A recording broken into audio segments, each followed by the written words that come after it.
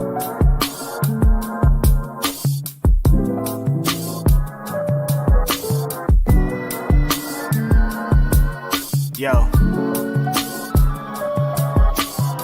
It's Grapsody with Will, Phil, and Reg, trying to keep it real instead of what you usually get from these talking heads.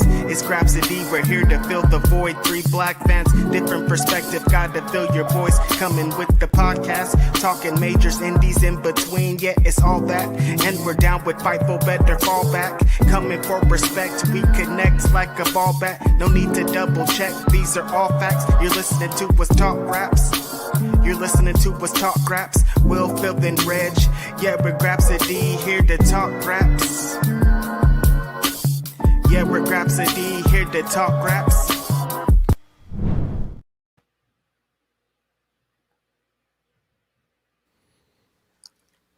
Morning. It is I. It is he. This is Grapsody. I'm Phil Lindsay. It's Righteous Reg. At some point, I think we've got to make a decision on our intro. I just was looking at it. I was just like, we might need to change our intro. It's your favorite rap, your favorite writer, your favorite podcast, your favorite commentator.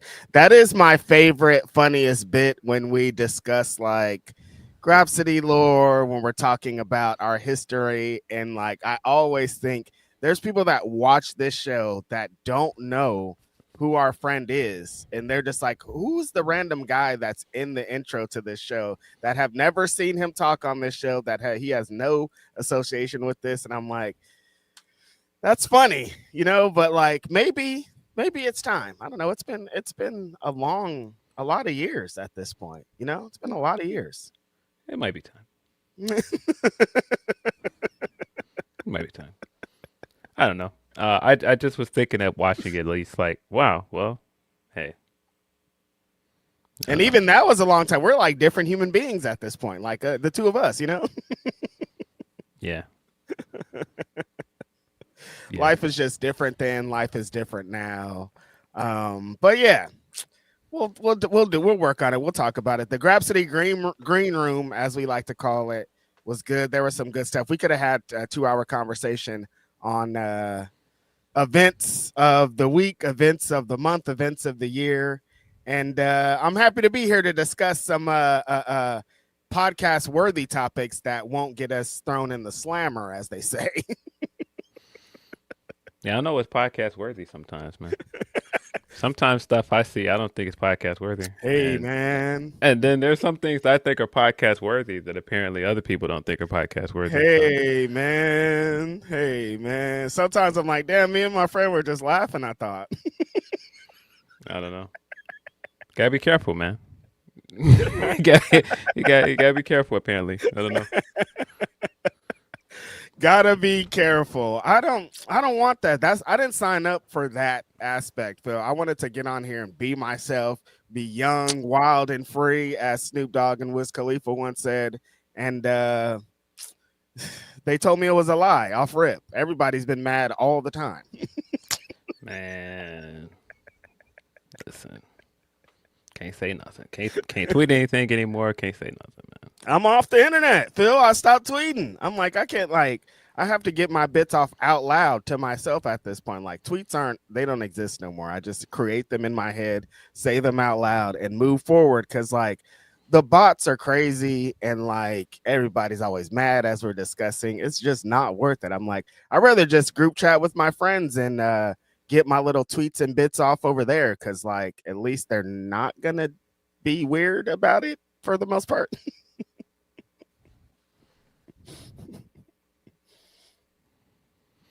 Yeah, it's unavoidable. We're at a point where people want to argue about everything, and then the internet sucks. I mean, this week watching people still be COVID deniers in big 2026 is absolutely crazy to me. But hey, listen, man, it's not like we went through this whole pandemic and millions of people died, and yeah.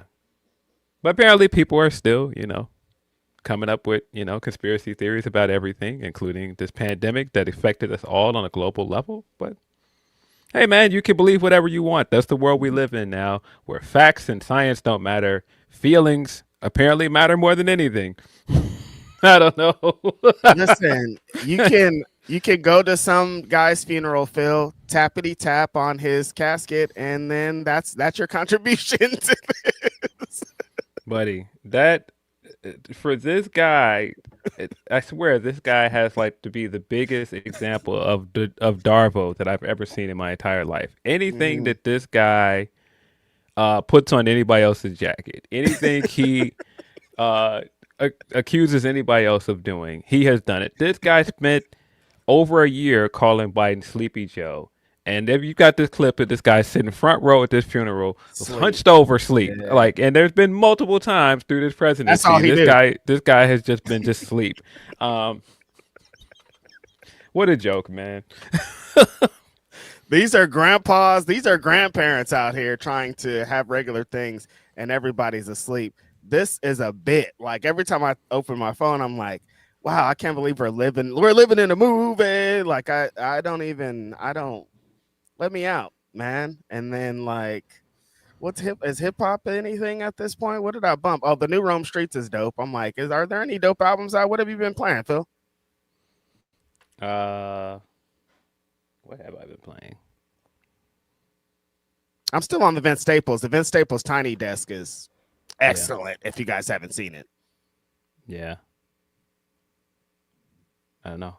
I did get into a conversation with a friend of the show on what I consider is I've been coming together with him on the list of all-time white slappers because and this all started another well-known guy that's been on this podcast, Cass, because he thinks that Madonna doesn't have any slaps, which is the craziest thing I've ever heard in my entire life. Such a lie. Why is he lying? We're talking about like one of the biggest pop stars ever, and he's just like, nope, no slaps. And so I didn't know this was a whole thing until I like looked at his tweets about it, and I was like, okay. But I was like, no, Madonna has like an all-time white slap.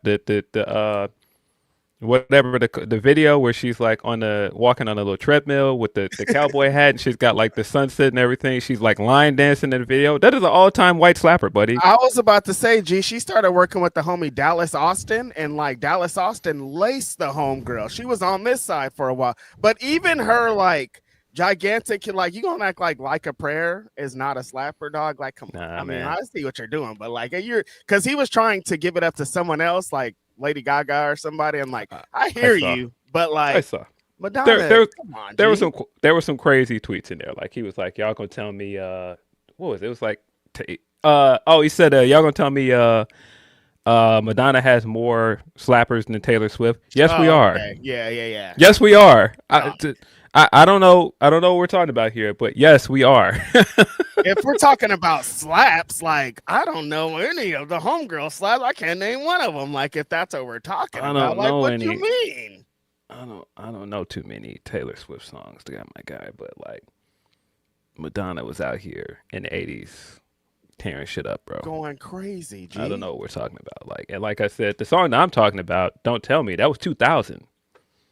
Like, you couldn't turn on MTV in 2000 in the morning to get dressed without hearing doom doo doo doo doo doom doo doo doom doo doo doo doo doom doo doom doo doo. Nah, get out of here, dog. I'm not trying to do that. All-time white slapper. I'm sad for the current generation that they don't get to wake up at a time to get ready for school and turn on MTV and just accept whatever comes on. A Madonna video is gonna come on.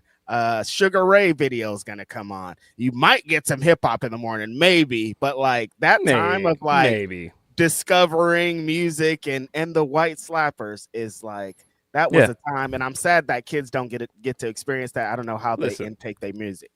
Yeah, it's certain, and it was funny because this conversation started because I was telling him, the other huge white pop star at a time, Kylie Minogue, I was like, nah, she had some records. La, it's crazy.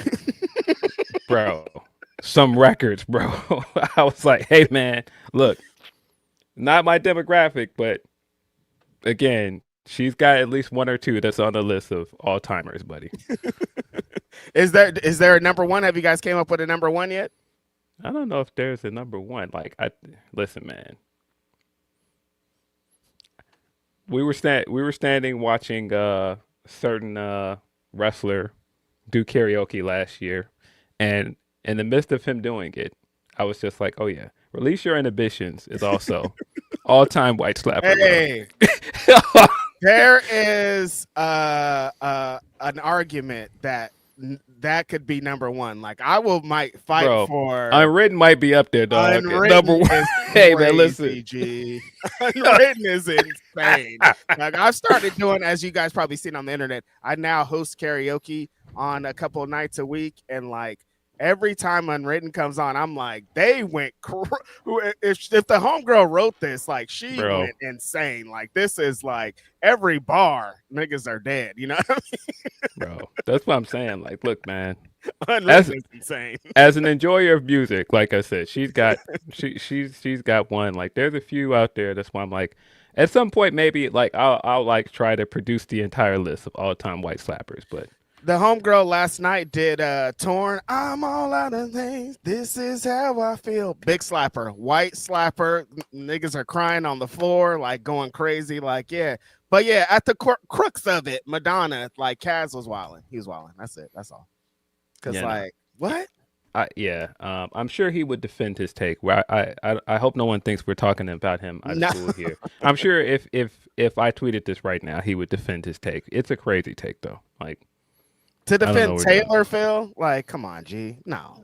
I mean, I think he would defend his Madonna take, but his Madonna take is insane. We're talking about, like I said, one of the biggest artists of all time. I don't know what you're talking about. Dog, when I was born, like the biggest white woman in the world was Madonna. Like she was on TV. She was running around with David Letterman. Like when I would turn on my TV and see a blonde white woman, it was Madonna or somebody trying to act like Madonna.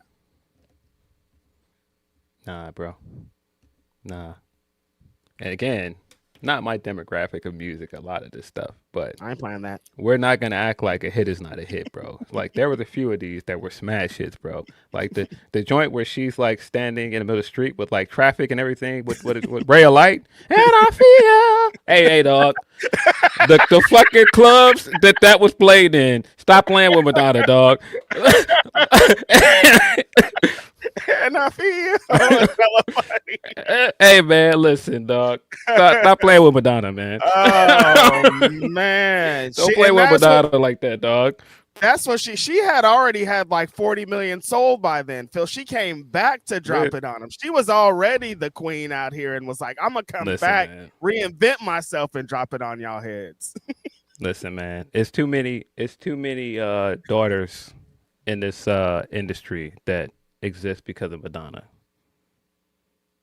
Nah. Everybody that he's named to defending, they're all from Madonna, though. It's like, yeah, but like they all come from her tree, dog. I saw him say Gaga at one point. Gaga would not be a thing without Madonna, and I think Gaga would tell you that. Like, no, that come on. Oh, Joe Molina, Beautiful Stranger. Come on, G. Come on, G.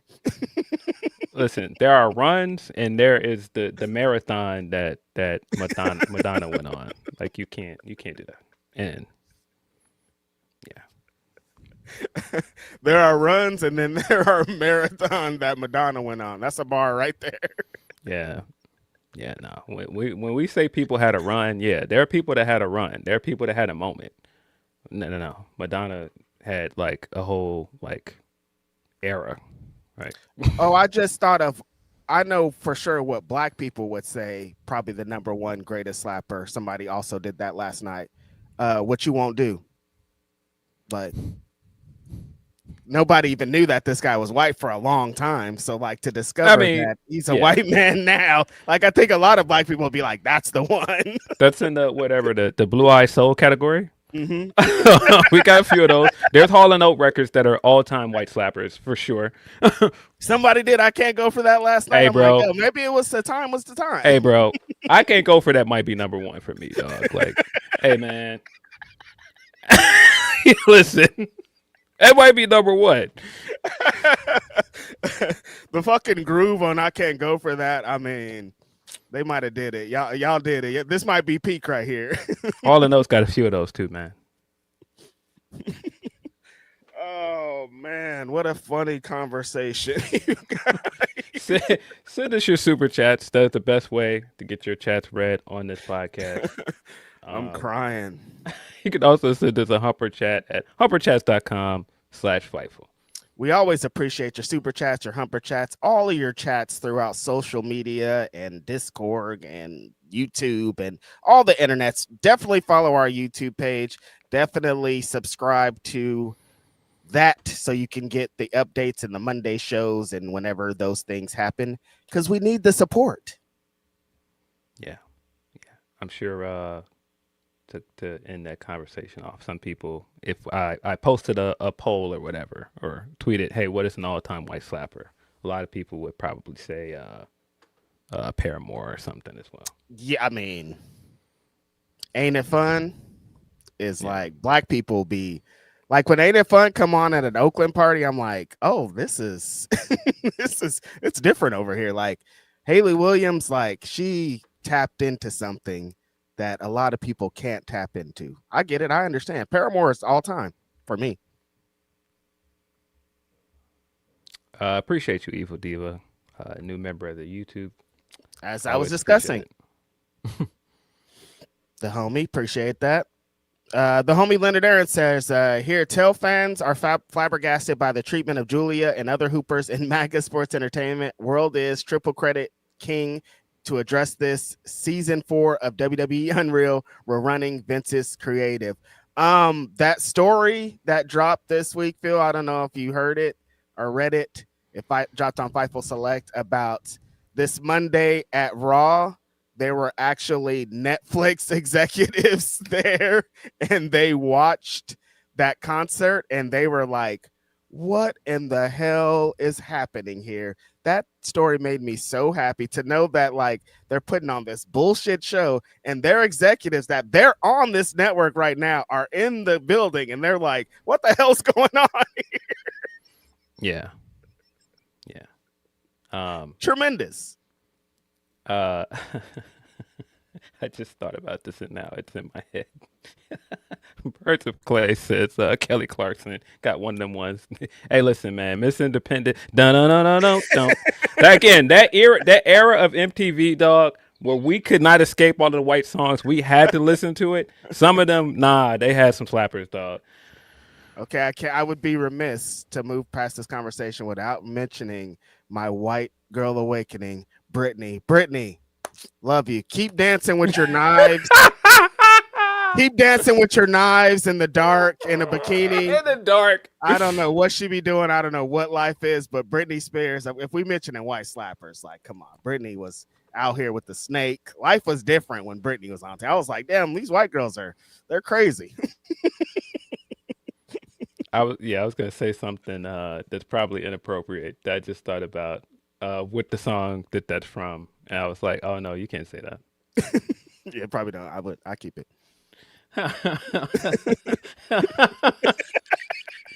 I remember that performance when she came out with the big snake. MTV Awards used to mean something, man.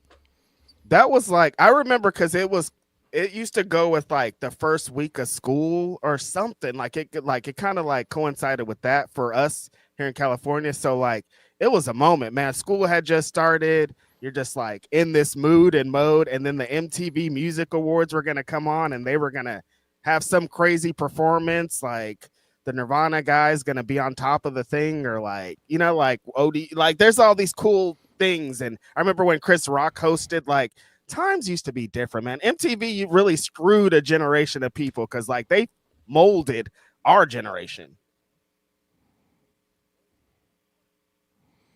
Yeah, fun times when they used to play music. I don't know if they still do that. They don't. The homie Joe Molina says, I like the new Black Sea and Keep the Sneak album, 3 Times Ruthless, and the new Larry June is good. Yeah, the new Larry June album is dope.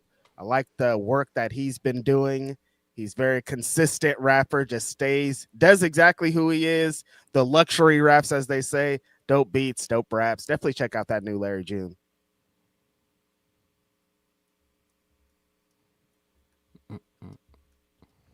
Tyrone Kidd says UB40 is my number one. I was a fool. They were a black. I was a fool that they were a black reggae band. Not the first time I thought someone was Jamaican in my life. What's UB40's jam? I have no idea. Yeah, no, that is always funny. My most recent, I would have never guessed this as well. I was like, wait, he's white? When I saw Harlem Lewis as the new Evolve champion, I was like, Harlem Lewis, huh? Then I saw the picture and I was like, wait, that's what Harlem Lewis looks like?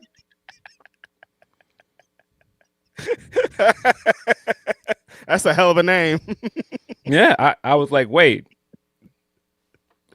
that's Harlem Lewis? Okay, got you. Was a little confused, but I'm clear now. We're clear.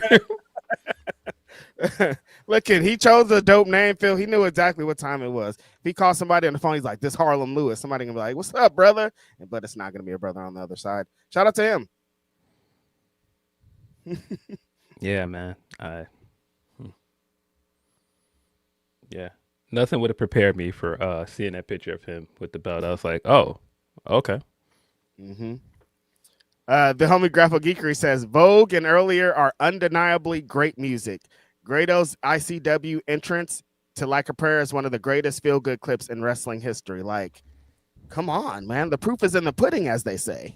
They was trying to silence Madonna too, man. They was trying to take her videos down, man. Like, controversial at one point.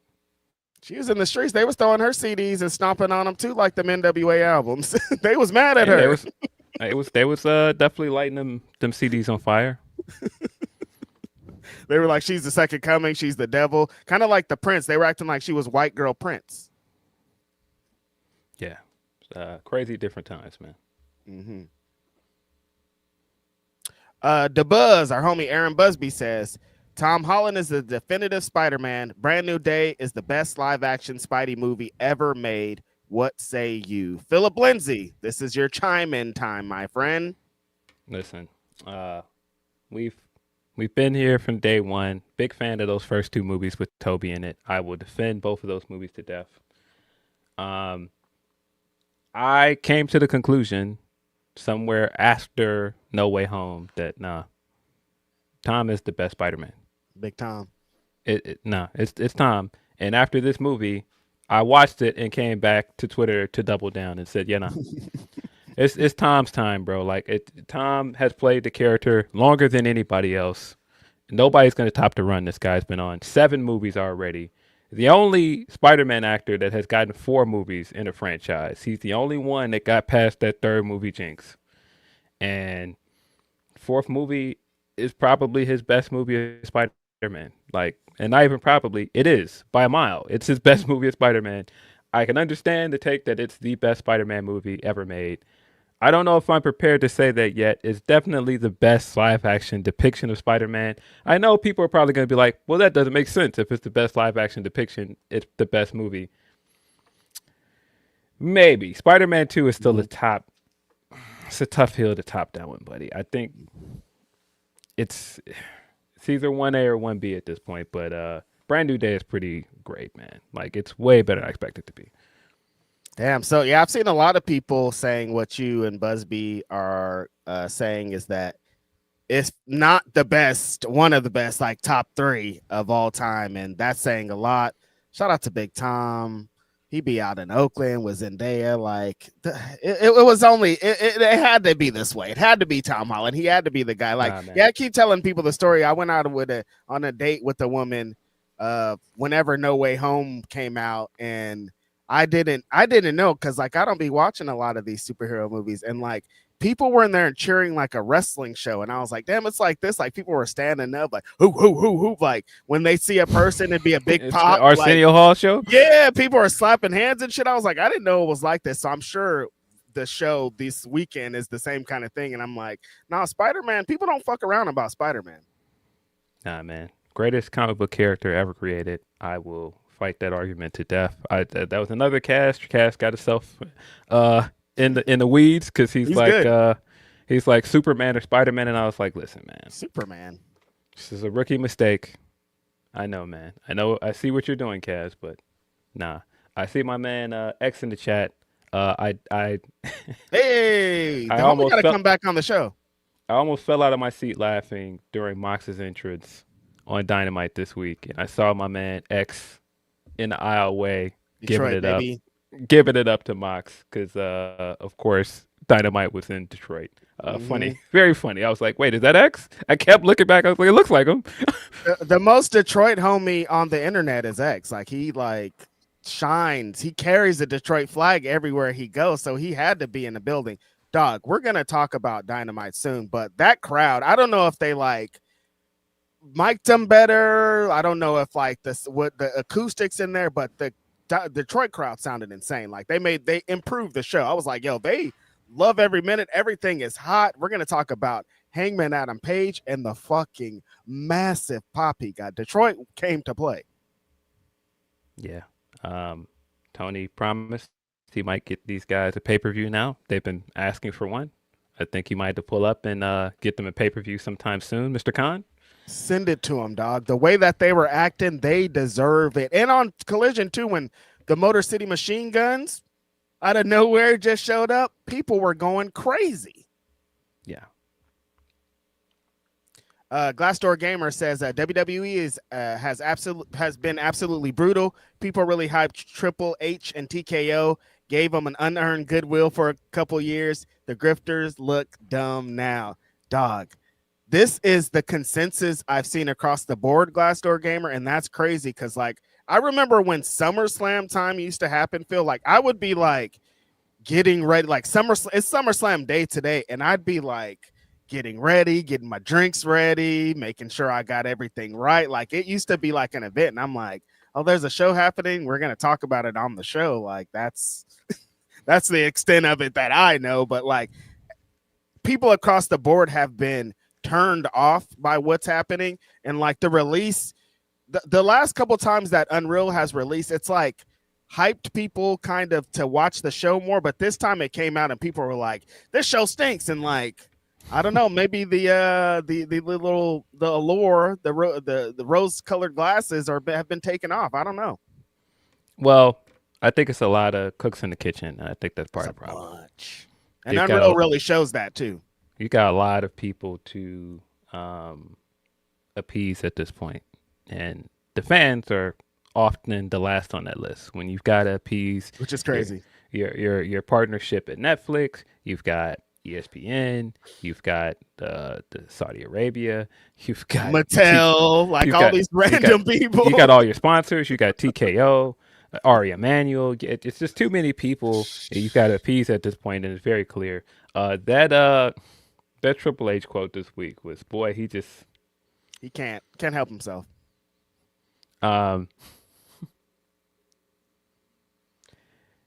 He does it every time to himself. I swear it's like he can't help it. It's like he'll walk around an entire backyard and he will find a way to step on that rake, buddy. Absolutely. I mean, he will walk around in this circle until you step on that rake. They're like, dog, stay out of that corner. There's a rake over there. If you go over there, you're gonna press it. And he's just like, I can't. My body is taking me over to this rake. He is gonna step on that rake some way or another, man. He never disappoints. He's gonna give you at least one soundbite. He can't resist. And he did the interview on Busted Open Radio, and we got that quote this week of how, he wishes that fans would just be fans now, and come on, put all the heat on the wrestlers. Don't talk about the writers. I wish people would talk about like the wrestler on the show. And, people would, there was that time when people thought it was real, and, there was that innocence of not knowing. And I was like, well, wait a minute. I don't think you can do that when you produce a show called Unreal that has given casual fans more information than they've ever had. Like, this would be one thing if you were just talking about the smarts. Unreal is on Netflix, buddy. Like, casual fans can see behind the scenes stuff for the first time in a way that they couldn't. And your venture with ESPN and all these other things, at every turn you're telling us this isn't real. And then you're like, hey man, I wish people realize that, you You don't have to talk about, behind the scenes stuff. You don't have to talk about the writers. Talk about the wrestlers. You open the door for that. I don't know what to tell you, friend. You can't do that. You can't pull back the curtain and let people in a way and then go, hey man, but listen, just keep it to the wrestlers, man. Don't talk about the writers. Phil, imagine opening the biggest streaming platform in the entire world, and on the fucking splash page, it's like, hey, watch this show that is behind the scenes of the show we want you to watch. And there has everything. Like when I was younger, it wasn't until Beyond the Mat came out. I probably didn't see it until 2000. So like for like 13 or 14 years, everything was, I didn't know no background. I didn't know what was going on behind the scenes. They may be like, I wasn't reading the Observer. I didn't know any of this. So like you had to, and even to watch Beyond the Mat, it was like the freaks were there. We were like going to the video store. It was like not like the masses. Like it wasn't a platform where you could just, as the masses, a regular person, go and watch behind the scenes footage. And that's a thing that's happening now. We just were talking about Unreal. Everybody's talking about Unreal. This Braun Breaker thing's a thing. And for him to be like, you guys are thinking too much about this. And half the time he spent trying to get people on that side and trying to get people to do that. He keeps playing the middle, and it's so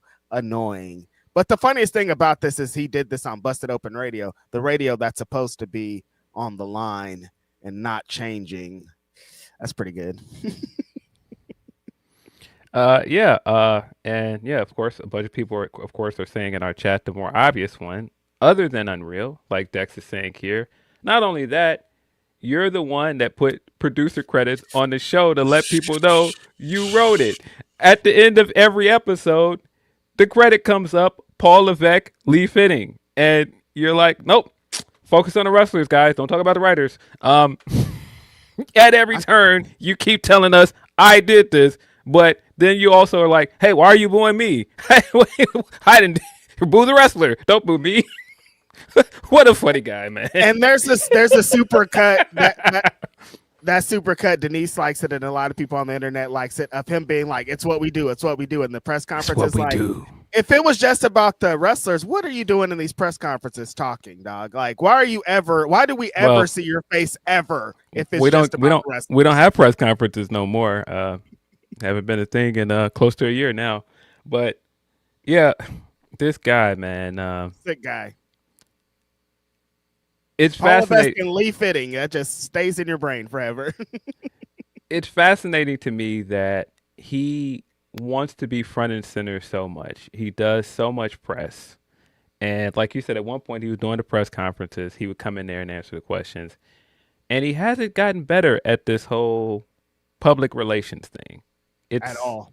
It's fascinating to watch. Every time I've seen it, it never fails. He's always going to find a way to tell you he don't like the fans. He's been doing this for a long time. And it's just like, bro, I get it. Not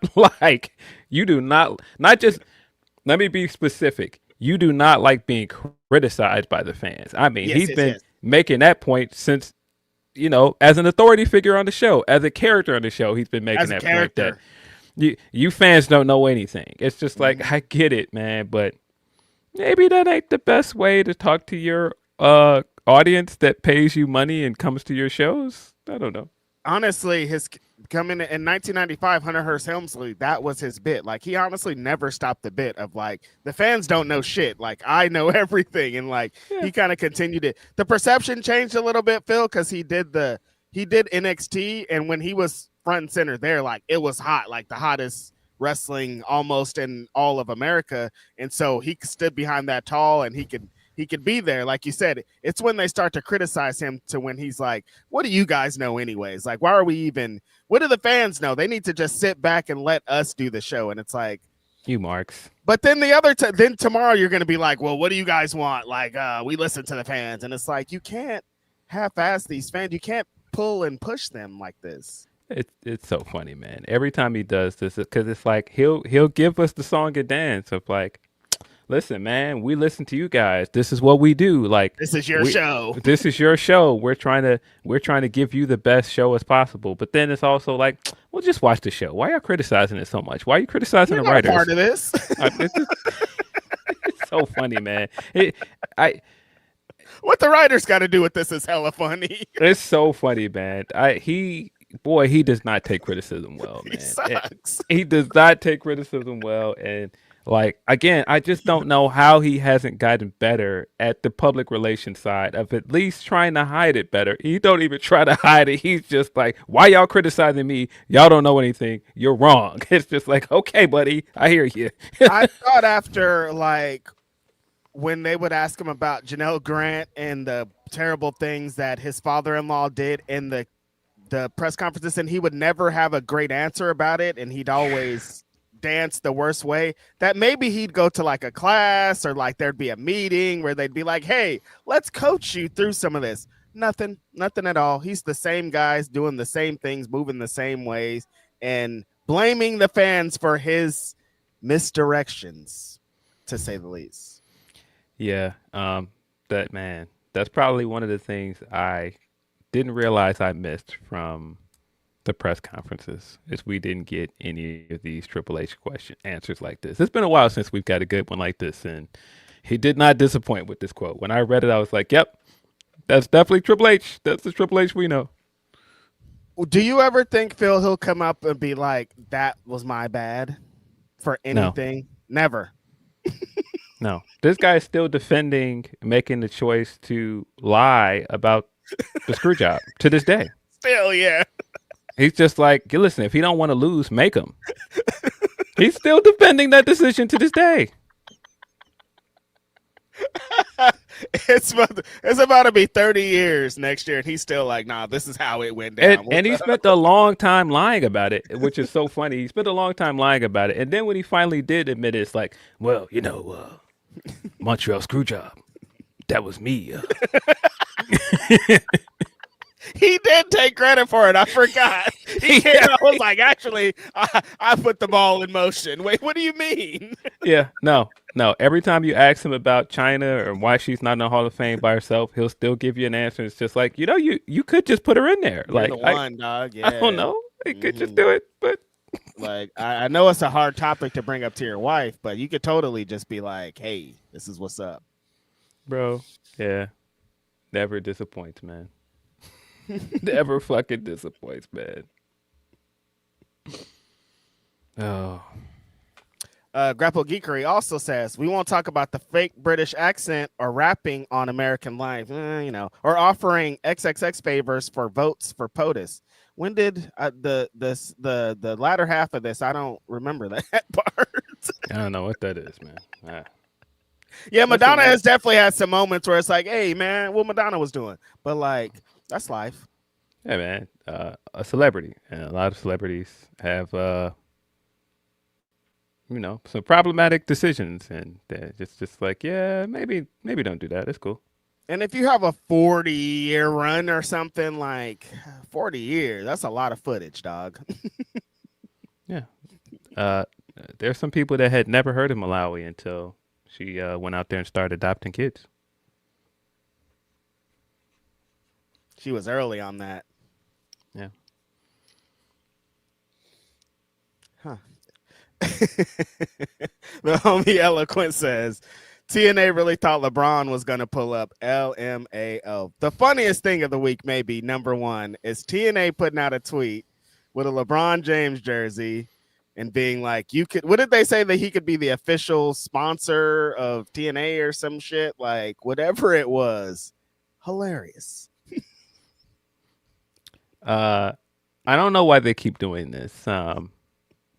It never works. I don't know. Never work. I don't know why. And it's a marketing ploy. It's fine. For sure. Like, we know a marketing ploy when we see it, but LeBron don't even want to live in Philadelphia. And you think he's going to come to Philadelphia to go to a TNA show?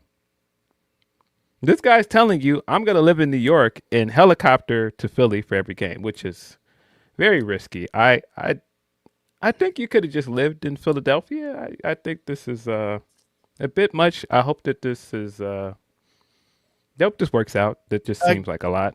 Again, though, confirming what you said and what Rich Paul confirmed, Phil, that this guy was trying to be in New York and trying to lead that team back to glory, and everything kind of went left. Because why are you living in New York? What the hell are you living in New York for? There's places to live in Philadelphia, dog. Come on. Listen, I know a lot of people don't like it coming from me. I'm the wrong messenger sometimes. But a lot of times I'm not wrong about this guy. People just don't want to hear it from me. You're coming in from New York, dog. Move to Philadelphia. Yeah, he was not coming to the TNA show, guys. I don't know. We went to a show there, I think, when we were in Philly. I'm like, and they didn't invite him to like the big arena. They invited him to the fucking Leocora Center or whatever. It's like, dog. Nah, buddy. He was not coming to a TNA show, guys. His car can't even get over there. Like, what do you mean? Yeah, no. The other funny thing he did this week is they announced they're doing this documentary on him. They're doing a docuseries, and a lot of people started immediately comparing it to Last Dance. And then his camp came out and goes, he's not doing a Last Dance, guys. He doesn't even know when he's retiring. And I just was like, why does he get so offended anytime anybody compares something he does to Jordan when it's clearly a part of the reason why he's doing it? It's funny every time. It's just like, why are you getting so upset with this? No, that's not why. All right, buddy. and you'll have his fans say to you in a straight face, what do you mean he's trying to be like Mike? I don't know, wearing his jersey and trying to do Space Jam and all of these other things that he's tried to replicate that Mike has done. You guys have spent his whole career whining about the fact that he's never won Defensive Player of the Year. And part of the reason why you want him to do that is because Mike won Defensive Player of the Year. But again, I'm the wrong person to say it because you can't say it. I'm ready, man. 2 more years. 2 more Wrap years. this up. But Wrap this up. We can't because they just said they don't know when he's going to retire, Phil. It could be more than 2 years. Who would know? Whenever it is, I'm ready. But yeah, TNA, some sick individuals, man. They're every time they do a bit like this, it's funny though. So it doesn't like it's not like those TNA, they're sons of bitches. It's like that's a great bit, you guys. Like, of course, invite LeBron James because he's not gonna come. They put his jersey on the graphic up there with Nick Nemeth and Jeff Hardy, and I was just like, I guess, like even that, Phil, like even that. Yeah. Like y'all couldn't put AJ Francis up there or something. Like, what do you mean? Like, come on, G. Yeah. Oh, yeah. They were not happy over there as well. After Grayson Waller came out, shook the buildings, man. Hey, Grayson Waller was pissing a butt. Everybody was coming out the woodwork. Oh, keep doing your roles at the PC. I'm like, oh, they mad. Grayson Waller was pissing these guys off. Yeah. Grayson stepped down and shook the buildings down there in NXT, man. It was a good promo. I liked it. Listen, I like Grayson Waller a lot, and I don't understand why they Big don't fan, do more bro. with him. I think he's a great heel. I think he's a good talker. He's really athletic. I don't understand why they don't really do more with him. And for all the chances Austin Theory gets, I don't understand why they won't do anything with Waller. It's so weird to me. I think I'd give the slight edge in ring when the bell rings to Austin Theory because he's a little bit better worker, but barely. But everything else, Grayson Waller, like on the mic, Grayson shreds him, like look, act like the whole deal and spiel. I don't understand why Grayson Waller is the number one. Like, even I don't know why Baron Corbin keeps flashing in my head, but I'm like, he's a better everything than Baron Corbin. Like, he should be in that spot. Like, why are they re-signing people that they have guys that could be in the spot? I just don't really understand. I have Baron Corbin hate. Everybody knows this. This isn't a surprise. Nah, Waller's theme song is a bop too, man. Come on. And he could do this like he did on Tuesday. He could do this 5,000 times. Like, why wouldn't you want a guy like that on your TV? I don't know. Grapple Geekery also says Spider-Man 2 is still my favorite superhero movie. Totally understand why. I see some people that will say Dark Knight, and listen, welcome to your opinion. I don't agree.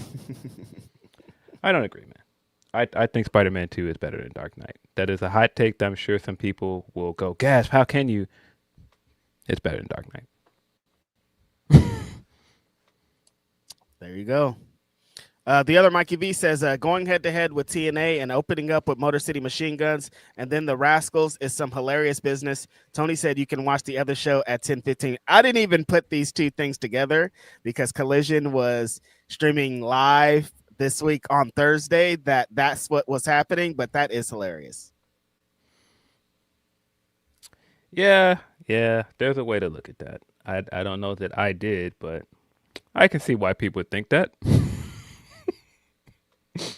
Listen, even if it's just like a little shot, it doesn't really hurt because I don't think there's a lot of crossover these days, Phil. Like, I'm watching AEW. I'm not a TNA fan that's like, oh, AEW's on today. Let me watch AEW instead. Like, if I'm watching TNA, I'm watching TNA. And if I'm watching AEW, I'm watching AEW. But that is a funny little, haha, suck it. But there could be crossover like that. I don't know. What do I know? Shanika, hey, Shanika, man, it feels like it's been a minute since we've seen you out here.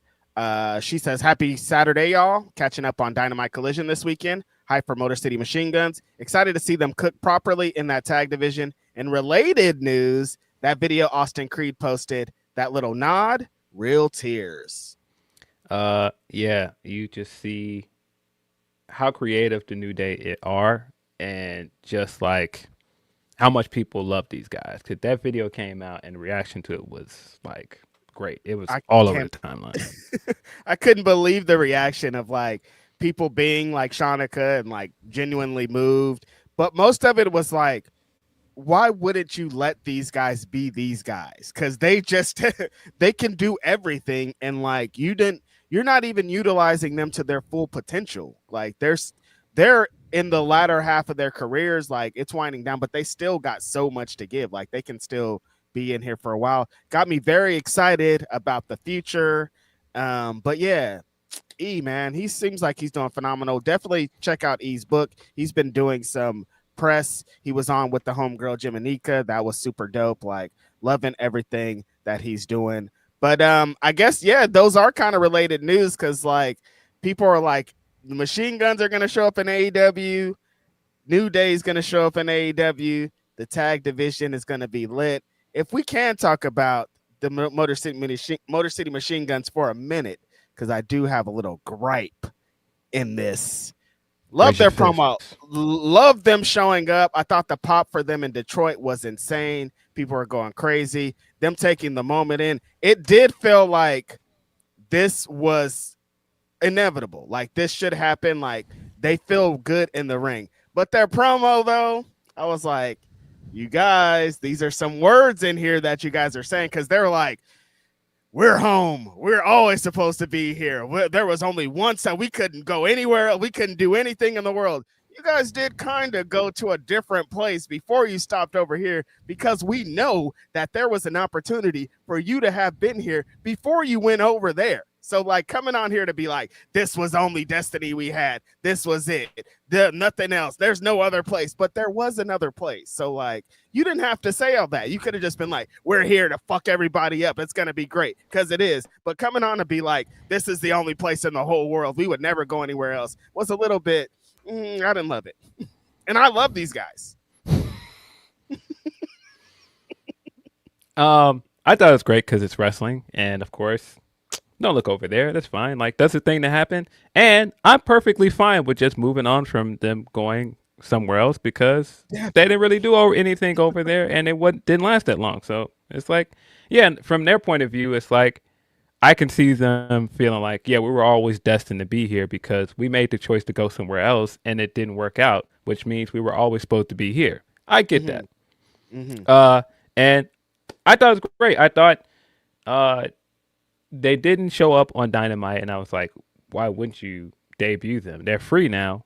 Why wouldn't you debut them in Detroit of all places? And then when they did on Collision, to open Collision, it kind of felt like what they used to do with Rampage, do like a big debut on Rampage in the first hour.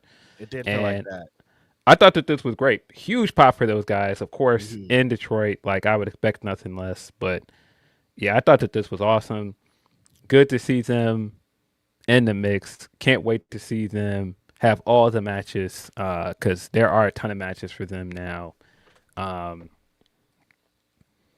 Yeah, we don't have to talk about that other place and that other theme song. And no, we're back. We're back to doing what we're back. Fingers firmly in palm, buddy. We're back.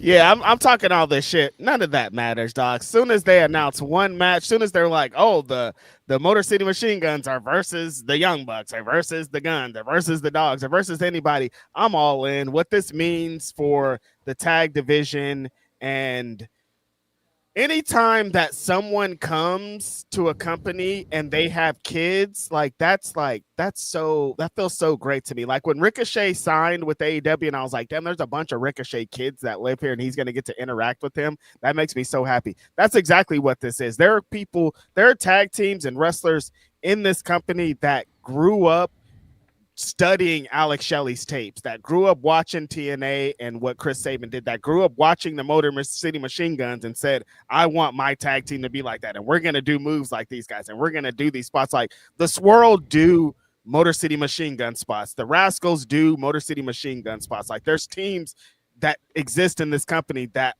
exist because what these guys do. So for them to be here and finally have these great moments is awesome. I'm interested to see what they could potentially do at All In. I don't know if that means they're going to have a match because of when they debuted, Phil. I don't know anything, but I'm very excited about this. Yeah. Very interesting that they debuted before All In. Right? But because they were in Detroit, I feel like they had to. You had to. Mm-hmm. But yeah, very excited to see what they do next. Just that endorphin of walking out of Spider-Man Brand New Day, and that was the first thing I saw was a clip of them showing up in Detroit. Really cool moment. Sick. They're awesome. It's going to be great. Can't wait. Yeah. The other Mikey V says TNA gift wrapping Slater to Wembley. What they do? What did they do recently? Because we talked about it on this show, and Phil kind of set it off when he thought some things are interesting and weird, and things have been super interesting and weird ever since you said this, my friend. There's a new development. I know he's been losing over there. I don't know. There's something else. I mean, I don't know anything about his contract. I don't know anything, but if I were to be a betting man, I'd bet that if he can be at Wembley, he will. Especially since they announced this casino battle royal. Like, put my guy in there, let him do his big spot, and people are going to go ham. Here we go. Mute says they're having a match to basically retcon and erase Leon's X Division reign if he loses to Cedric. Wow. Huh. Interesting. That's the stipulation? Interesting. And it's funny that I see what y'all are doing, using Cedric as the one to do it too. That's y'all are. That's got to be like it's got to be like a red herring or something. That's got to be the way to get people to go. They can't possibly do this, and maybe he's gonna win, but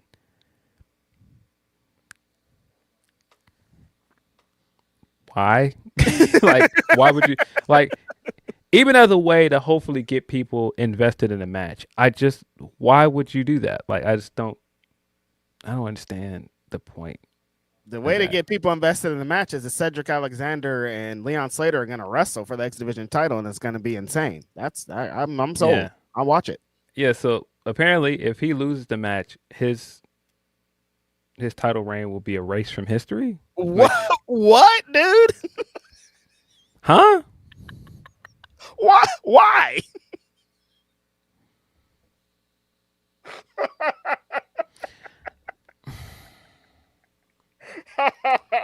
Because what the hell's wrong with TNA?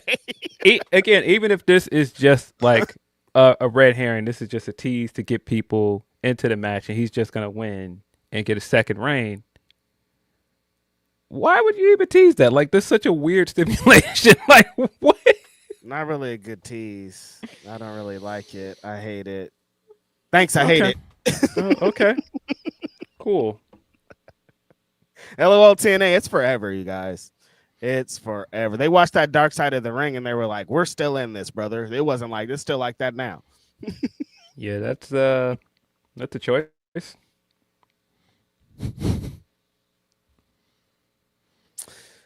They are gift wrapping him. You are right, Mikey V. Van Toonblay says, just got out of Spider-Man. This just feels good. It feels more like a comic in the best way. I know superhero fatigue is real, but this is a one to see. I don't know that superhero fatigue is real, but this is as a guy that is a comic reader, so I don't know. But yeah, no, really great movie. Like I've seen people that are like they didn't like the other Tom Holland movies and they'll wait for streaming. No, it's worth seeing it in theater if you can. Yeah, if I don't know if superhero fatigue is real, Phil, because a couple of these Comic-Con announcements had people going crazy. Like the Black Panther one had people kind of split, to say the least. I guess the hotels were out and about trying they absolutely were. Yeah, very weird. I tweeted something that unfortunately blew up, and I had some of them in my mentions. I was just like, guys, it's just a movie. I don't know. I was like, I don't think this is like real historical things. Like it doesn't have to follow what you could think the plan is, and it's gonna be fine. But people were like really mad.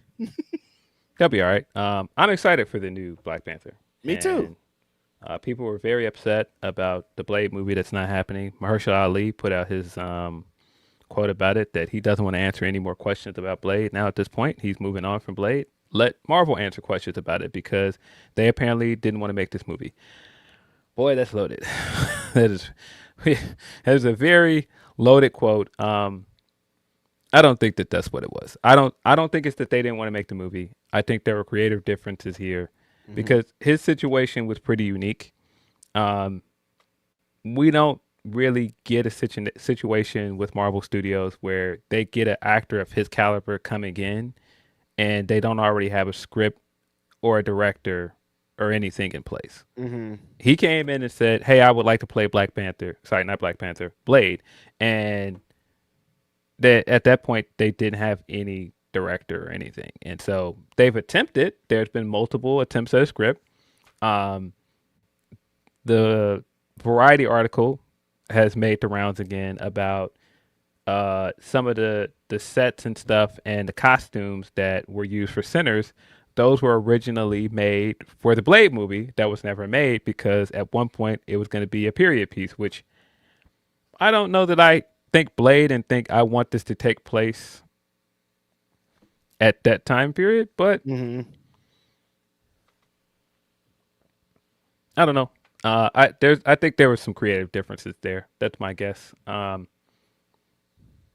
We'll probably never know the truth at this point. Like that's his side of the story. Marvel's probably gonna give us a very corporate answer about their side of the story. But yeah, I don't think it's as simple as they didn't want to make the movie though. I started looking into my phone because I wanted to look up that other movie that he has coming out. It's called Your Mother, Your Mother, Your Mother. And I don't know if you guys seen the trailer and it looks insane. I'm like, he's still over here cooking, so it's all good. So maybe stop asking him about Blade. He's like, I got these other great things happening. Why are we talking about Blade? He'll be fine. He's going to go and do something else. He'll be fine. Great actor. He's going to get other opportunities. Amazing. And I wouldn't doubt that they eventually try to make a Blade movie. Would not be surprised, especially now. Yeah, I mean, people have been waiting for it. There was talk of like a Blade game recently that had people excited. So like people have been kind of fiending for something to come from that franchise. You saw the clip of him talking with Steve Kerr. Is it Steve Kerr and LeBron about? No, it wasn't Steve Kerr. It wasn't Steve Kerr. There's a clip of him talking about he was supposed to get. Because he was a good basketball player. He was supposed to get a scholarship, and it went to someone else. So, like, this guy's one of the most talented guys in the fucking world. So, like, he's going to bounce back. But the Blade thing would have been sick, especially, like, because he would have done it right, I think. And it's kind of sucks that they didn't figure it all out. Yeah, it sucks that they didn't figure it out. But, yeah, I definitely don't think it's that they didn't want to make the movie. Yeah, why wouldn't they want to make the movie? That doesn't make sense. No, I don't think that they would have put the time in like that to cast him and make that big announcement if they just didn't want to make the movie. there's got to be more to it than that. Because it costs money to even do that. What you described, it costs money. So, like, if they're going to invest, they're investing. Yeah. And I mean, of course, this is bad timing for Marvel because they just canceled season 2 of Wonder Man. And then, people are pointing to, how Captain America 4 was not successful and how they haven't really promoted some of the other Black shows that were on, Black-led shows that were on Disney Plus. So, yeah, it not great timing for them. It don't look good. I don't know why they canceled season 2 of Wonder Man. I thought first season was incredible. Hopefully they do something else with that character and Yaya comes back and reprises the role somewhere else. But damn, I like Yaya. You never know. I mean, the co-creator of the Wonder Man show that directed the first 2 episodes also directed Brand New Day. Could be that they looked around like, hey, we got some more work for you over here, man. Like, this did really well. You could keep doing this TV show, or we can hand you the keys to the Spider-Man Kingdom or an Avengers movie or something else. What you trying to do? Mm-hmm. What was the other show that was Chicago-based? I like that one. Was it Ironheart? Yeah. That was a good show, too. Is that one getting another season? I don't know, but I did really like this show, so hopefully we get more of Riri Williams as well. Yeah, when I turned it on and I was like, they're talking about Saba and Saba's in this? I'm like, nah, they're doing something else over here. That's right. Saba did make a cameo.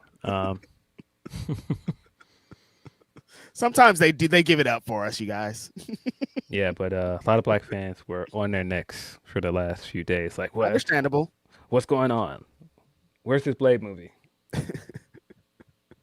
So they never make it. They never made it, or they started making some of it and it was over.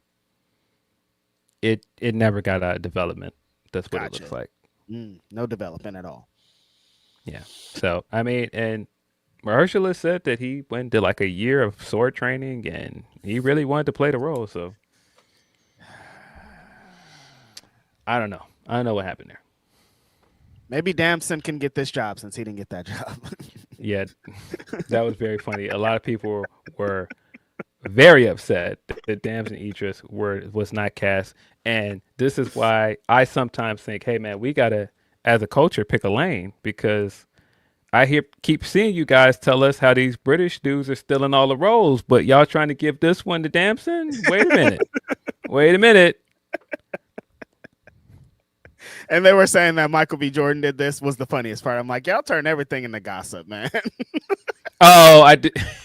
I did see that because they were trying to connect the dots. I'm sure it had nothing to do with that guy. They were really trying to connect the dots. I'm like, you guys, I don't know if this is a big deal. I don't know if he could be like on some bullshit to get a guy to not get a role, but what do I know? I mean, Michael B. Jordan got some clout out here. He could do some things. I mean, him and Coogler are very good friends, but I don't think Coogler would do that. No, I don't think he would do something petty like that.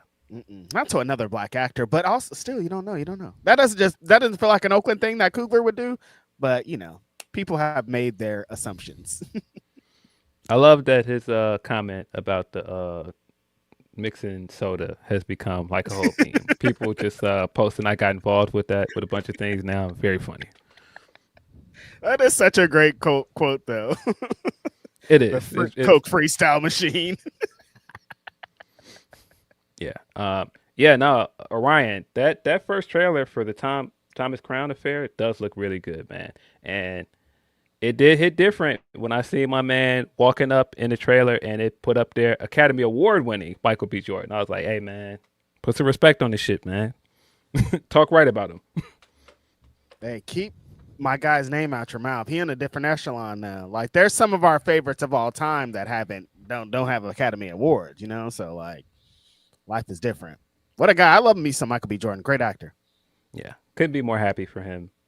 He was on the red carpet for Brand New Day with his Spider-Man graphic tee. Yeah. Great guy. Can't wait to see. There's another one coming with him and Austin Butler. They're redoing Miami Vice. These reboots be on some shit, but like Austin Butler and Michael B. Jordan are going to kill that. They keep trying with Miami Vice. Maybe this will be the one. They had Jamie Foxx at one point. I'm like, they're going to keep going with this bit. This IP has to work. Yeah, they'll figure it out eventually. Glassdoor Gamer says Cody and Punk's body language shows they are checked out, especially Punk with his facials. TNA so bad their podcasters are piecing out on them.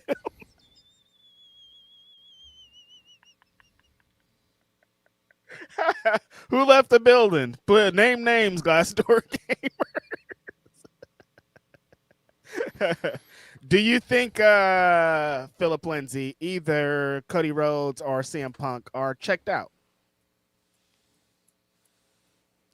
I don't know that I would say that they're necessarily checked out, but I keep telling you guys, it's very funny how Roman made the move to Raw, and Raw is in the state that it's in now, and now Punk and Cody have to try to resurrect SmackDown as a brand when it's been pretty cold all year, and you could see that if nothing else, there looks like there's a little saltiness. Yeah. And I, I don't know anything for sure. I'm just assuming because that's how it looks. And hey, they could think that this is a challenge. And I don't know. If anybody has to look like bewildered by a lot of the creative decisions this company has made for this entire year, it's got to be Cody Rhodes. They keep meddling in this guy's creative. They keep putting him in weird positions. I wouldn't be surprised if he's not happy. Feels like Cody is Cody. So he is moving in a certain way. He's world champion. The fans love him. He has his podcast. He's on his bus. Like, he's being the top guy. And I don't want to say they derailed the stuff, but they definitely sent him into a different path. And I don't know how much Roman Reigns has to do with this, but the elephant is in the room, you guys. If any reason for these two guys specifically to feel a certain way, it had to be because Roman came in and knocked their fucking sandcastle down. They're building these big sandcastles over here. They're having a great time. And Roman came and stomped all over that. And as we discuss on this podcast very often, Phil, as the top guy, I'm not even mad at him, dog. If he can do that, and if the company's yeah, you should flex that way. But these guys are going to get lost in it. Cody, I feel came at a perfect time. He got all of his accolades. He got the big win over Roman. So I feel regardless, he won. He got that. But it does feel like he's still playing second fiddle to this guy. Everybody is. Yeah. And kind of the funniest thing about all of this since Royal Rumble is Roman coming back in, planting his flag. Man, listen, I'll let y'all have this for the past 2 years. I'll let y'all, put somebody else up on top. I'll let y'all, give Seth all my stuff and all this. And hey, it didn't work. It's time. Give me the reins back. I know how to cook it up. And this bloodline stuff has been boring. It has not been hidden from me, buddy. I think a lot of this bloodline stuff has just been, it's too much retread. And I mean, I get, you're trying to play up lore and continuity, but none of it is that interesting to me. The Jacob stuff was good for a few weeks, and now Jacob is just there with them, just doing the same stuff. And it's boring, man. God, is it boring. That's kind of the funny and ironic part. Is all the stuff that he's trashing is way better than what he's doing. When he's oh, y'all like this Seth stuff? Seth's more interesting. Oh, y'all like this Punk stuff? Punk's more interesting. Oh, y'all like what Cody's doing? Everybody's more interesting than you, though, dog. Why are you talking shit? He's talking about Oba. I'm Oba stuff is way more interesting than your stuff. This guy got on TV after WrestleMania and said, I made this belt relevant again. And I don't know, man. It's been pretty boring.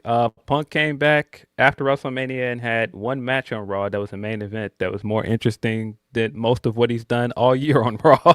Yes. I don't know. Sammy and Punk was probably the best Raw Mania main event we've gotten for most of this year, and we're just back to doing Roman talking segments every week. This guy don't wrestle on TV.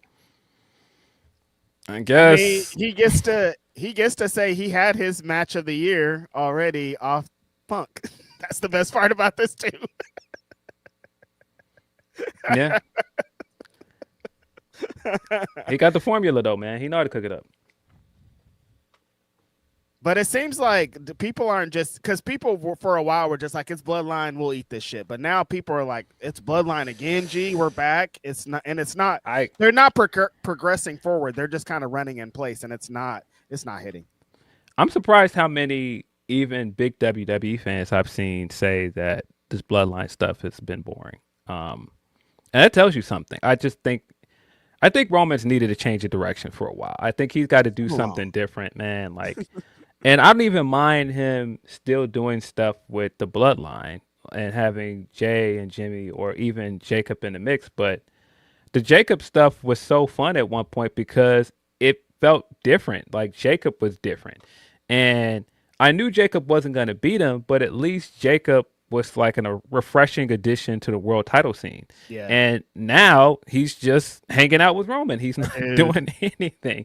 And I don't know. I think the Jacob stuff was so interesting to me. I'm like, man, how about let's get some more of that? Like, do more with Jacob. And they're not doing that for some reason. I don't know. It's the same with Braun. Like, Braun is just kind of there in the vision for some reason. Just they're doing Otis storylines. And that screen grab or whatever, that is like the Vision and Maxine and Austin are like going at it, and Braun's just like awkwardly there. It's like, what's Braun doing here, you guys? Get Braun out of that group, bro. It's time, and really, it's time to just dismantle that faction. This whole thing, break this up. Even if you're not going to do that, get Braun out of that group, man. Please.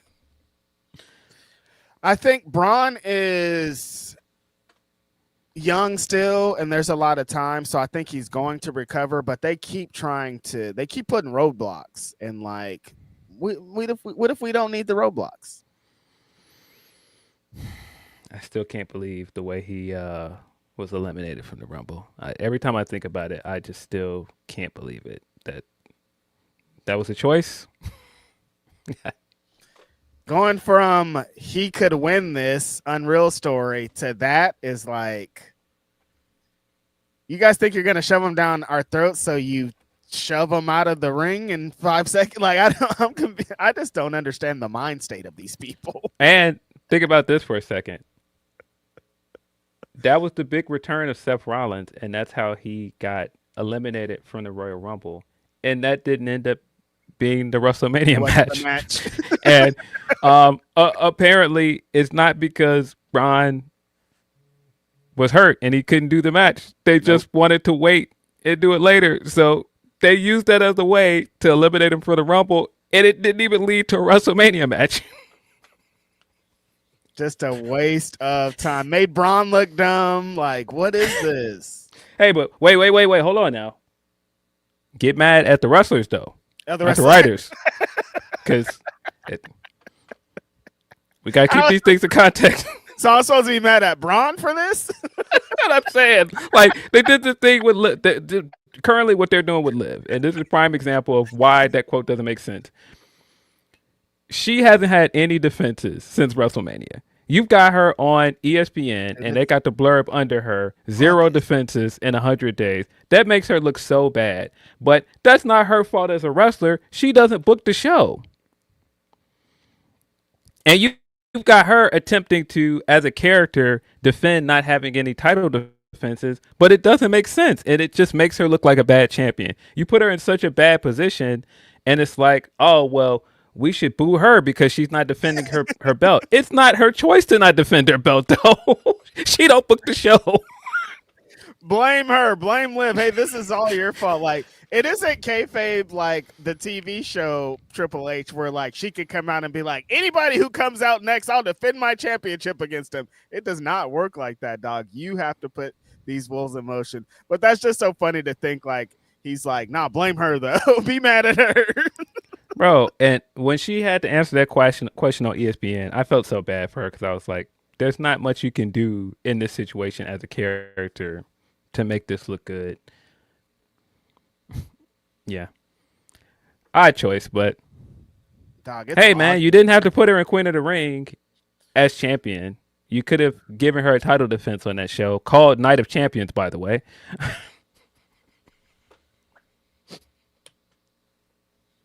Just to run the rematch. for her to finally defend her championship. Yeah, which Stupid. we'll get into it when we preview SummerSlam. That kind of makes me think that Liv is going to win, which I wouldn't be surprised. So dumb. I would not be surprised. Sick company, G. Graphical Geekery says Batman's my favorite superhero. Spider-Man 2 is better than The Dark Knight. Yep. I would not dare tweet that because I don't want to argue with people. The older and older I get, the more and more I don't care to argue with people. But yeah, Spider-Man 2 is better than Dark Knight. Mm-hmm. Glassdoor Gamer also says New Day Vid has Stephanie playing the brass rings and Triple H as a ringmaster. Is that what it's supposed to be? There's some hidden meanings back there. Hidden messages? Ernie Phoenix says Joe Pearl just said, nah, I'm done covering TNA. Joe Pearl said he out on this? He's one of their biggest fans. Until Matt Hardy was mad at him. Like, I get it. I was looking at something in my phone the other day, and I completely forgot. I screen grabbed that picture.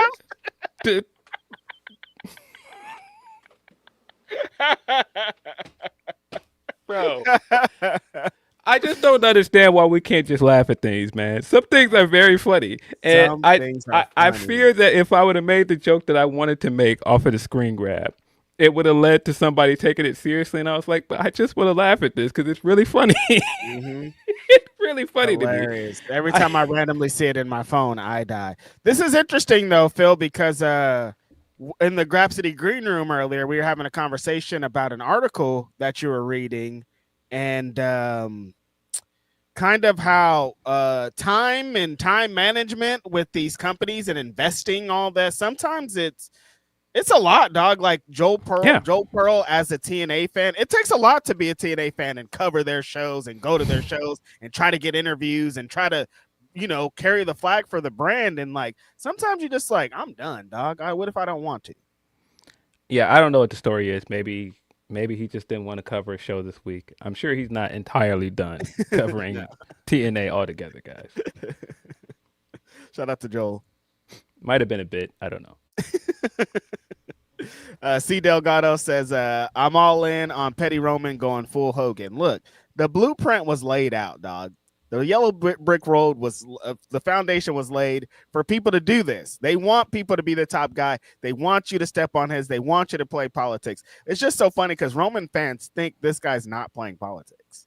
But like, if he wasn't, then everybody around him wouldn't be moving how they're moving. It's so funny because his stands are just like, why do y'all think he does that? He's the most selfless wrestler in the entire industry. And it's just like, yeah, right. I guess. You can't be the top guy and be selfless. That's not how this works. It can't be the top guy as long as he's been a top guy and for that entirely selfless. Like, that's why the Cena stuff, I was like, I love Cena. I'm sure he's GOAT. But like when stories come out about him, I'm like, yeah, there's no way that whole time he was just being this wholesome, great guy. Like he was stepping on toes and heads at many points in his career. 1,000%. They were big mad at David Otunga for putting that story out there. And I was like, I don't doubt that he's wrong. Like, why would he make this up? And people are like, why are you saying this during his retirement tour? It's like, does it matter? Like, if it's true, does it matter? Dog, all of the Nexus guys, man. I was at that SummerSlam in LA. I remember what John Cena did to that team and walking out of that show being like, what? Why did he do that? Yeah. And this is one of the greatest of all time. And he beat like 7 guys by himself. One of the strangest booking decisions just completely ruined that group. They could the never future of the now. company. They're like, we're trying to get 7 new top stars, and Cena's like, I'm about to beat all these fools. Shut up. Go. You got to. Da, da, da, da. Shout out to Bald Cena now. Good luck, dog. Daffy AIW says, question, you think TK may be giving Kyrie and Hazuki the dual contract around All In? Also, you seen the OG TNA Plus developer give their thoughts on my AEW. I did not see this. I did not see the TNA developer thing. I don't know. I've seen a lot of talk about my AEW. I wonder when are they going to announce anything for the US because they're putting a lot of promotions on this thing, and I want to see that. that would be a good app for US fans as well. So, yeah, I based on the fact that Kyrie just signed with Barry Bloom, I think there's a good chance we'll see Kyrie in the AEW ring pretty soon. Just a hunch. That's Just a hunch. a big sign. If Barry Bloom's involved, that means Yeah. some things are happening. Yeah, that's I'm in. But yeah, my AEW, I would subscribe. Like I'm still in paying for Triller TV and like dog. Let me. And Triller's I'm gone. trying to be over here. Yeah, they bake her up at every day. Yeah. Yeah. Well, I don't know Hazuki. I would love to see Hazuki come to America personally as a all-time Hazuki truther, but I don't know. The 6-man this week that she was involved in was Heat. So yeah, I think AEW definitely has an interest in her. So like, could be a thing. Yeah, maybe. Glad to see her getting more and more recognition in the U.S.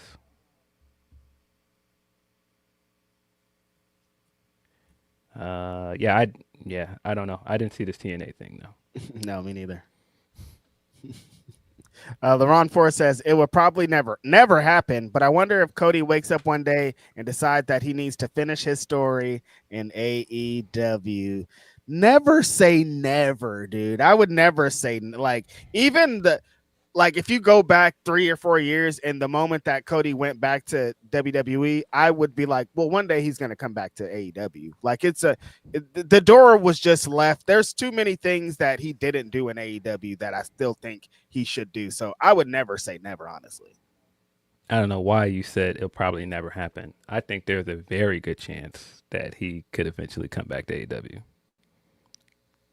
Like, I think it's a better chance than people think. I mean, because now he's got a story to finish here, man. He hasn't won a championship there. That's it. He's never competed at All In since the very first one. At All In, dog. Since the very first one, since they moved it to London and it's become like the biggest show of the year for AEW, he hasn't competed at one of them yet. He's never won Owen. That's a built-in story right there. He wins the Owen and goes to the main event of All In. Like we're cooking with fire already. Yeah. No, there's a ton of stuff to do. And bro, Mikey V, that part, the pay-per-view he made, bro. I know a lot of AEW fans have mixed feelings about Cody, or they outright don't like him. All In is All In because of Cody Rhodes, guys. The company. He played a huge part in all of this. It was his concept for All In. He made the bet with Meltzer that ended up becoming the name. The biggest moment of the night, the biggest pop of the night, as somebody that was in the building, was Cody Rhodes winning the NWA World Championship.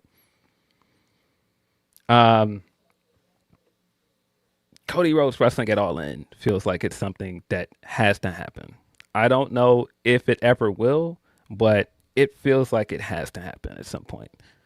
And they did like he's wrestled a couple of the guys while he was there earlier, but it's all going to feel different. Like a feud with Darby now is completely different. A feud with Max now, completely different. Like everything's just changing. Like there's just so many opportunities for matches and feuds and championships. It's there's so many things. The Ospreay match he can have now. Ospreay. The Hangman match he can have now. Darby is a different guy. Darby has been world champion. Hangman. The Darby match he can have. The Kenny match that he did not have with AEW. Like the Swerve match. There's too many to name, man. There's plenty for him to do. Kyle Fletcher. Come on. Yeah, he's never had a big Mox feud in AEW. Mox. Yeah. Nah. I've said before, I would love it if Cody came back. Because again, I'm a big fan of Cody, so I would love to see Cody back personally. Mm-hmm. It's funny that stupid stipulation that they made the first time, it's actually going to work. It actually worked out in their favor that he never challenged for the world title, because now he has this forever to come back to. Like, it's so funny that all worked out. Yeah. It was a bad idea, but it worked out. Yeah. Still think it was a bad idea. I That's a still bad think you idea. probably should just made him champion the first year, but you live and learn, I guess. I don't know. They played a bunch of games when this whole thing started because they thought they were trying to be something, but a lot of the ones that were there, you should have just went with them. But it's fine. Again, you're here now. All worked out. Listen, Cody pulling back up and saying I'm home. Come on, dog.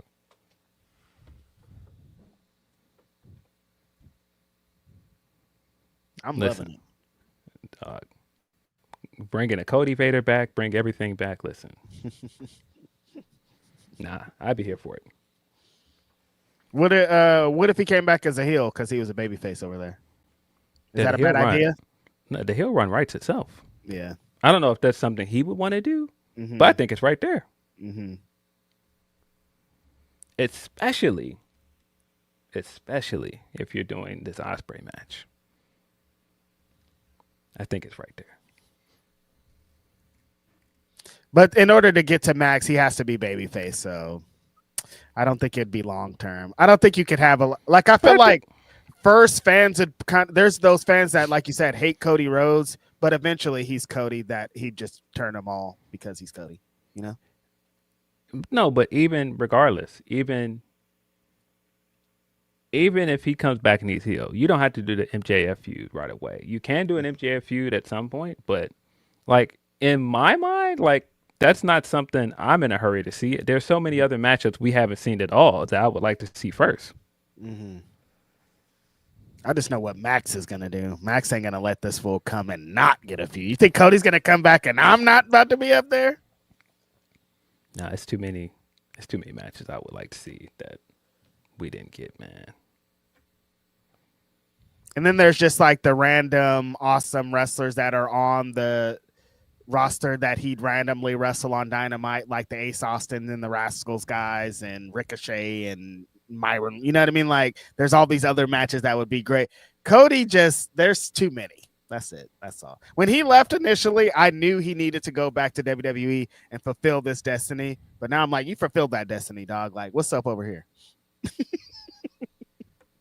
Checked all the boxes over there. Nah, man. Get Pharaoh and bring everybody back, man. It's time. We haven't seen Pharaoh in a long time, as a matter of fact, since he made that very bizarre decision to bring him on stage with the pyros going off. And people were very upset with him. All of the dog people were like, how could you do this to the dog? Mm-hmm. Mm-hmm. Pharaoh's a big draw, too. Maybe Pharaoh's like, I ain't going back out there. You played me with them fireworks. Yeah, no, definitely. Lined him up. But yeah, I think we as a collective think it's closer than it would have been. Like, I don't think it's out of the realm. It's not impossible. It's not impossible. That's a great way to describe it. It's definitely not impossible. And like I said, personally, I would like to see it. I know some other people will, be like, never come back. Hey, man. I'd like to see it. We've had this conversation too many times on this pod. Same for Punk. I think that one's further away. Definitely, for sure. I think that was closer to. I think he's far away, but the door's still open. It's cracked. Yeah. That's probably as good of a place as any to get into AEW Dynamite this week. Mm-hmm. I thought that this was probably the best post pay-per-view episode of AEW Dynamite we've gotten. I was gonna say this year, but it's probably the best one ever. It's pretty hot. Just like I said, the Detroit crowd was insane, but most importantly, the build to the big match, the big main event of your biggest show of the year really started. It really kicked off, and it was important after what we've talked about many times, Phil, about the build on Redemption and how the show was kind of laid out, even how the show played out. And they needed to really establish immediately the heat for All In, where we're going, what this feud was going to be, and they did it on Wednesday. Listen, we took a little bit of heat because I asked a bunch of questions about this AEW Redemption build. You can, by the way, watch our review of AEW Redemption on our YouTube channel if you have not. I don't think it's a stretch to say it was the weakest AEW pay-per-view of the year. Not a stretch at all. And I think part of the reason that it was the weakest pay-per-view of the year is because the build wasn't very good. Yes. And coming out of that show, there were a lot of things on the show I liked. It had its highlights. It had its moments, though, where I was just like, maybe you could have left this one on the cutting room floor. There were several points on Wednesday where I felt like, oh, no, we're back. It's okay. We can just forget the last month or so happened. There was some stuff that happened in there that we can keep along the way. But, hey, man, listen, we can go ahead and just chalk that one up, man. We're back. When I saw the energy of this episode, the way the crowd was giving it up, that the promo segments for the big title matches this week, I was like, oh, no, we're back. And if I could say anything about not just this week's episode of Dynamite, but everything since, I was going to say since Beach Break, but even before that, when Kenny came out and challenged Max, I'm like, nah, we got to tell the truth, dog. The Elite still run this company, dog. This is Kenny Omega's company, guys. Like, absolutely. Listen, don't get me wrong. I have enjoyed Max as champion. I think he had a good year. This is Kenny Omega's company, buddy. He has been at the top of his game. The matches have been hidden. He has proven himself as a draw. Every time this guy pulls up, the numbers go up. His promos this year have been much better. I thought his promo in the build to the Kevin Knight match was really the highlight of a really clunky build to a weak pay-per-view. And we saw that again this week where I was like, nah, man. The lesson from all of this should be let Kenny cook. I think there's something, we talked about it last week. There's something about championship energy, championship spirit. And Kenny Omega has been cooking for a lot of the year. And I mean, the Swerve stuff is some of my favorite stuff of the year. Like, he's had some great matches, but Kenny Omega as the world champion, dog, when he feels like, I am the top guy, this is all mine, I have to take the reins, it's different. Like, I hear exactly what you're saying, Phil. Like, Max is incredible. Like, he's a great champion. He does this, but it feels different with Kenny. It feels like what this company was always supposed to be in the alternative. And like, this guy was doing 7-star matches and he's coming from Japan. And like, that's the guy that we're getting when he's world champion, of like the Kenny Omega that we signed up for, that this company was created off. And like, you need him to have at the top of this division to conquer. And Will Ospreay's here to conquer. Yeah. We questioned the Hangman return.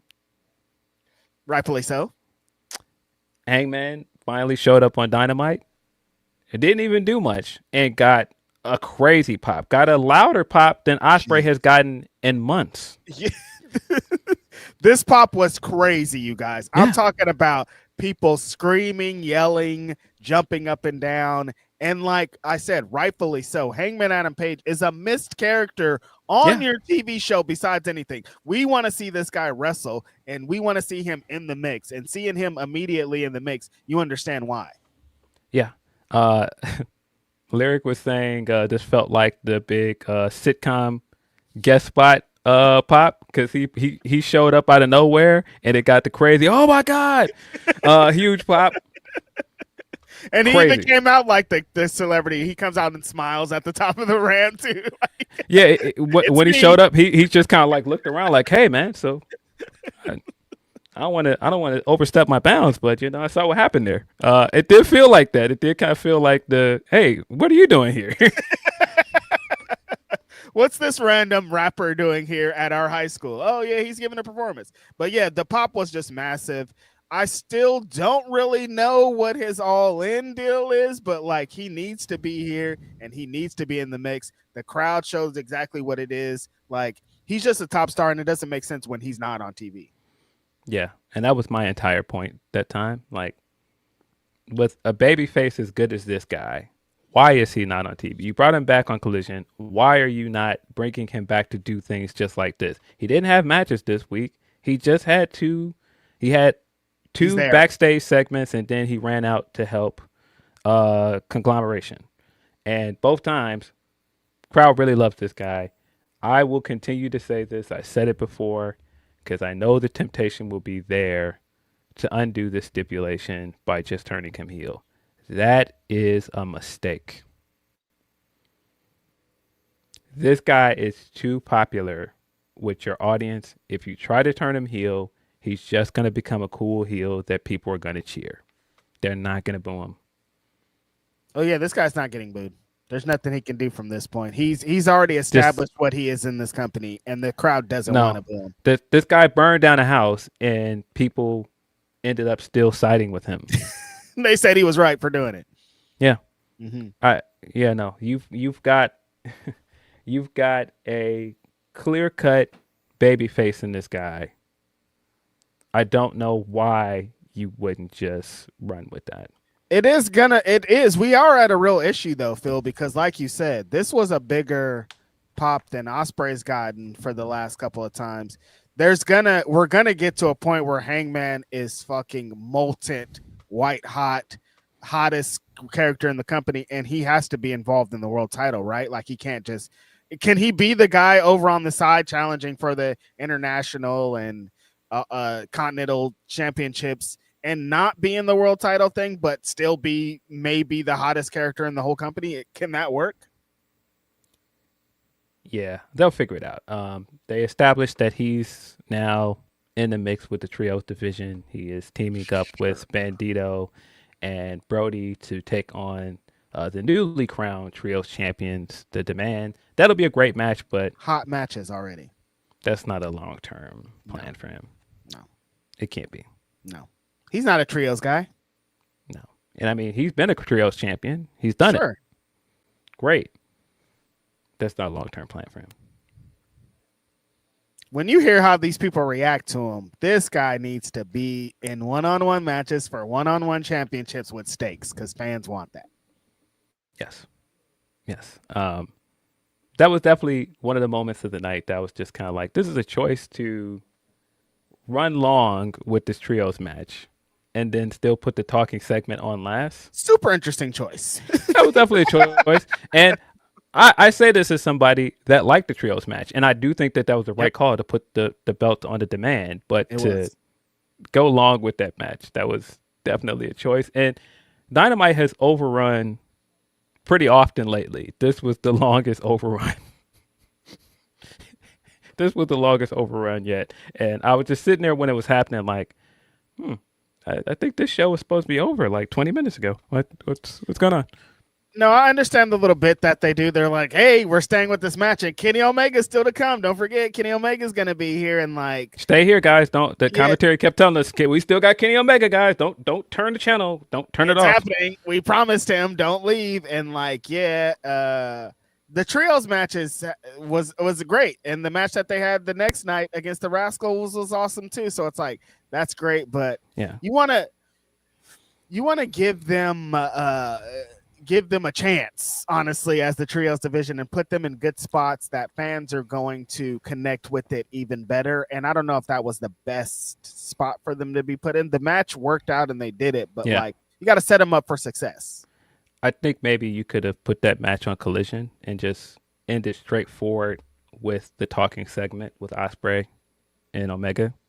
Mm-hmm. But I don't know. If you got to overrun, use it. Yeah, I guess. I don't know how well that worked, but the wrestling on the show I really liked. Great first title defense for Maya World, beating Persephone. You brought back Chris Statlander got her in the mix. You still got Sheeta in the mix. I assume we might get like a multi-woman match or something at Redemption. At All In. Sorry, not Redemption. We've moved on. We're done. We've moved on, but we've moved on. But it's still somewhere like rattling around in the brain. Like you're still thinking about it. Like nope, it's gone. It's over. All In. Redemption's not going to haunt you anymore. It can't hurt us anymore. All In. I'm assuming we're going to get some kind of multi-woman, maybe a 4-way or a triple threat. Yeah, because they have different women in the different mixes and different things happening. I did like Maya's first defense, like you said. Persephone is awesome. They're gonna land in the problem with Persephone of a couple of the other Mexican wrestlers. It feels like you keep putting them in big spots, keep giving them the opportunities. Eventually, they gotta win because like they have this fanfare, they have people that want to see them win, and eventually they gotta win. This wasn't the time for her to win, but you got to set her up to eventually win. I think Maya looks great with the championship. She feels confident. Love that finish. Like this was a great match. Then Stat came in, tried to got one over on Persephone. They announced that they're gonna wrestle at Arena Mexico on Wednesday, and that's probably the most important part of this. Stat and Persephone 1-on-1 in Mexico. That's gonna be hard. Yes. I actually liked most of the backstage segments and most of the talking segments we got, even in ring. Mm-hmm. And that just goes to tell you, I was not bugging. I was not crazy because there was so much stuff happening in the weeks before where I was just like, there's a pay-per-view in like 3 weeks. Like, what? We're supposed to be promoting that, right? And it's the way we're getting there is odd, but this was night and day. I mean, either it's exactly like I thought, that this Redemption build was very strange because it was cobbled together at the last minute, or this was classic Tony Khan with his back against the wall and was like, "Oh, you guys didn't like that, huh? Don't worry, I got something for you. We'll fix this." Either way, like I said, this was the best. This was the best post pay-per-view Dynamite in a long time, and it did a great job of setting up the road to All In. The Don Callis family stuff that we're seeing so far is really interesting. Even I thought the Kevin Knight stuff backstage with them was really good. Mm-hmm. What a reaction for Willow! Oh my God, that was one of the highlights of the night. I thought, wow.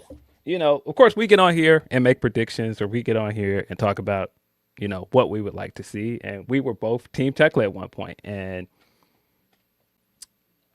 I'm still concerned about Willow's reign, but what a great reaction. This is why also you want to do a babyface heel dynamic. Yes. Why you wouldn't have wanted to do a heel versus heel match, because you wouldn't have had this same kind of reaction. And wrestling works when the crowd plays its part, and the Detroit crowd absolutely created a perfect atmosphere for this segment with Willow and Mercedes. Yeah, this one felt like immediate, like, oh, okay, I understand. Like, in the build up to Redemption, we wanted Tekla. Like, even not seeing Tekla on these shows, it's like, damn, Tekla's amazing. But then the massive pop that Willow got coming out in Detroit, I'm talking about crazy levels, you guys, like insane if you have not heard it. And that dynamic of Mercedes coming out to interrupt her and the crowd hating Mercedes as they should, and not trying to not let her get words in edgewise, and like that real heel versus face dynamic, you understand why they booked this match and specifically why it's going to be happening in All In. And this is two black women. It's just like there's so many great things attached to it. And I love their promo dynamics too, of like Mercedes is like, everything, the reason that you're here is because of me. Everything that you do is off the backs of me. You keep getting these accolades off of me. This is my show. I'm coming to ruin your little party at All In, and this is what it's going to be. And Willow's in the kind of same of like, I'm going to keep doing what I've been doing. Like, you guys think I'm just here to have a good time, but I'm here to be the champion, and I'm going to beat you at All In just like I've beaten you previously. Like, just a really good, simple story of two women trying to be the champion. Yes. I thought Willow's initial promo when she came out with Renee was really good. I mean, that crowd loved her, but I thought, you know, the Crazy. content of her promo was also really good. But Mhm. then the Mercedes stuff, I thought that exchange was really good. And this is why I've continued to hammer home the point. Put the women in the ring in front of the crowd. Yes. Let them cut promos in front of the live audience. And every time we've gotten that in the past few weeks, it worked out. I mean, that's why I thought the Tekla and Willow segment with Mick from a week ago was really good. Just put the women out there and see what you got. I mean, I don't think that, you know, they have all these great talkers in this division, but you got to let them sink or swim, man. You got to see what you have in them, man. Got to try it. Mm-hmm. You can't just keep doing these filmed vignettes for some of the women. Like, put them in front of the crowd, man. I think that I would say that they should do that more with Sheeta as well. And I understand like there's a language barrier, and that's part of the reason why they're doing it. But still, like, you gotta see what you have here, man. Because without the crowd reaction, you're missing an aspect here. That's an important aspect of pro wrestling, man. Being out in front of the crowd with the microphone, like that's what all the training, that's what everything is. You need the call and response. You need to be thrown off at moments. You need to get off of whatever your spiel is, and that's what the crowd is, and that's what they were doing specifically for this promo. Like Phil said, they understood the assignment. Sometimes it's just like, we like these people and we're going to cheer for everybody, but then sometimes those dynamics of we need to boo this person really enhances it. And that's, this match feels like there's heat already, and they've only had one real promo to get to it, you know? Yes. I just continue to say, I don't think I've ever seen a wrestler that loves to get booed as much as Mercedes does. That grin she had on when the crowd started giving it to her. She loves it. Loves it. Her responses to Willow's saying, you know, I've made history, like, you know, I've beat you, and the entire time she's just like, you know why I hate you, because everything I've done here, you're attached to it, and you get to run around and act like you're better than me when basically I made you, I gave you all of these big moments. And she kind of has a point, because, you know, if she hadn't gotten injured in that New Japan Strong match, Willow wouldn't have been the champion. I mean, when you go on, when she came to this company, one of the first big Mercedes matches was the Willow match at Double or Nothing. And we saw what that did for her, the TBS title match, and go on and go on. It's like, she kind of has a point. And Willow, in some ways, was trying to out Mercedes here by saying, I've made history. I have all accolades, because that used to be the Mercedes thing to do. The last accolade she has that hasn't had yet is the Women's World Championship. And so I do like that aspect of it, of Willow being able to say that I'm a Grand Slam champion, and no matter what you say in this ring, I still achieved that before you have, and I've beat you. And so I know that I can beat you again. Yeah, that being how Willow gets over on her, I thought was great. Of like, you got a bunch of accolades, but if we're talking here in this company, I am the accolades. I got all the women. I won all the women's championships. You're following in my footsteps here. Now and Mercedes is not used to following in footsteps, and that's gonna catch her off guard and get her off of her game. Yeah, it's just super strong. Willow keeps getting stronger with the promos every week, and it's exactly because what you're saying, Phil. They keep putting her in front of the crowds, and she has to, and that just makes wrestlers better. It's all about reps, and if you keep putting them out, keep giving them a mic, keep forcing them to try to get better, they're going to get better. Yes, definitely one of the best baby faces in this company, and I thought that this segment was a perfect use of her. Strong one. Contract signings sometimes can be hit or miss, but I thought that this one was really good. I thought both of these characters came across really well here. I still have my concerns, because I do think Mercedes should win. And the problem now is I don't know how do you salvage this for Willow if she just has a month-long reign and loses. Yeah, that's the kind of issue that you run into, because I'm in agreement. Like, it's Mercedes. We need to have Mercedes as the world champion. But also, I guess there is a world where Willow beats her again. I think people are gonna have Willow fatigue if she goes over though, because they're already kind of itching towards that of like Willow keeps beating everybody and getting all the accolades. But then it's just gonna be the same thing for Mercedes. So I really don't know where to land here with it. I feel like the story of Mercedes losing all of her shit, especially with last year losing to Tony, her winning here at All In makes the most sense. But like maybe we continue her downward spiral and she loses again. I wouldn't do that. I think she should win here. And even if you hold it off and she doesn't win it All In and she wins maybe a month or two later, maybe, but she needs to be world champion. I don't understand why you wouldn't make her world champion this year. You've held it off long enough. This is so hilarious that you just said a couple minutes ago, you go, this was a contract signing.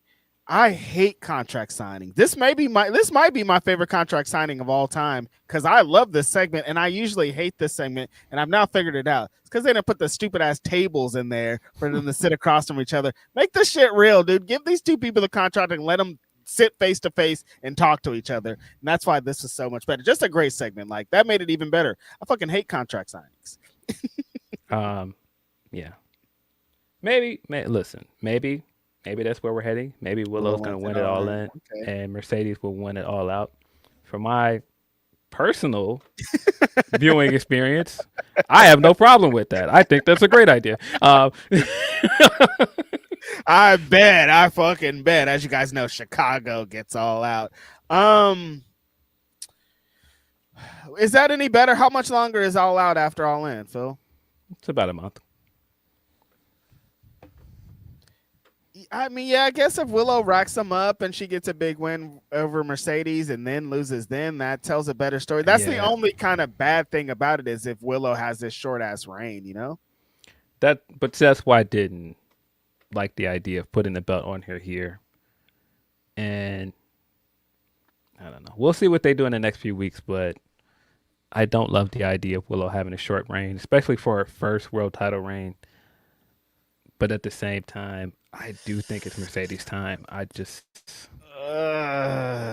don't know. This feels like an unforced error, but we'll see how they work it out. Because like it's a good thing to have, you know.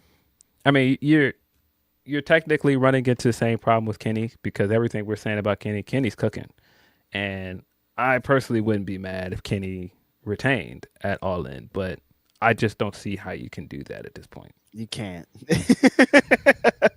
Like we built for years essentially to get to this moment, and it feels like Ospreay's moment. But I think this is again a good problem to have of like, well, we got an on fire Kenny Omega that's going to be so hot that people might be mad that he loses the championship. That's great, and like we got Willow in this great position where people are pretty hot for her too, and like people may be mad again if she loses. So I think it's a good place to have, but like Willow is getting the fanfare and the charisma. Everything's just growing day by day. By the time we get to All In, she's going to be molten hot too. So I think we're at a really good place with this feud.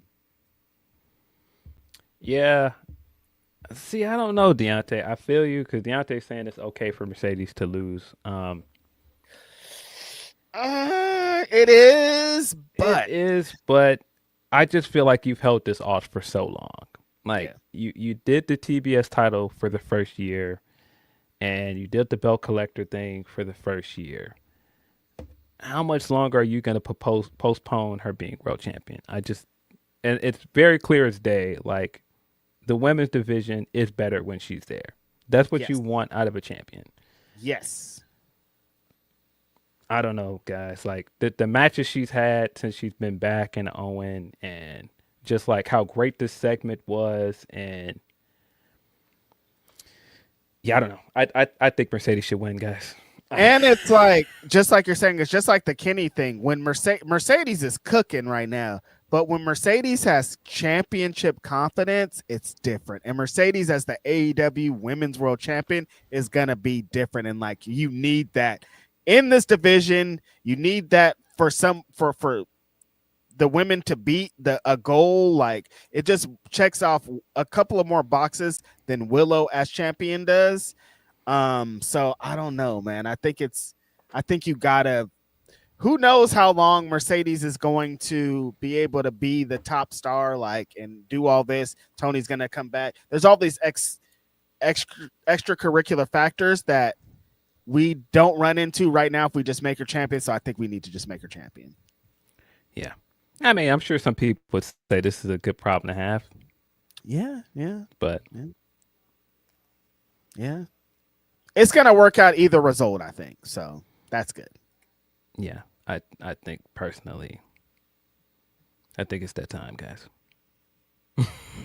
I'm just thinking about last year and her losing to Tony. I'm like, you don't But see, two I Mercedes understood losses that in a row.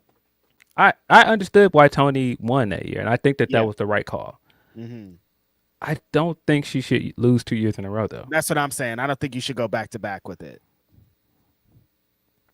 Like the Tony one made sense where the momentum was going, everything. That was Tony's moment. I think this is Mercedes' moments now. And not like she deserves it because she had that, just because like that's where we're landing with this.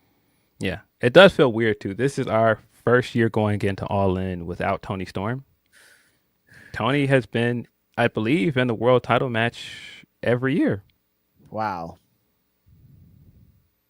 Yeah. It feels different. Like you can feel her without her. It doesn't move the same. Like if we were building to a Mercedes and Willow match and a Tekla and Tony Storm match, like we would be in a different world. And like, I'm kind of upset that we're not doing that. Yeah. She's missed. Very much so. But yeah, the main event segment, I was wondering how this was going to work because we did the long overrun, and I did enjoy the trios match, and I did think it was the right call to put the belts on the demand. But got Kenny Omega coming out to state his case, and some people were like, he needs to explain himself, and I was sitting around like, no, he don't. I totally understand what happened there, and he said everything that I said during the review. Was like, wait a minute, I was waiting. I laid down there with that chair around my neck, and I heard your music, and I thought, great, Ospreay's going to save me. When I eventually took the chair off my neck myself and got up to see you holding my belt with that bag on the ground, and then you thought I was supposed to be happy, like you saved me, and you set this trap for me. Nah. I'm supposed to be happy that you now finally figured out that these guys are bad guys. I've been telling you this whole time who these guys are. I've been telling them this whole time you can't trust these guys. You wanted to play with fire, and now I'm supposed to be like, man, I'm so happy you did this for me. No. No. So I'm glad they did not. I'm glad they didn't backpedal off that. I'm glad that they did not try to make him a full-on heel here, because he's definitely going to lean heel in the match, but no, he's not a heel here. I thought he had all the justifications to hit Will with that one wing angel. I love that they played the end of Redemption, and we have the Death Rider's reaction to it, and Moxley's like, come on, hit him first, come on, hit him before he gets up there. And the whole time he's just looking around like, I was right, because Mox was right the whole time. And so even the interaction when Ospreay gets to the arena and the Death Riders are walking up the alley like like they're walking up the alley like the T-Birds or something. The gang got they are, hilarious. And greasers. And Ospreay's just like, here's your patch back. Like, I don't want to do things like that. I don't need to do that to win. And that rapscallion, Dan Garcia, tried to call Ospreay a young boy, and he wasn't having it, boy. Ooh, he was not having it. Laid hands on that guy immediately. Pac jumped up immediately. And I love all of those small little bits to this, because Pac has never liked this guy. He only trusted him because Moxley and all the others vouched for him. And after a while, he grew to like him. He grew to respect him. And But that was still one was of those side eye cool. him the whole time. Like even when he respected him, he Yeah, still was like, I don't know though. yeah. So that was always one of those cool moments from Ospreay winning the Owen, of finally getting the respect from Pac. And so when he did this, Pac was just like, I never liked this. I knew it. I knew I was right about this guy, and I loved that. Out of all the Death Riders, he was the most mad. Like I never wanted you over here anyway. Um, yeah, great stuff. If a face could say 1,000 words, that whole time he was just like, nah, get this dude out of here. Yeah, he's mad. He's mad that they got him out of his character of hating this fool to be like, Dan, you guys got me to pay respect to this guy, and he did exactly what I thought he was gonna do. Yeah, Pac's energy and Dan Garcia keep getting hoed out in a lot of the moments, but I love his energy of being like, dog, you were the young boy now. Like I wasn't the young one. You were the one. You were on the come up. We were trying to make you into this. I love that promo that he did. Was like, you think you're just going to get out of this? This is a gang, dog. Like, it was hard to get into this. It's even harder to get out. You can't just give up your patch and that's it. Like, Dan Garcia's energy in this of like, no, Ospreay's not good. Y'all not just going to let him come in and shit and piss all over our house, dog. Like, something's going to happen here. Yeah, I liked his promo from Collision as well, where he's just like, nah, man, you're not just gonna come back over here, young boy, and hand the patch back. Nah, it ain't like that, bro. Because it's like I said, we did a review, bro. What did you think this was? You joined the game, my guy. Like it doesn't work we like banging that. over here. You thought you was just gonna come over here and it was just chill. It was just a social circle. We were gonna kick it, and then you get to just walk away. No. He thought he was going to enhance his gear with the cool patch. Like, no, you thought this was just about the gear? Yeah, no. I can't wait till we get some Gabe stuff with Will, by the way, because Gabe's got to fill away, and Gabe has not factored into any of this because, of course, he's had some visa issues and he is competing in the G1 Climax. But yeah, even the Hangman interaction and how Hangman is saying, you helped me last year when I didn't have anybody, and if you ever need anything, let me know. And Ospreay definitely, because of his experiences as a Death Rider, he's like, nah, I don't really mess with the elite like that. So thanks but no thanks, essentially, which it's gonna come back to haunt him, this decision to be a Lone Ranger out here. That is gonna come back to haunt him for sure. But yeah, I thought the way that they weaved all of this continuity in here, the stuff with the Death Riders, the stuff with Hangman from last year, I thought that was great. And then the main event segment was excellent. Perfect way to build up this world title match. Perfect way to build up both of these guys as a credible threat. And yeah, again, Kenny Omega, man, some of his best promo work we've seen in a long time. He was great here. The crowd was eating out of the palm of his hand. They eventually started to come around to Ospreay by the end, but for most of this segment, they were on Kenny's side. There was some Cap and Ospreay's raps in a little bit of this because he's like, when I came back from my neck injury, I just had no one to look to. Like, no one would help me. I was just this lone wolf. And Kenny's being like, I was here the whole time. I would help you. Swerve was like, I got your back. Why are you messing with these people? Like the United Empire, there was all these people that were trying to have Ospreay's back, and he wasn't letting them. Like he let the Death Riders, he let Mox take over that. And so for him to be like, no one was going to help me, I needed the Death Riders to get me back to that. It's like, there's some cap in these raps, though. Yeah, I don't know what kind of hypnosis that Mox got over this guy, but it's still in there a little bit. He tried to get it off. He tried to say, no, I needed help. And, I came back looking for revenge. And then when I lost that match, I had nothing. Nobody was here to protect me, and no one was here to help me. And then I was waiting for him to finally admit it. He was like, I like being the Death Rider. I was like, yep. Thank you. Just tell the truth, man. You like these colors. You like this patch. You like beating niggas up. Like, just say that. It's okay. Because he was saying, I like the camaraderie. I like the training.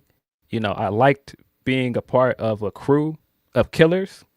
I like guys having my back. It felt like the old times. It felt like being in New Japan. And I was like, thank you for finally admitting it. But this whole sob story of trying to say I didn't have any friends, brother, I had to come back and I have to join them. No, you didn't. You didn't have to do that. And everybody was telling you it was a bad idea while you were doing it. Mm-hmm. You didn't have to do that. Mm-mm. And so, yeah, I thought all of that was great. I thought Kenny's reactions to all of it was like, yeah, man. And man, the best part about it when he said, yeah, you thought I was gonna side with you when we made a promise to get to this match together, and you had the nerve to say to me, it's a shame you don't have it anymore. Does it look like I don't have it? Boy, when I was sitting at home when he said that, and he was like, man, does it look like I don't have it? I was like, nah, Kenny, give it to this guy, bro. Stop talking crazy about the cleaner, dog. Who you think this is, bro? This is the guy that has achieved more than you. This is you can't big bro Kenny Omega, dog. It's Kenny Omega time, dog. He was like, hey, dog, do it look like I lost a step? Do it look like I lost it? Do it look like I wasn't on Bad and Bougie? Bro. Was like, man, listen. Hold up, man. Like you was trying to say I wasn't the guy? Like, nah, you're in my company trying to do what I've done. You're trying to step in my shoes. And every time you've been up for the big one, you can't get it done. Yeah. Listen. I was like, nah, Kenny in his bag, dog. We're here now again. We don't have to talk about those last 3 or 4 months ago when we were trying to put together this show in Canada. We ain't got to talk about any of that. That's all over with, man. It's over, buddy. We're officially on the road to All In. We can completely move on. Mm-hmm. Man, this was, man, when he got into his Harry Osborn mode too, when he was just like, he was like, nah, man. You expected me to thank you for helping get out of a trap that you set for me. Isn't that right? Huh? Brother? Yeah, great energy from Kenny to be like, dog, I keep letting you. You know what I mean? Like, there's been a couple moments where I should have slapped your ass, and I keep letting you do it. And that's what the One Winged Angel was about, of being like, dog, these lines, you're stepping pretty far over this line, and I'm gonna keep letting you, and I'm gonna keep doing this, but eventually I have to show you. And then I like Ospreay powering back too, of like, hold on, dog, you're not gonna, I see what's going on, but you're not gonna talk crazy to me, and you're not gonna put your hands on me. Like, if there's anything, you are not gonna disrespect me up in this ring. I love you, you're my idol, I worship you, but I will knock your ass out up in here. Yeah, I love that. Once Kenny started putting hands on him, and he's just like, hey, man, hey, I'm talking to you. And he's just like, nah, you say whatever you want in this ring. We're fine, but do not put your hands on me. All of that was great. Kenny eventually gets out of the ring, and I did not even notice he did this until I think it was AEW blog put the side by sides of it when he cut the promo towards the end, and he's like, I've been trying to climb this mountain for 10 years to beat you, and I'm here. I've been trying to get here, and I want the ball. I want to be the ace. I completely forgot. That's what Jon Moxley said when he laid it out a long time ago, that he wanted to be the ace of this company. He wanted to be the guy with the championship. And that's, again, when he said that, I was like, you ain't got a lot of us, Ospreay. You like being a Death Rider. He likes it. You learned a lot from Jon Moxley. And that is definitely going to play into this feud. I think that this was the right way to do it. As I was saying before, you could not have any doubt. No. Ospreay has to be a clearly defined babyface going into this match. The way we got here was a bit convoluted, but I think all of the continuity and the lore they used to build this up, I really liked it. I can definitely see people being upset and feeling like this has cooled them a bit. It has, but what a great segment. I think the payoff of this segment made it all worth it. They took the long road around with the Death Rider stuff, and maybe at moments it was a lot, but I loved everything that they did here in this segment. This brought it back of like, at the core of this, it's about these two guys trying to be world champion. One guy trying to stay on top, trying to stay the top guy in this company and the future of this company trying to take his rightful spot. Just it's a classic wrestling story, and I think it finally got to that of like the real heat of like, I want this spot, you want this spot, you want this championship, I want this championship. Who's gonna win? Yes. But it feels like Will has finally learned his lesson though, because all this time it's just been like, hey, once you get to the big one, are you going to be willing to do what it takes to win? Are you going to be willing to pull the trigger? Sure seems like it. Great ending to Dynamite. Again, great way to hype up this upcoming world title match at All In. Great. Yeah, I was moved. I have heard that same Will Ospreay speech, and like I've watched a gang documentary. There's some people that are like they're in the crypts and it's like territory you kind of land into it, but then they talk to some guys that are just like, I like that, I like hanging out, I like gang banging, I like the colors, I like shooting people, like I like being outside. Sometimes that is the story, and I love that it got to that. Of Ospreay's like, I just like this shit, dog. We was hanging out, we kicking it, we training, we're fighting people, like it's fun. Yeah, I think that's what it is. I think he liked it. I think he liked it. And it plays into how he came into the company. He came into this company by himself. He didn't get what Kenny got. Kenny got to come with his whole crew. Mm-hmm. And it wasn't just Kenny Omega, it was the elite. Yeah. Ospreay came in alone, and he's been trying to find his way in this company by himself. And he didn't have United Empire. And I think he missed that. I think he missed what he had in Japan. Mm-hmm. And as a member of the Death Riders, it felt like, wait a minute, I remember this. I used to love this. I used to live for this.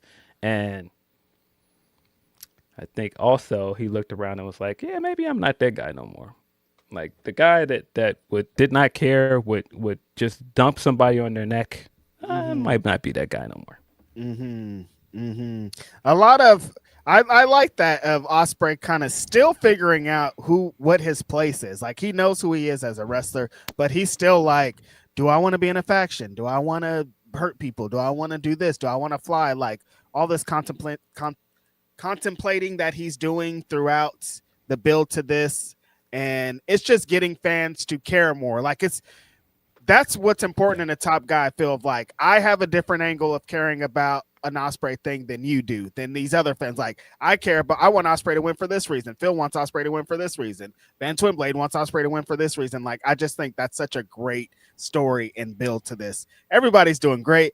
Kenny that's where we're really landing on this too. Top Phil, of his game, buddy. Fuck, man. Kenny is cooking though. Like maybe it's so crazy because like since Ospreay came into AEW, we're like, this guy has to be world champion. He should have been world champion yesterday. But now we're like, hey man, what if? What about Kenny though? He's at the top of his game. Listen, I know where I feel like we should land by the end of All In. Yeah. With Will Ospreay holding that belt up in Wembley Stadium. Mm-hmm. I would not be mad if Kenny retained though. I would not. Cause I'm just like, I'm being nostalgic old guy of like, how many more of these Kennys do we got? Like we're gonna have 10 more Ospreay All In main events. Like how many Kenny main events do we have where he can end up at the end on top? I wouldn't say a lot more, you know? I don't know, man. We keep throwing the phrase around, restore the feeling. It felt like the feeling was back with Kenny as champion. Him cutting promos again, him being on TV and having big matches on TV again. I don't know. I'm not quite ready for it then, guys.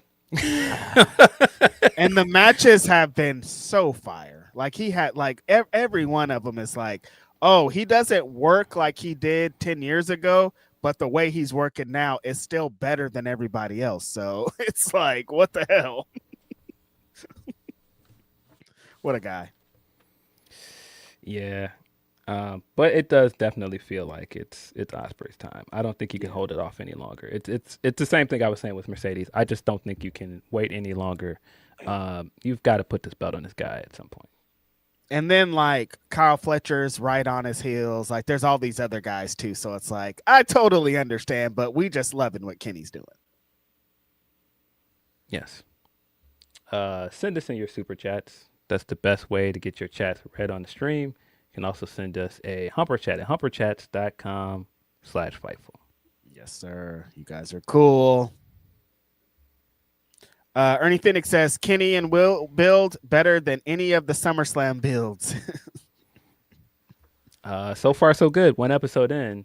We're firing on all cylinders. Like I said, I definitely was out of my seat at several points during this segment. Yeah, both the guys got their shit off, and this is what we needed. Yeah, very much needed to course correct and head into All In the right way.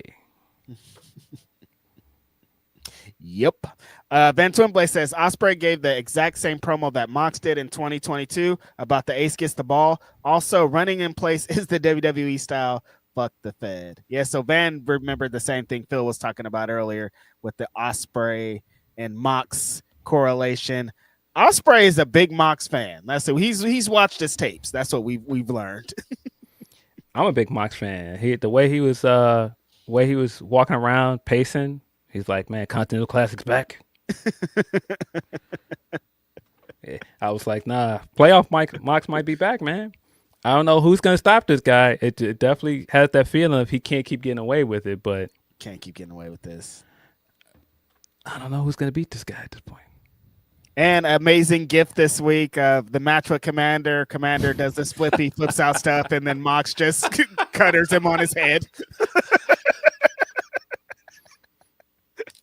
What a guy, man. Yeah, that was very funny. Oh, love him. What you doing? You doing a little flippy stuff, huh? You doing flippy stuff? You want me to just stand here and wait? You doing your flippy stuff? Huh? But yeah, as Phil's alluding to, they did announce the Continental Cup is what they're calling it, Phil. Not a part of the Continental Classic. It's a different thing. Winner gets the championship and the cup. It's going to culminate at All In. I'm kind of in the same thing as you. I'm like, who's going to beat Mox? Like, there's a mini tournament before the big tournament. That really might be Mox just getting his thing off. Yeah, we'll see. We'll see. I don't know how I feel about this whole Continental Cup, but we're still doing a Continental Classic, I assume. They said Tony was like, and later this year we're going to do the Continental Classic. Yeah, I don't understand the purpose of that, but I guess. The only purpose of this is if somebody beats Mox. If this is all just for Mox to beat everybody, somebody has to go to jail. Yeah. They do this whole tournament and Mox just wins. I'm like, why did you guys do that? I mean, what do you think was going to happen? Yeah. That's what we're going to be saying at the end. Orion Ben says, once again, WWE takes something that gets hot on its own and runs it into the ground because they didn't create it. The Solo Sequoia thing really stings. Solo's been great recently. He always should have relied on his comedic timing. Absolutely. I think using him as this like super serious mob boss type character didn't ever fit him. What he's doing now is so much better. That backstage segment where he's basically cutting an LA Knight promo and Royce and LA are both looking at him confused. Really funny stuff. Yeah, I think that the mob boss thing didn't work. Solo Sikoa's bit is annoying little brother. He's the Usos' annoying little brother, and that's what works here. Is when he's an annoying little brother, everybody hates him and wants to fight him, or you're getting a good laugh off of him. Yeah. Leonard Aaron says, so Triple Spin out here wanting their audience to basically focus on the wrestlers instead of the idiots behind the curtains. Clearly the time spent near Trump is rubbing off on his creative. Yeah. I mean, again, Bruce Pritchard and Michael Hayes are back there. Like, it's going to be hard for wrestling to truly change with those guys continuing to do their thing, you know? Yeah.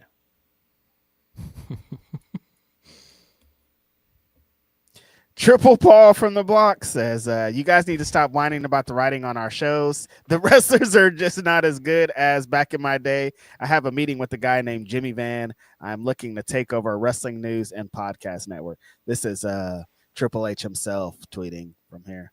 Fightful is going to be done. It's WWE full.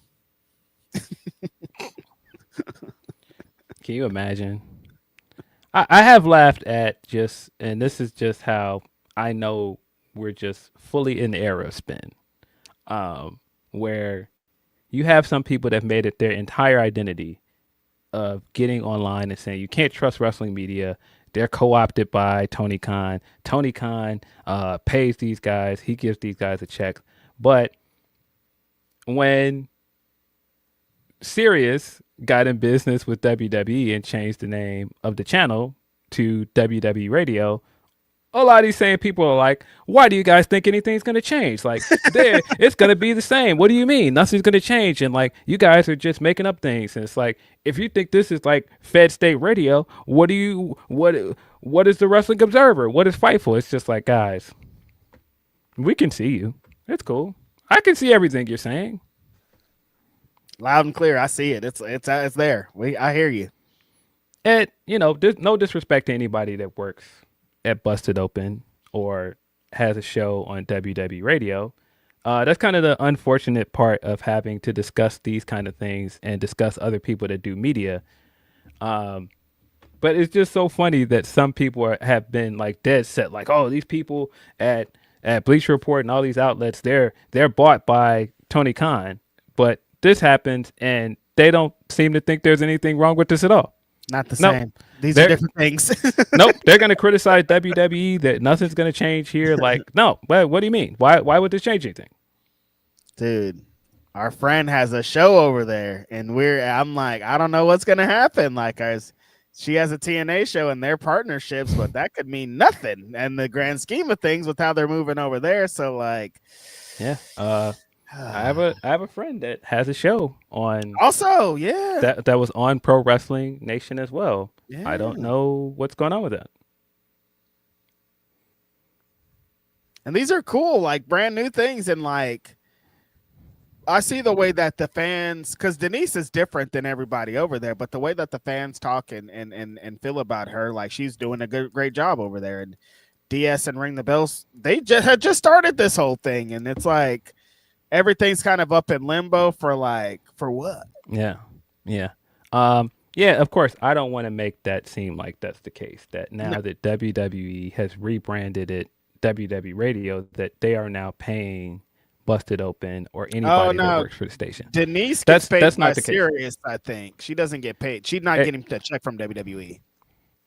Yeah, no. All of these, including the people that are on Busted Open and some of the other shows on the channel, they get paid by Sirius. Mm-hmm. They just rebranded the wrestling channel WWE Radio because they have a partnership with WWE.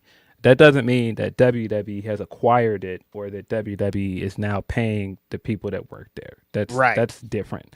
But at the same time, when your outlet is WWE Radio, there might not be a mandate, but you know how you got to move now because they've rebranded the channel. It's not Pro Wrestling Nation anymore. It's WWE Radio. Like, I don't know anything. That thinks... I don't know. I haven't talked to Denise. Like, I don't know if she's talked to WWE or anything, but like, she's not like, there isn't like an email that was sent out that was like, hey, you guys got to talk great about WWE now. But like, if you're on this platform and WWE's a part of it, like Phil said, you're going to start moving a certain way.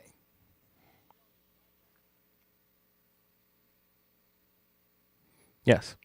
And like I said, I would assume there's probably no like corporate mandate, but it's one of those things where everybody wants to be on their P's and Q's because, you know, we know the name of the channel now. And I know some people will say, well, what makes this different than like Bleacher Report distributing AEW's pay-per-views at some point? That the name of the outlet is still Bleacher Report and they still cover more than one sport.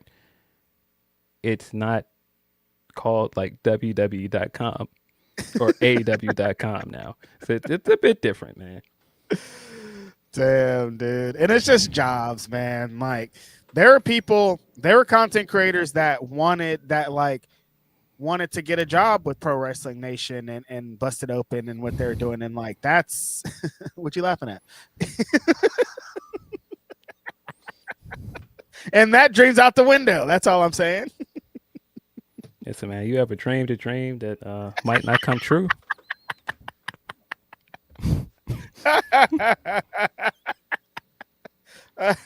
Listen, you got to have goals and aspirations, my friend. Listen, you never had a dream? Sometimes they're high. You never had a dream. Martin had a dream. Kendrick has a dream. That terrible Young Jeezy song that I don't like with Keisha Cole on the chorus. Dreaming.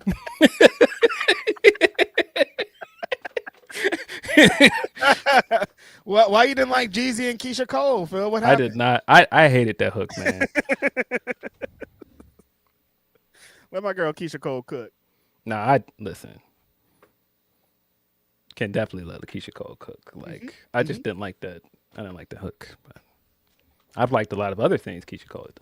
Absolutely, absolutely. Deontay Soignier says, people sick of Triple H. I'm still mad about the authority. AEW let WWE have a bad Raw after a B pay-per-view and a great Dynamite. Love it. Kenny Ospreay, super, super heat. Yep. Yeah, I did not watch Raw this week. Now that I think about it, I didn't watch SmackDown either. I did not watch any WWE content this week. Damn. When I saw what was on Raw, I was glad that I did not watch it. I stumbled. I was on Facebook looking at my Fit Picks or something, and I stumbled across 39 seconds of that concert and like wanted to break my phone, Phil. Like, not even a joke. Like, I was mad that like people who watch this were subjected to this. I was like, they're playing in our faces at this point. Like, this is real, and it was real, and I'm still mad about it because like people that watch that don't deserve that, you guys. And like after last week, I keep thinking about when you were in the group chat and we were like, there's a lot of Danhausen on this show, and like the next show was a lot of Danhausen too. They didn't stop. They doubled down. Well, the episode I was talking about, they promoted the Danhausen Joe Hendry thing for the next week, and I said, oh, I don't see that going well, and go figure, did not go well. I personally wasn't as upset at the segment because I assumed it was going to be exactly what it was. We've seen bad comedy segments in wrestling. Not the end of the world. I personally was more bothered by the fact that they put Ryan Garcia on TV. I know that he's been reinstated by the WBC and, it's been back to business, but yeah, I didn't like that at all. Putting him on TV, I thought was extremely distasteful, and yeah, I'm good. And he did his favorite pointing pose in the back too. Oh God, dog! Like nothing was good about this. That's how you end the segment with this awful human being. Like, but see, this is what I said before. Too many cooks in the kitchen. You've got Ryan Garcia. You're trying to promote Zuffa boxing, and you're trying to do all of these things, and not just put on a wrestling show. You're trying to promote more than one thing at once. If you guys don't know, Zuffa Boxing is a subsidiary of TKO. So that's like their boxing promotion. Yeah. It's co-founded by Dana White and Turkey Al Sheik. Mm-hmm. And it's a newer concept. Like Dana White has been trying to get boxing under the umbrella for 20 years at this point. And so they're trying to develop it, and they're trying to use every avenue that they have to promote, and WWE has been a part of it. I turned it off before I got to the Ryan Garcia part. How did the crowd react to seeing him? Do they know who he is? Are they in, or is it just like some random boxer guy? They didn't care. It didn't seem like they cared, and I thought that was a very unnecessary addition to a segment that was already bad on its own, and then once you add him to the mix, it's like I turn this off.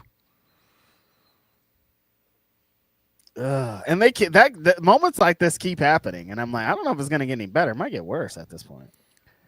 Oof, yeah, and I just don't know, man. You keep trying to do this thing where you court both audiences, and UFC and boxing fans don't really care about wrestling, and most wrestling fans, well, I won't say most. I don't know if I can say that. a good amount of wrestling fans don't care about boxing or real sports, and so especially Phil, WWE fans. Yeah. So they anything. didn't seem to know who this guy was. They didn't care. Yeah, what a awful segment. What a bad decision all around. Everything about this was just not good. I mean, as wrestling fans, we've had beef with boxing and MMA fans forever because they called our sport fake for a lifetime. We're the fake entertainment guys. So like, it's still like that, and it's going to be hard to, with these crossovers, ever really get fully into it, because the only time wrestling fans have been down is when a pro wrestler has gotten into MMA, and like we don't have that right now, so there's nothing for our side to latch on to, you know? Right. But yeah, once I saw that, I had no interest in even watching Raw, because I was like, oh, they're putting Ryan Garcia on Raw? Yeah, no thanks. They're being nasty over there. Don't care about this at all. And if you guys don't know, I'm pretty sure it's been all over social media. The reason why people were outraged that they put Ryan Garcia in the segment, he sucks. Has a long history of Islamophobic, homophobic, transphobic comments. He got caught on a live stream throwing around some racial slurs, and that's why he got expelled from WBC to begin with. But then he got reinstated because his mental health, and he went to rehab and he got better. But I'm pretty sure if you search his Twitter account, you can still find a bunch of awful tweets that he has not deleted. Yeah, no, I was reminded this week after people were also outraged about him being on the show, because they all brought up all the old tweets and all the awful things he said. And it's like, oh, this is bad. This is awful. This sucks. Like a not good person, and you can see it and you can hear it and you can feel it. And rehab hasn't even been long enough to rehab his image, and they're just right back to it. Yeah, all of it. Yeah, he got expelled from the WBC. That was 2024. Yeah, that's not a long time ago. That was 2 years ago. That he was brought back and reinstated the next year. And he was wilding that whole time. Like I'm like, wait, they reinstated him? Yeah. No thanks, buddy. I have no interest in seeing this guy on my TV. People were saying when this whole purchase happened with TKO that it was a bad idea, and it has been a bad idea almost completely across the board, Phil. Yeah. Hasn't been great for their public image, but they don't care. They're making money, so they're making a lot of money. G. They don't care. Grapple Geekery says the heel hanger black hat theme is a banger. It is, but Ghost Town Triumph is still the best Hangman theme song in my opinion. C. Delgado says, somewhere someone turned over a 10 to watch the Impractical Jokers rerun and were pissed when it got bumped by Dynamite Overrun. Yeah, if you were trying to watch another show, or people have been talking about, if you DVR'd this, you didn't even see the Ospreay and Kenny Omega thing. You just missed it because it was on another show. People still use DVR? That's what I keep hearing. I didn't even know they distributed the DVRs anymore. I'm like, where do you get one of those? Like, because don't you just watch the show online if you missed it? Like, what do you mean? Appreciate you, Cody. Two Americas. Appreciate you, Cody, becoming a new member. YouTube, baby. Two Americas. LaRon says, what are your thoughts on the Meltzer clip where he said it doesn't matter who the women's world champion is because they don't draw? Wait, what? I missed this clip. I did not see that. Meltzer wilding. I think it absolutely matters. It doesn't matter because they don't draw. That's a crazy quote. Still haven't rated that match, huh? We moved on. We on another pay-per-view. What you mean? He put out the ratings for this pay-per-view. You still ain't rated that match, huh? Yeah, which, by the way, I don't know if you saw when Joel asked Maya, has she watched back her match yet? Did you see that? Did not see this. Joel Joel Pearl asks Maya in the media scrum, has she watched back her match with Mercedes yet? And she says, yeah, well, somebody's got to watch it. I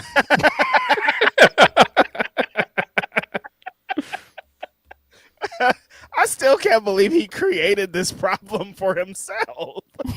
How did you do this? Just put the rating out, bro. The whole way up, dude. He could have just dropped this rating when the thing dropped, and nobody would care at this point at all.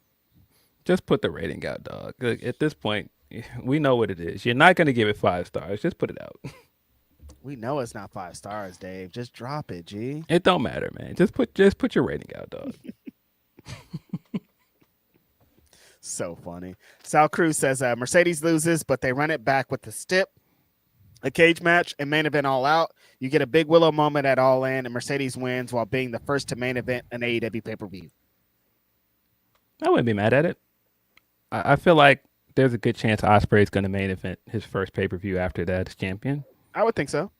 But I wouldn't be mad at it. Again, from my own viewing experience, I wouldn't hate that idea at all.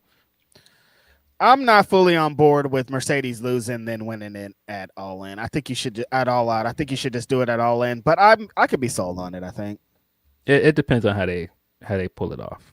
Yeah. But personally, I think Mercedes should win. But I don't love the idea of making Willow a transitional champion either. Yeah, that sucks.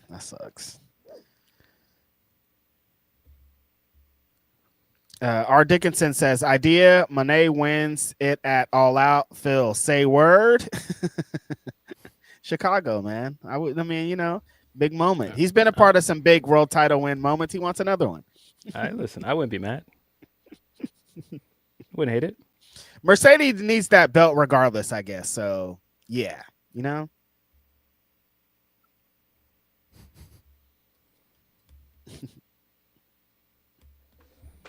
Van says, how Reg? I want Ospreay to win because give into the dark side. Put him in the bag, Billy. What the fuck do you think Assassin is, Billy? Yeah, that was the funniest part about this whole thing when he was like, I'm not trying to kill people. I'm not trying to blow people's heads off. It's like, you are the aerial assassin, Will Ospreay. And like, do you want to assassinate people? Yes or no?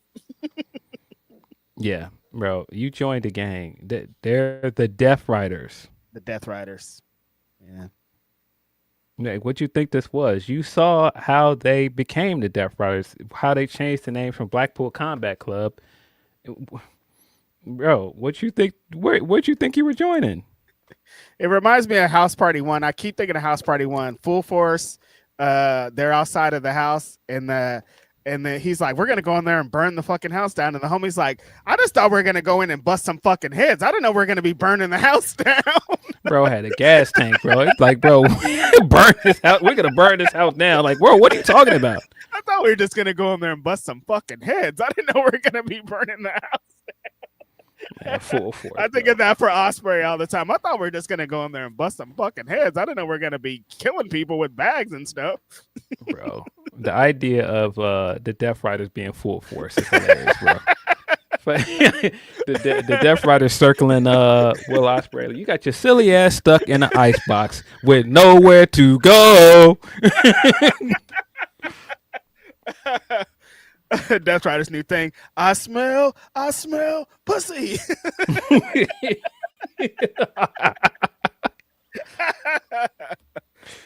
I love I didn't know, like, I've seen House Party a million times, and then I discovered that Full Force is a real group, and then like watch them like perform on Soul Train. Killed me, dog. It made me laugh so hard. I did not know that. I like, there was a long period where I saw House Party, and of course, Ain't My Type of Hype is the song, like, over the big, like, the dance scene, and I did not know that was their song. The bullies of the movie, that's their song.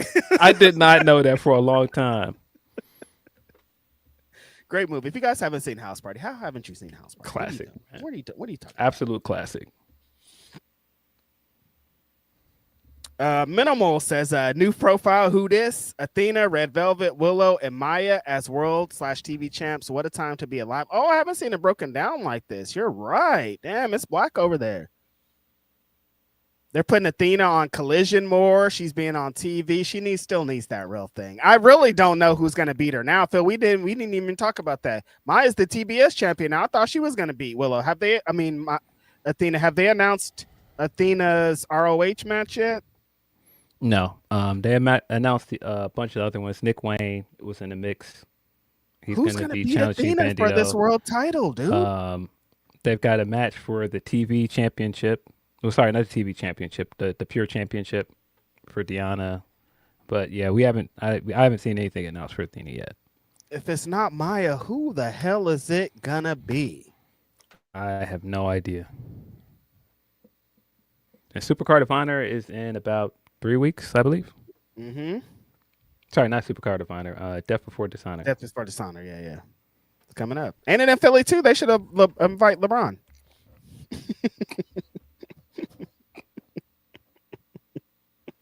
It's gonna be Athena versus Suzuki. Has that been made official? Okay, because that's something I'm like, do they bring in one of these like Japanese women and just have them beat Athena and we just forget about all this? But like, you need somebody that's in your company to move forward with, right? Wouldn't that make more sense? That tells me that Athena's gonna retain. Yeah. Is there a world where Billy Starks can still do this, or has the train left the station? I don't think so. Yeah. I think that they should just move on. Yeah. Unfortunately. There was a time, but I think we are a little bit past it. Yeah. I mean, they could reheat it, but it's going to take a minute.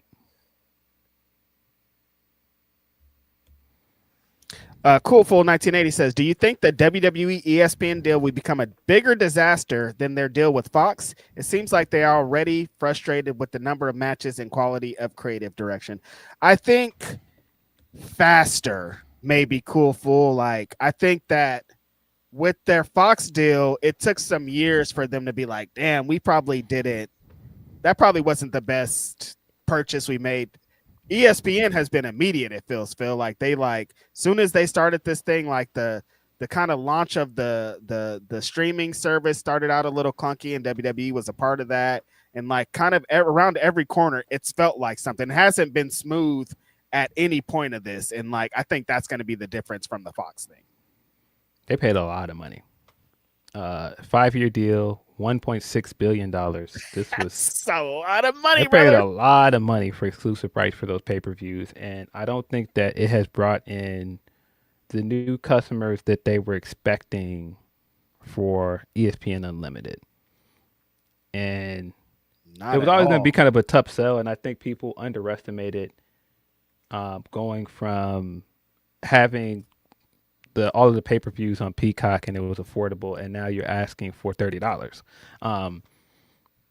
That's a big price jump. And then you got to pay for Netflix, and you still got to essentially pay for, Peacock if you want to watch Saturday Night Main Event. And then if you want to watch Netflix, you got to pay for another app. Well, I guess CW app is free, but regardless, you got to go to all of these different apps, and it's not as affordable as it was. Like, you got to remember, even before that, we're going from having a network, and it was $9.99. One thing, and you get everything. Yeah, now everything. Now you got to pay for more than one app, and ESPN app is, that's a bill for some people a month. And I know some people are looking around like, y'all don't have $40. No. Yeah, but I mean, I got the choice of, do I want to give you $40 a month? Right. And, this is why I kept saying before with the pay-per-views, they saw how this worked for AEW. They saw like, oh, they paying $50 over there? How much they pay for our pay-per-views? I knew that was coming. But I just think that that's part of the issue now with WWE. It's not just that the product hasn't been that great this year, but it's an affordability thing. And you see that with their tickets. It's expensive to go to AEW shows. It was like that I knew it when Nick Khan started talking, and then the way that UFC kind of continuously changes their pay-per-view model, because a UFC show could be like $90 or something. And like, yeah, I was like, if Nick Khan can get 50 to 60 to 70 out of y'all, he's gonna get it. He's not gonna just keep letting people pay $10 a month to get pay-per-views because that's not how business works. Yes, sir. Like, and that's what I'm saying. Like, I think that they underestimated how many people wouldn't want to pay for another app. And I think they thought maybe, you know, you were going to come to ESPN, expand your audience. And, you know, I would love to know what the metrics are so far. How many new viewers have they converted from ESPN? They don't understand how wrestling fans work either, Phil, because like they're not gonna buy they're not gonna buy an app just for other sports, like because that's what they were depending on too. Like, that's the other part of it fans too. are gonna come and watch fucking hockey and all this. No, they're not, dude. They're gonna come for WWE and that's it. And the $30 isn't. They don't have all the pay-per-views. They don't have all the stuff. Why would I? What sense does that make? You know? Yeah, that's the other part of it. You're not even paying for a wrestling app that has all the pay-per-views. This is not like buying a network and you get all this wrestling content that goes with it. You're getting just the pay-per-views, and in order to get other wrestling content like episodes of Raw, Unreal, all the pay-per-views, you got to go to Netflix, which is another app that you got to pay for. And they keep raising their price too. They're up to Yes, I think that they've underestimated that part of it, and I don't know, man. Trying to use that as the big launch for your new streaming platform was a risky move from ESPN, and I think that they expected this to move faster than it has, and it definitely hasn't. Like I said, they paid a lot of money for exclusive rights to those pay-per-views, and I think we saw right away they've put a lot into attempting to promote, and I don't even know how well that's working with attempting to put as much of WWE content on ESPN, and I just don't think a lot of avid sports fans care about that. The crossover is way different at this point from both sides. Like even of like maybe we'll convert our ESPN fans to like wrestling, and it's like that's not really the vibe these days. It's not the same audience, man. Nah. And I don't. You know, I can't speak for anybody. I can't say that they are upset, but I know how it looks. They went from putting the first hour of the show on one of their networks to get people to subscribe. Here's the first hour. If you want to see more, subscribe to ESPN Unlimited. And then there was that report that they wanted WWE to add one or two more matches onto the show to make it. Oh, really? Yeah, there was a report that they wanted to. They wanted WWE to add at least one or two more matches to their shows, so that the half of the show that they're paying for was more viable. Because essentially, you're paying for an hour, and then you get the rest of the show, and it's like, let's just say you get two matches in that first hour, and then they only book 5 match shows. Yeah, and then you go and pull up ESPN Plus, and you've paid $39.99 for 3 matches. So yeah, and now you see with SummerSlam, they're not doing the first hour on the network. They're putting. Oh, they're not doing that? No, they're putting the entire show still on streaming, which tells me that was not working. It wasn't working to convert viewers like they thought it would, and that tells me that there might have been something to that rumor about them wanting to add another match to the show to make it more beneficial to have the streaming platform. Whoa. Yeah, I'm learning a lot here. Because I remember in Vegas when you went to the show and then I went to go get food and they were playing it the first hour like all over the place. And I was thinking, this works, I guess, because like wrestling wouldn't be on this many screens and this many people seeing this if it wasn't for ESPN. But the fact that they have another big weekend and big show and they're not doing it for SummerSlam, tells a big story of like something did not work.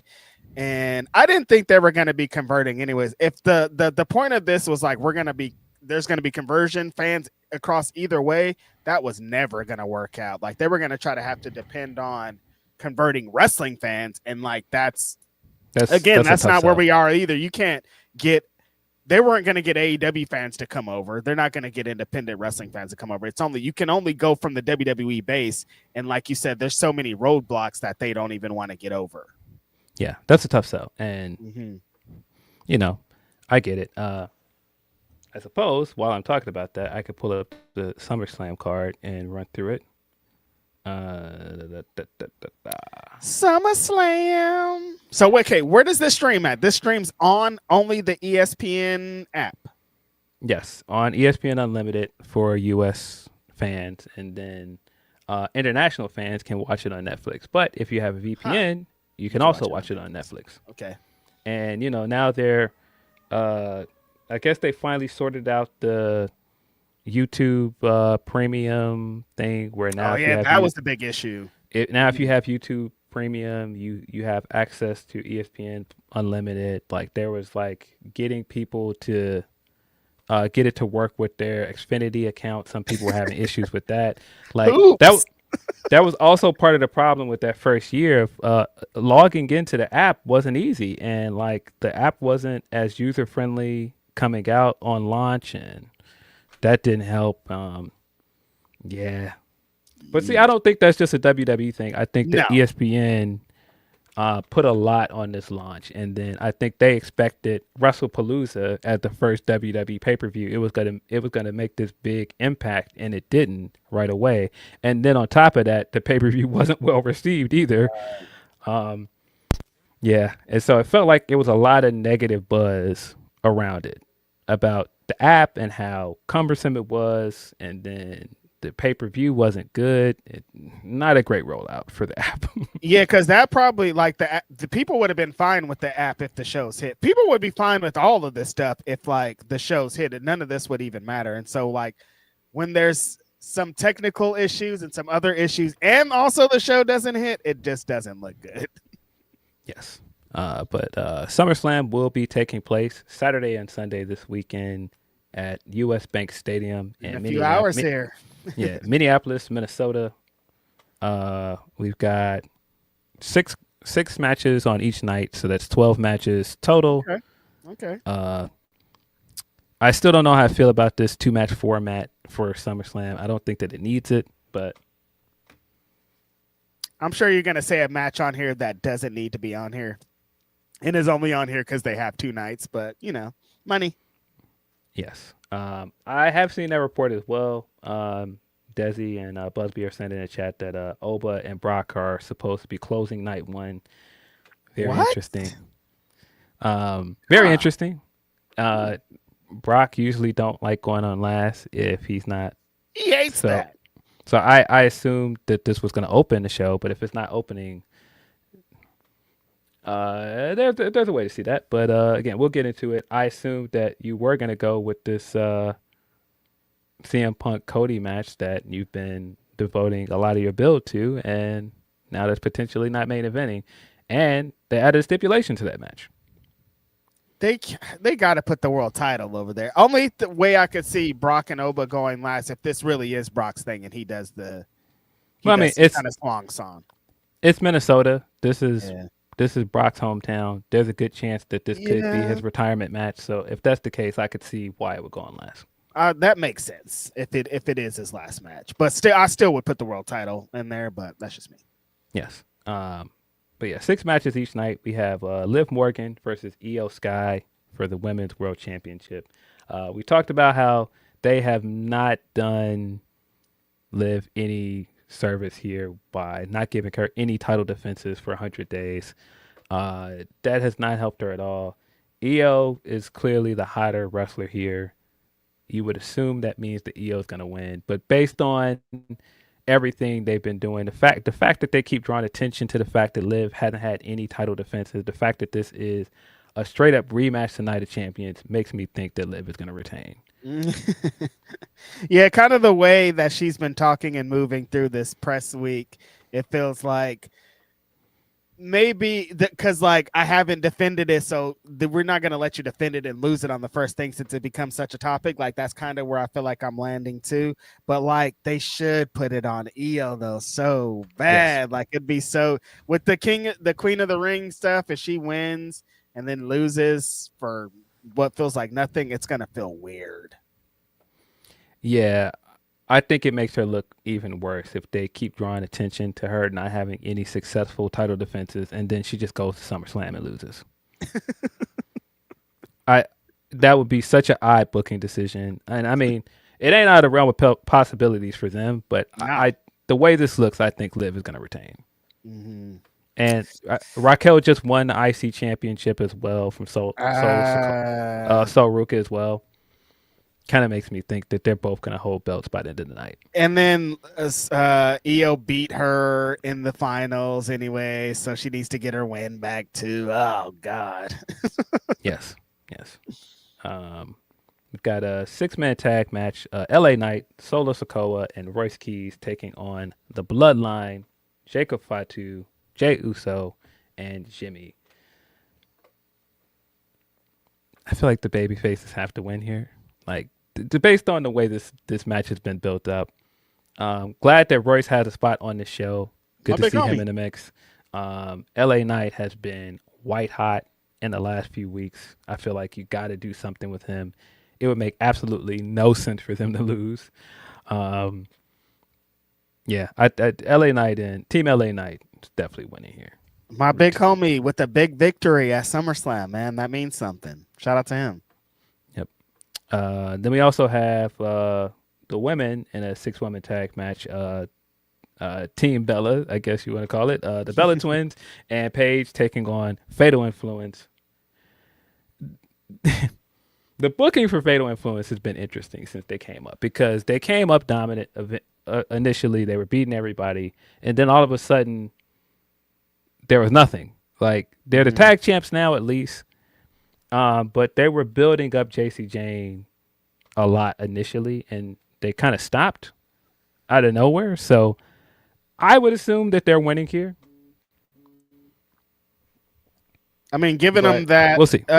They were getting some big pops and some big, like, the crowds were getting behind them, and then something happened. It feels like, I mean, to get the other women in this match over specifically, I felt like kind of got in the way a couple of times of them being like, we got to let the Bellas cook. Oh, Paige is back. We got to let them cook. And it might have stepped on Fatal Influence and a couple of the other women's things. So maybe give them the victory here to make it better. Yeah. The fact that it's not a title match makes me kind of feel like the Bellas might win, especially because this is Nikki's return too. Oh, yeah. But yeah, I think Fatal Influence should win. I would not be shocked if they lose to Paige and the Bellas. But we'll see. We also have Big Gunther taking on Nick Aldis, and Nick Aldis's WWE debut. It's crazy. He's been here all this time and he hasn't wrestled. He's been an authority figure this entire time. Watching Nick get emotional about this in that clip from the Van Vliet interview, and how he felt like, this is his chance, and like he doesn't know if he's going to get another chance. And it's like, man, really, really touching to watch. Nick Aldis is under 40 years old, guys. Like, and he's still in incredible shape. He still seems like he has something to offer the business. It's truly wild that he hadn't wrestled all this time. He's just been there as an on-screen character. I think this match is going to be good. I question, why do we have Gunther in this situation, especially with the way he started this year. But I do think that, for all of that said, that this build has been really good. It's just funny because, like, congrats to Nick Aldis. Doesn't make any sense that it's been this long. Like, this guy has probably 10 more years working in ring if he had the opportunity to. So it's like confusing here. But like, didn't this guy retire AJ Styles? Didn't this guy retire John Cena? And he's just like another guy on the roster. Like, why isn't he the world champion or in a world title match? Like, it's just doesn't make confusing to me. I don't understand at all. I'm like, wait, I thought all of this. And remember the talk, Phil, when like he got those victories, and afterwards we were like, but then what else? And people were like, that's worth it enough, just him getting the victories. And it's like, no, there's gonna have to be something more. And like, Is this gonna be what he is now? Like he's just like the it's not about the championship, it's just about like he's big, he's an obstacle. Yeah. Yeah, I definitely think that they failed to capitalize on the career killer stuff this year. But like I said, this build has been good. Good for Nick getting a pay-per-view match here, but Gunther's got to win here. There's no way Gunther loses. It would be very hilarious if he did, bro. Yeah, that would be a terrible, terrible decision. But yeah, Gunther's got to win here. Then we have CM Punk versus Cody Rhodes for the undisputed WWE Championship. That has been made into a street fight.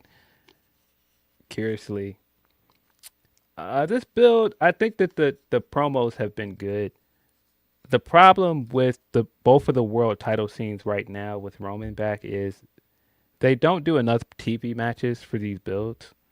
And I think because of that, no matter how good the promos are, people are going to get tired of two guys standing in the ring talking to each other. We want to see another promo fight, you guys. Yeah, and I feel like the same thing is happening here with Cody and Punk. That they've had good segments, but it's been so many of them. I really think that they should start doing like tag matches in between. And like I said, this is really part of the issue they started with Roman, because Roman doesn't really do TV matches anymore. So, I mean, it used to be in the build to pay-per-views, like you would have something like, a tag match where, Austin and Rock versus, some team. And even if they're doing the silly, how can they coexist concept, they're doing matches. And, I think that that's really hampered some of the build to these big world title matches. Because you need physicality, man. You can talk and do as much as you want, and the pull aparts and all that mean something, but like you need something to latch onto and just you need like some action. Rehashing what they're saying. Like we've heard it, like we got it. Like with these two guys, you only need one really great promo to drive this, and like we've gotten that already. So now they're just like, oh yeah, again you this, and oh yeah, again you this, and it's like it's fine, but we're ready for the action, and this has gotten to the boiling point. We want to see this. Interesting how this could have been a WrestleMania match, and this could have landed at a couple of different places, and we've gotten here, and people in the chat in the community are saying these guys are checked out, and kind of like where everything's landing. Like this a year and a half, 2 years ago, this match would have hit totally different. Like I still think it's gonna hit and check all the boxes, but it's just kind of funny how it landed. Yeah, I really think this should have been a WrestleMania match this year. Right? Yeah. And it kind of feels like it's time. If you're not going to turn Cody here, I don't know when you're going to do it. So, you got to turn him. Because Punk's going over, right? Yeah, I would think so. I think Punk should win here. Yeah. And it seemed like, based on the reports, that Cody was going to lose at WrestleMania until Randy's back issues flared up on him, and Randy has been off TV since then. So that kind of tells you everything too. That kind of makes it seem like Orton was probably going to be the champion, and maybe Cody was going to take some time off, but that didn't happen. So they had to figure it out, and then Cody got hurt as well, and so Cody couldn't defend his belt right away. Yeah. But we got here eventually. We're here. But yeah, CM Punk I think, is going to win. You think that this match will be better than Roman and Punk? No. I think it's going to be a good match. I'm very curious why they decided to add the stipulation at the last minute. Because Punk has been doing so well in like not plunders. Like he's just been great as like a storytelling regular match guy. So like it's interesting that they're throwing things in here. Yes. But I do think the match will be good. That's tough to top the Roman match from WrestleMania. I don't know. But I mean, both of these are two good wrestlers. They could. I would assume that it's going to be a good match. I don't know if I would say it's going to be that good though. But hey, I could end up eating my words. I don't know. And then we have Oba versus Brock in Hell in a Cell. Hell in a Cell. Hell in a Cell. How have you been liking their little build? Again, a lot of talking, a lot of repetitive so much talking. segments. Brock Lesnar with so many talking segments. Pull apart brawl segments. It's like, man, but this is the problem when you're not doing matches in between, and Brock's not there enough to do matches. You're still doing these squash matches with Oba. Yeah, they've got to figure that out. WWE has to figure out a way to change these builds to big matches and give the wrestlers matches on TV. And it's because they're all kind of the same. Yeah, it's too repetitive, man. It's too many talking segments. But yeah, Oba has to win here, guys. Like, there is no world where you get to a third match with these guys. I honestly don't even think it should be a third match. Yeah, but this is it. Oba's got to win here. Oba's got to win, and Brock's riding off into the sunset, right? Like, that feels like the only outcome they got to do here. Like, after what they did with this fucking King of the Ring thing and Oba giving up his championship and I have to fight you before I get to the world title. If he does that and loses, like, what, dude? Yes. Yeah. Oba's got to win here. I've seen some people saying that this could lead to Heyman pairing with Oba. I don't think Oba needs Heyman. I think he can talk well enough on his own. And he's proven that in all of the segments they put him in with Heyman. I don't know why you would put Heyman with him, but if Brock is not retiring here, I don't know why we made a point to stretch this out to SummerSlam. Oh, it's gonna look insane if Brock isn't retiring. This is another conversation for another day, but like, is Heyman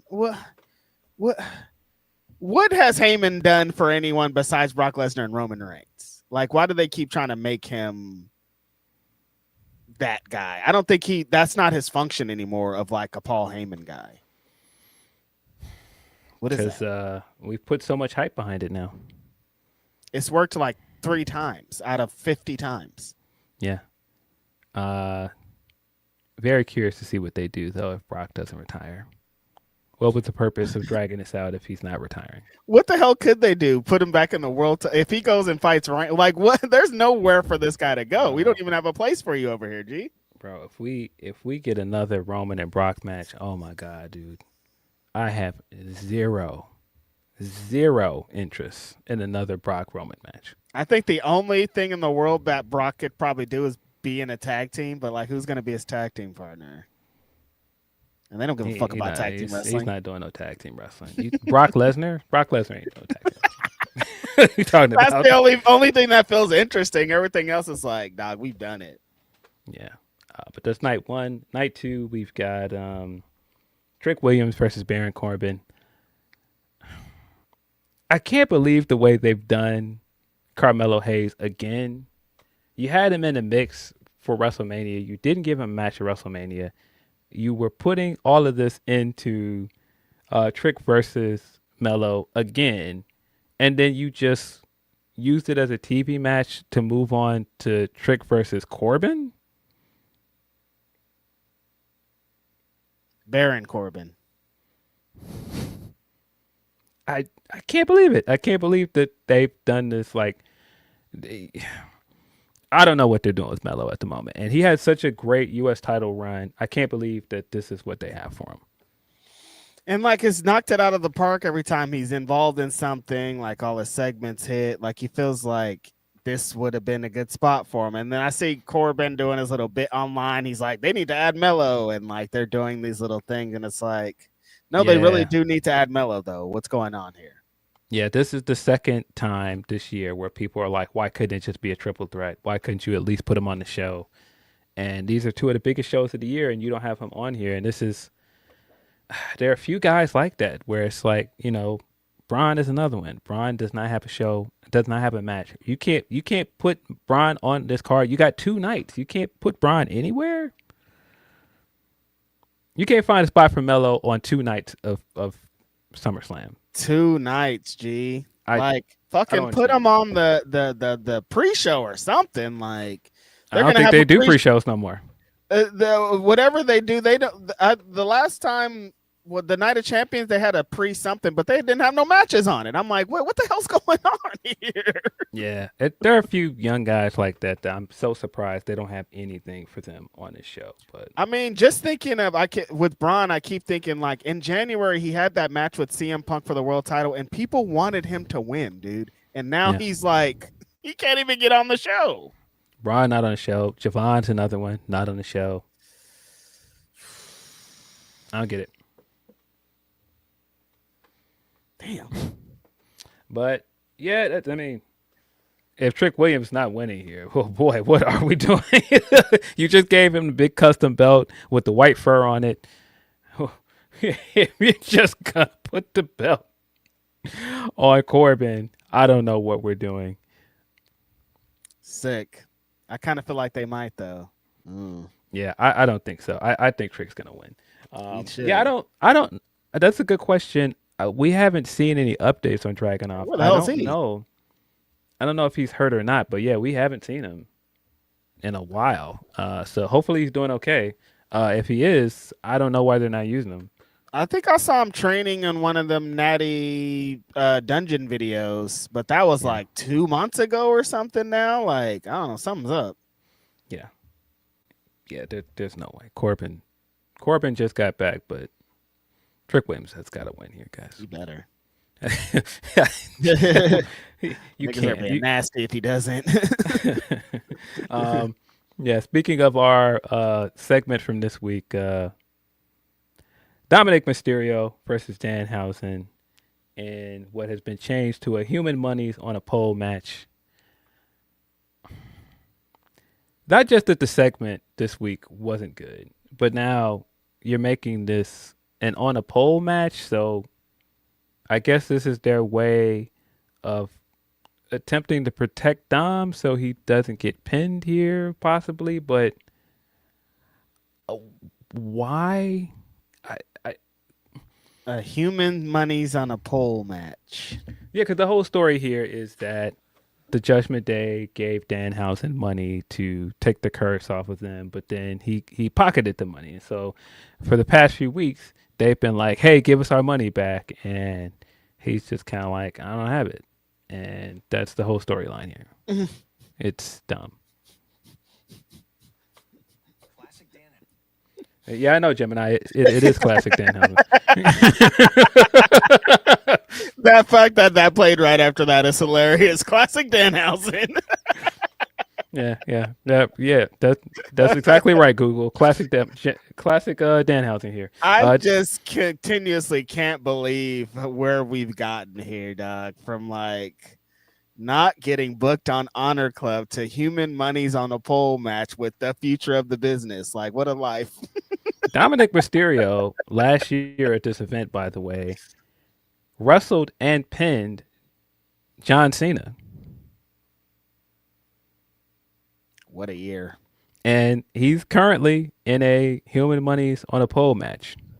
Yeah, I don't know what that means. Like, is it a downgrade? But Danhausen is over, so like, I don't know. What is this? I mean, he's definitely one of the biggest stars in the company, but and that match is going to be god awful.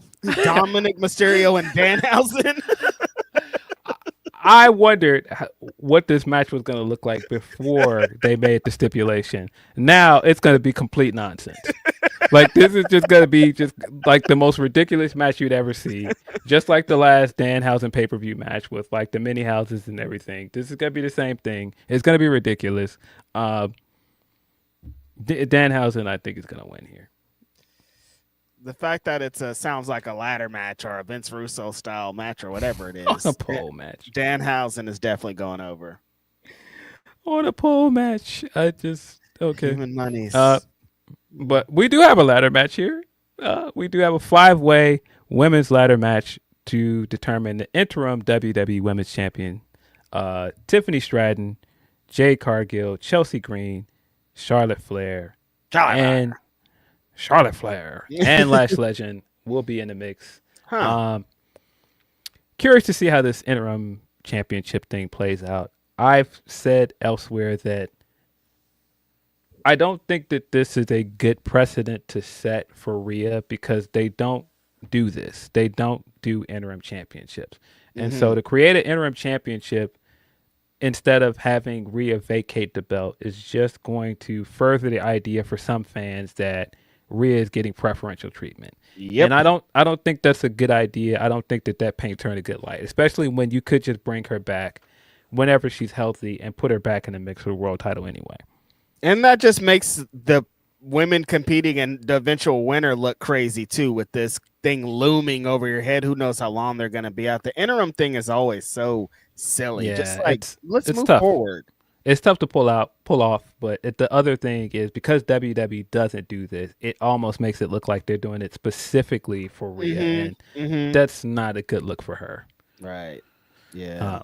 But the Jade and Charlotte stuff has been really the hottest thing in all of this. It's really been the hottest thing they've had going with the women on SmackDown all year.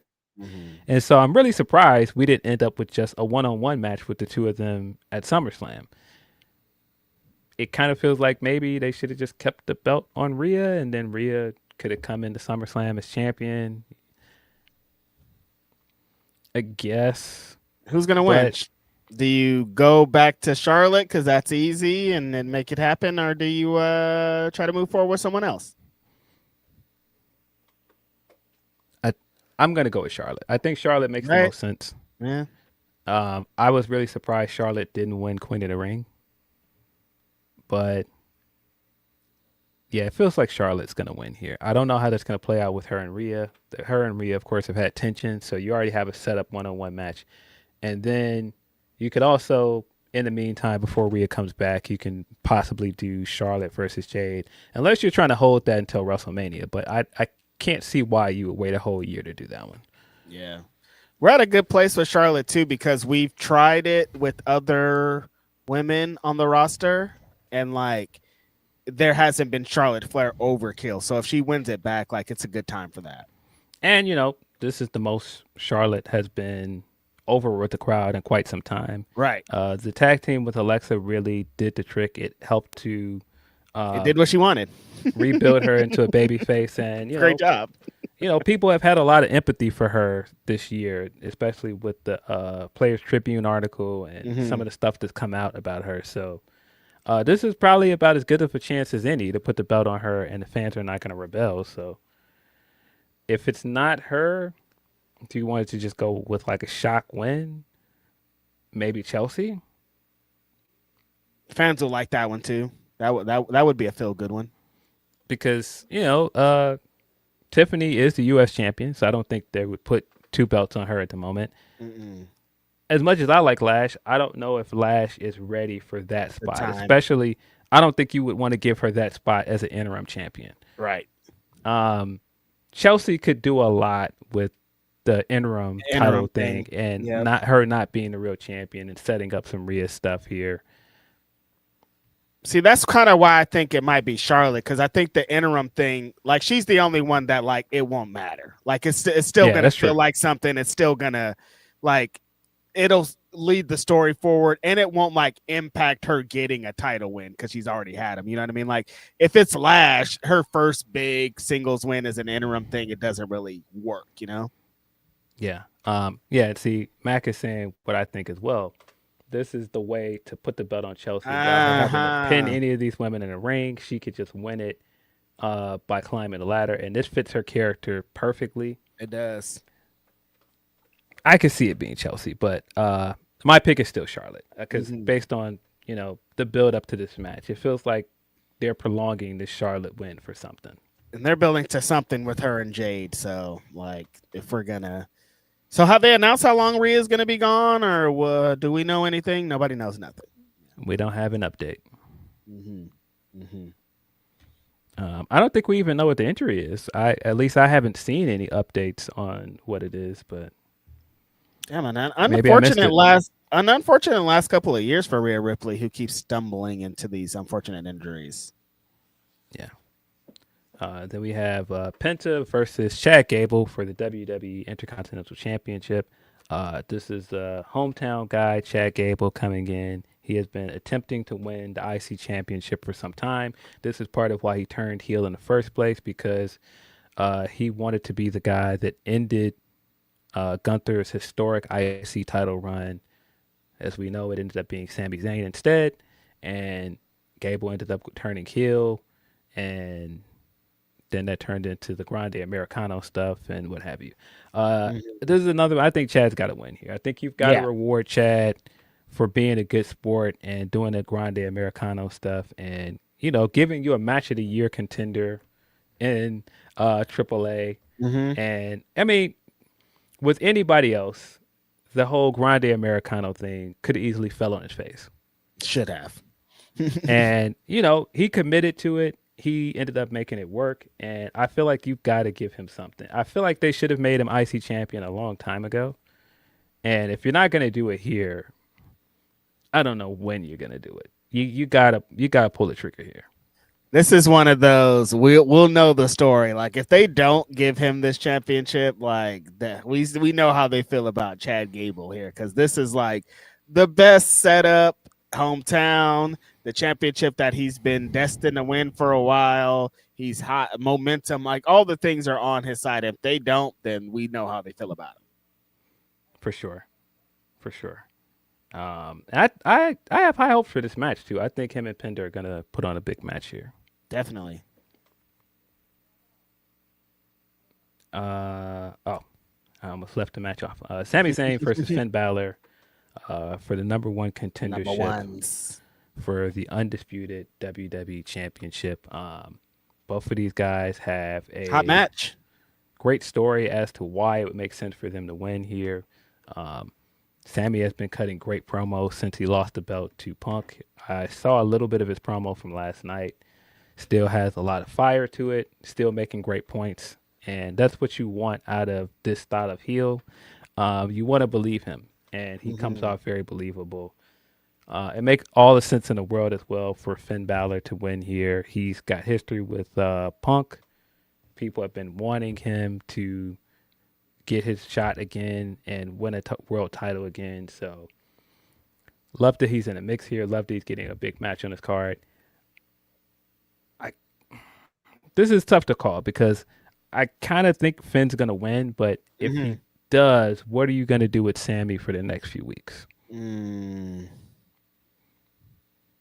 Because Sami needs some kind of revenge for losing his championship, how he did. He could get back to Punk, but like the Finn work that they did, the Punk and Finn work was pretty strong, and like I kind of want to get back to that. Yeah, I think there's a good chance that Sami loses here, and that sets up him as a favorite to win the Money in the Bank briefcase. And I think Sami, with the promos he's been cutting with the briefcase, makes a ton of sense. Yeah, and that's because that's what, October? Yeah. Yeah, that makes sense. Because you could do have him building towards that and do Finn right now with Punk until then. Yeah, I think that story makes a lot more sense. Yeah, and I mean, you could run that match back. I mean, this could be just leading to Sami winning and getting it the rematch and just losing. Either way, I still think he's going to be in the mix by the time we get to Money in the Bank in October.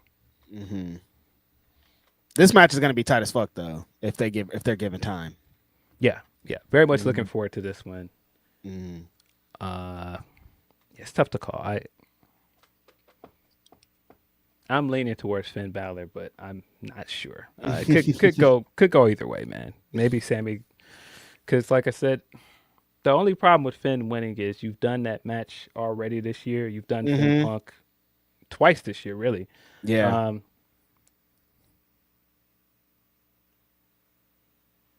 Yeah, Sami. I'm going with Sami off of that information.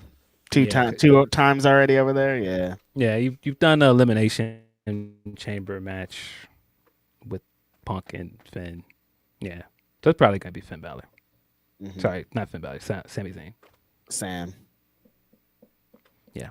Then the main event will be Seth Rollins versus Roman Reigns. Again, despite the good contract signing they had, and the video packages they've been airing for him that are pretty good. We're still doing Shield lore stuff where last week Rollins was prone in the ring, and Roman went out there to get a chair because he still hasn't gotten over the fact that Rollins hit him with that chair. And so he's sitting there and stewing over it with the chair. And because of that, Rollins got the upper hand on him. Again, all this stuff is fine. You've got to do some wrestling in between here. If that's all you're doing, it gets boring. And there's too much of that with Roman on Raw. There's the weeks when he's not there at all, and you're asking for the opponent to carry the build. And you have something like that segment in Chicago where Rollins is in the ring talking for all that time to himself, and it just doesn't help. It's boring. You've gotta do something to build up these matches, man.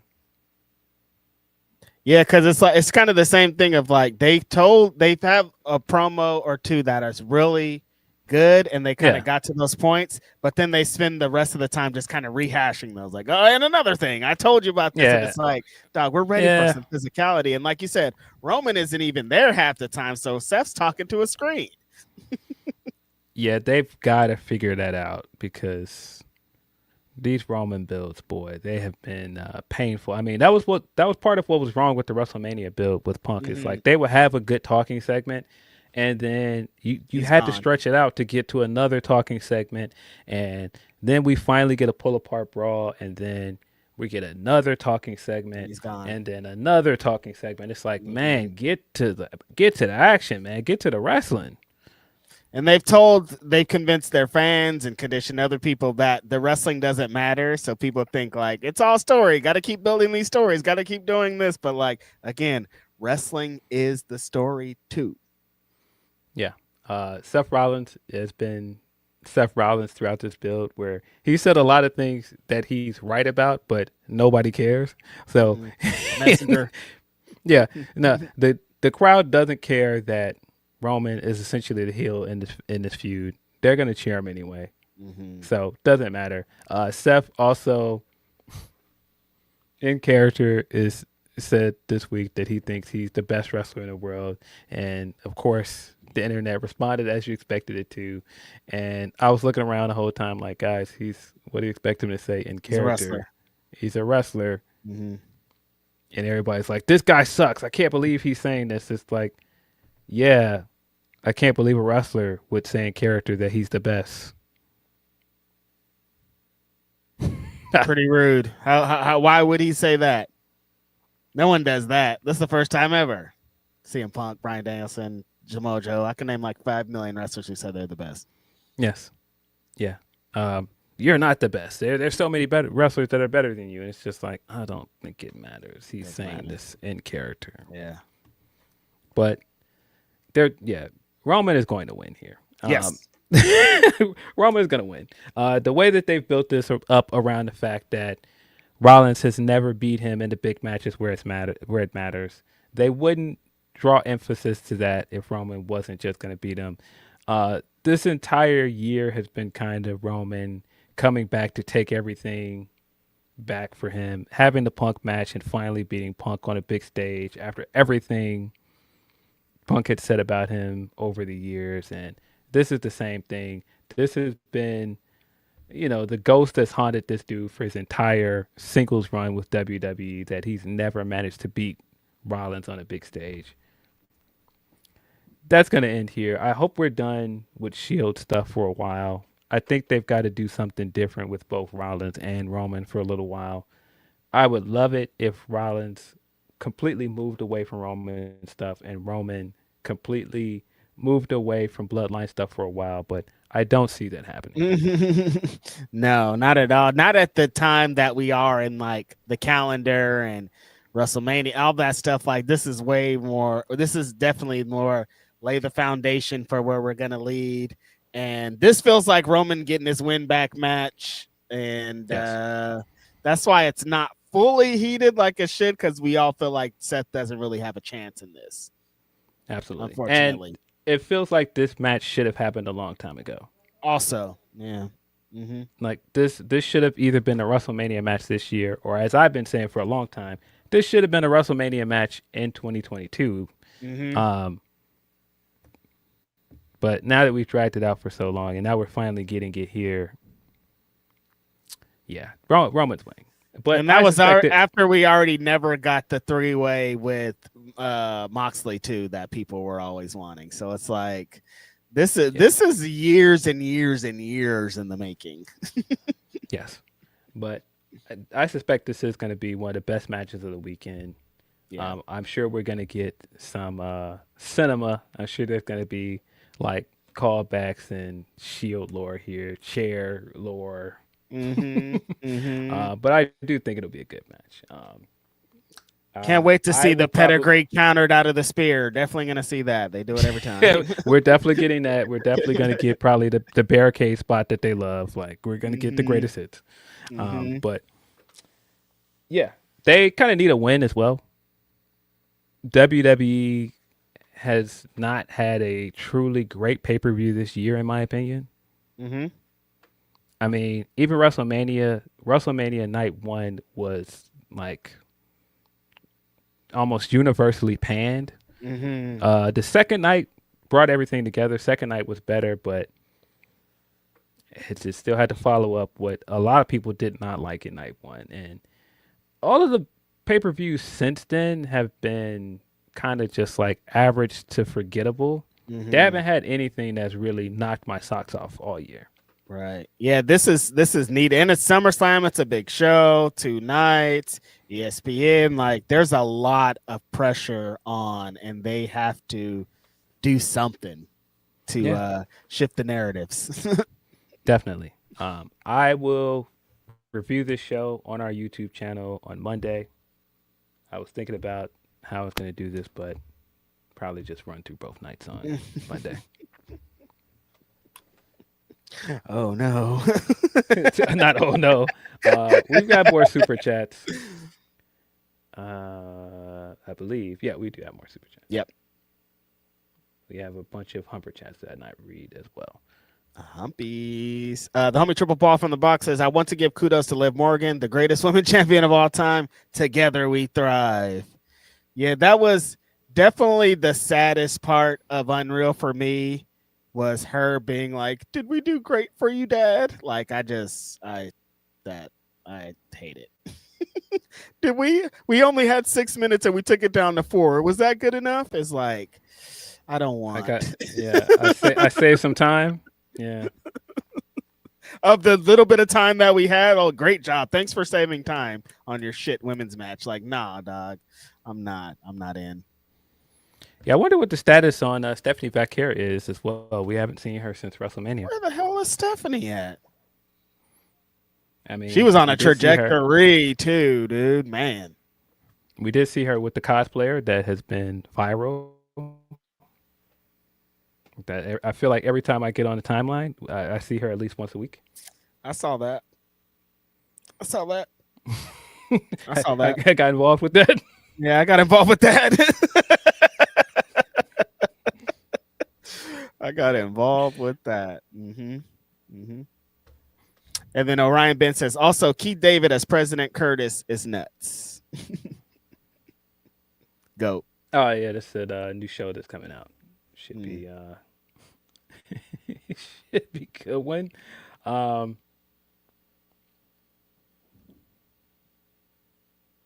Oh, that animated show. Yeah. I want to see that.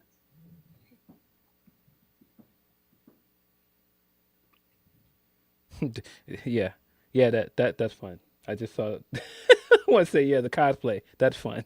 Yeah. That is fun. Yeah. Seems like she had a good time. A lot of fun. I'm definitely having a good time watching, you know? Yeah.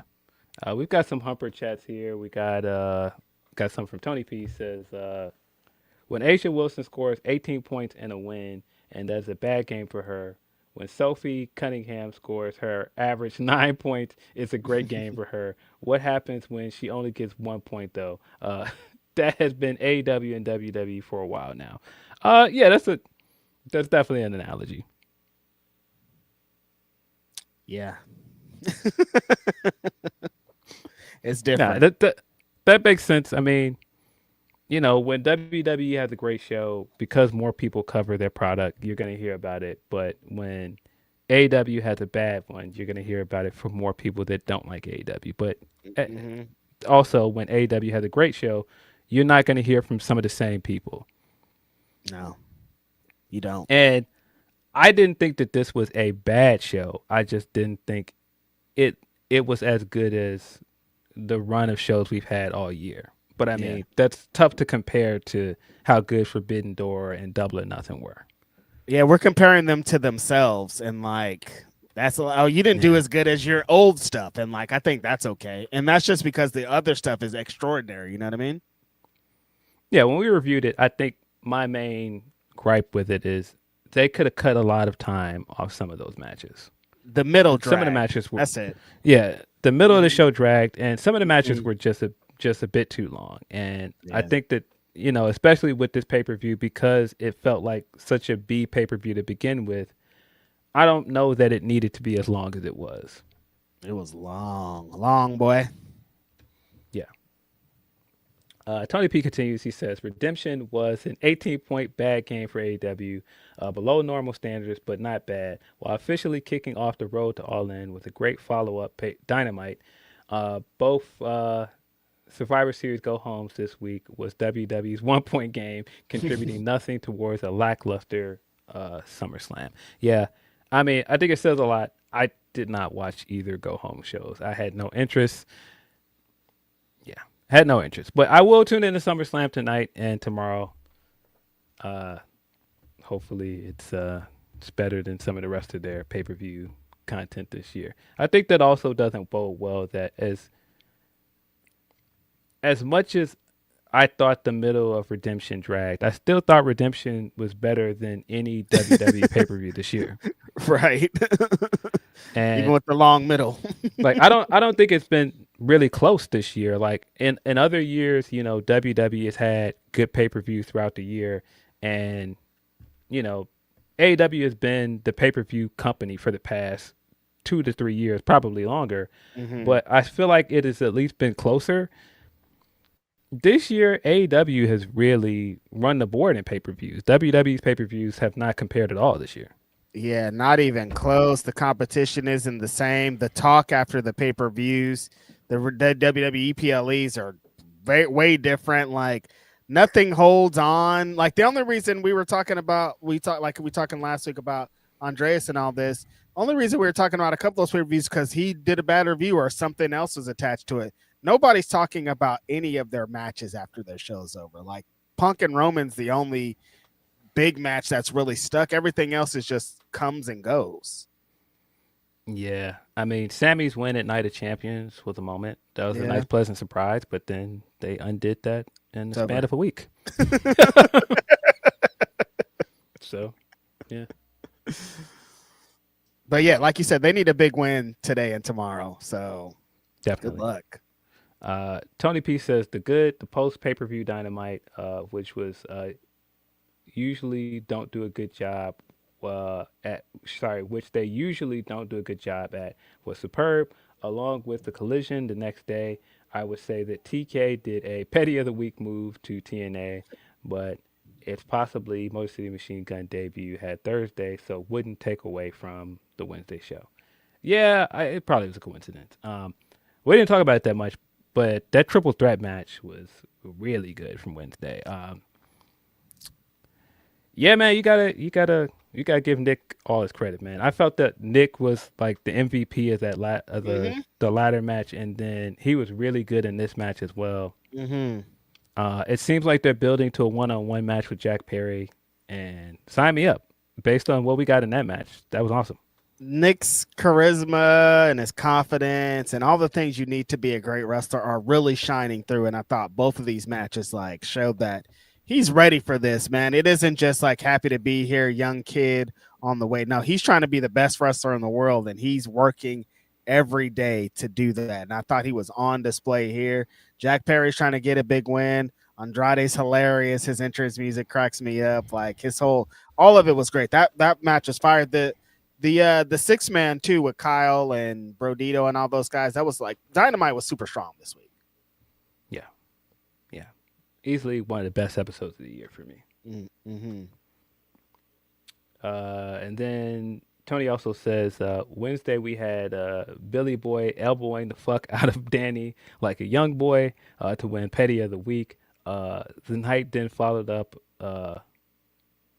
with two awesome promos for Willow/Monet, who finally found her AEW promo style, and Will/Kenny, two classics coming on the 30th. Yeah, very much looking forward to both of those matches. Interesting that you picked Ospreay as Petty of the Week winner, because it's kind of Kenny's point of like, man, you're trying to act like you're the good guy that came in here and swooped in and helped me out. Like, did you really help me out though?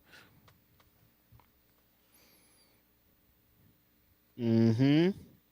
Yeah. It's either, for me, it's Kenny or Daniel Garcia. If we're talking about petty, he's been real petty through all of this. He keeps trying to get his shit off. It's hilarious. He keeps trying to get his shit off so bad. Then Tony says the bad, Draymond being a dumbass again, proving Jaylen Brown right. Triple H busted open comments, doing a trash Raw and promoting Garcia racist ass during a trash segment. WWE burning talent again on SmackDown. And then we got Cody being a bitch again. Terrible promo. Jeez. Got him. Yeah. Draymond's fortunate, by the way, that he opted out of that contract, and the Warriors just were like, yep, we're just going to keep going with business. They're like, okay. That could have ended poorly for him. That could have ended really poorly for him. It really worked out for him. I think he took a chance. He jumped out, went out on the limb, and it worked out. Yeah. We had also Stephen A. stupid ass doing his best to pander to right wingers, apologizing to Kyrie and saying how, some of these athletes that didn't want to get vaccinated might have been right. And when he went down the list of guys and he said Aaron Rodgers, I was like, okay, cut this out, man. What the hell are we doing, bro? Turn this all the way off. I hate that he is leading the charge or whatever he's leading the charge for, because nobody appointed you for this. I think he keeps thinking that he's going to have a spot and he's going to be able to run and he's going to be able to do what a lot of these other Trumpers and MAGA people can do, and he won't be held accountable for things that he says. But it don't work like that for you, buddy. That works for them. As we know, you are going to be held to different standards. Yep. And you know why. And if you're sitting home and thinking you're not going to be, you are delusional. I feel like in the back of his mind, he thinks he's like, this, I'll be different. But like, you're not going to be different, G. No. Yeah. No. Tony P says, once again, Julia gets jobbed and seemingly upset along with Mello. The same company doing this is asking what AEW is doing with Persephone, who's in a good spot and seems to be liked by TK. They need to worry about their own demons they're not using on main. Yeah, if that report is true about the Persephone thing, I don't know how they could possibly say that, especially with their relationship with TNA at the moment. But they're very arrogant over there, so I would not be surprised. Yeah, that was like, yeah, of course they would. You know what I mean? If it is true. Duh. Yeah. And then the last one from Tony P says, I could say more on that, but remember this. Tex was a pin eater for Julia and Donna Del Mondo's group in Stardom, and see how different they have their paths have gone since. Now back to work I go. Fuck fascists, AI, RFK Jr., and an orange bastard. Protect each other. Peace and love. Appreciate you as always, Tony. Yeah, I would have never predicted that. If you would have told me a few years ago, watching Stardom, that Julia was going to stumble in her transition to the U.S. and Tekla was going to turn into this big star, I would have gotten it wrong. I would have definitely lost that bet.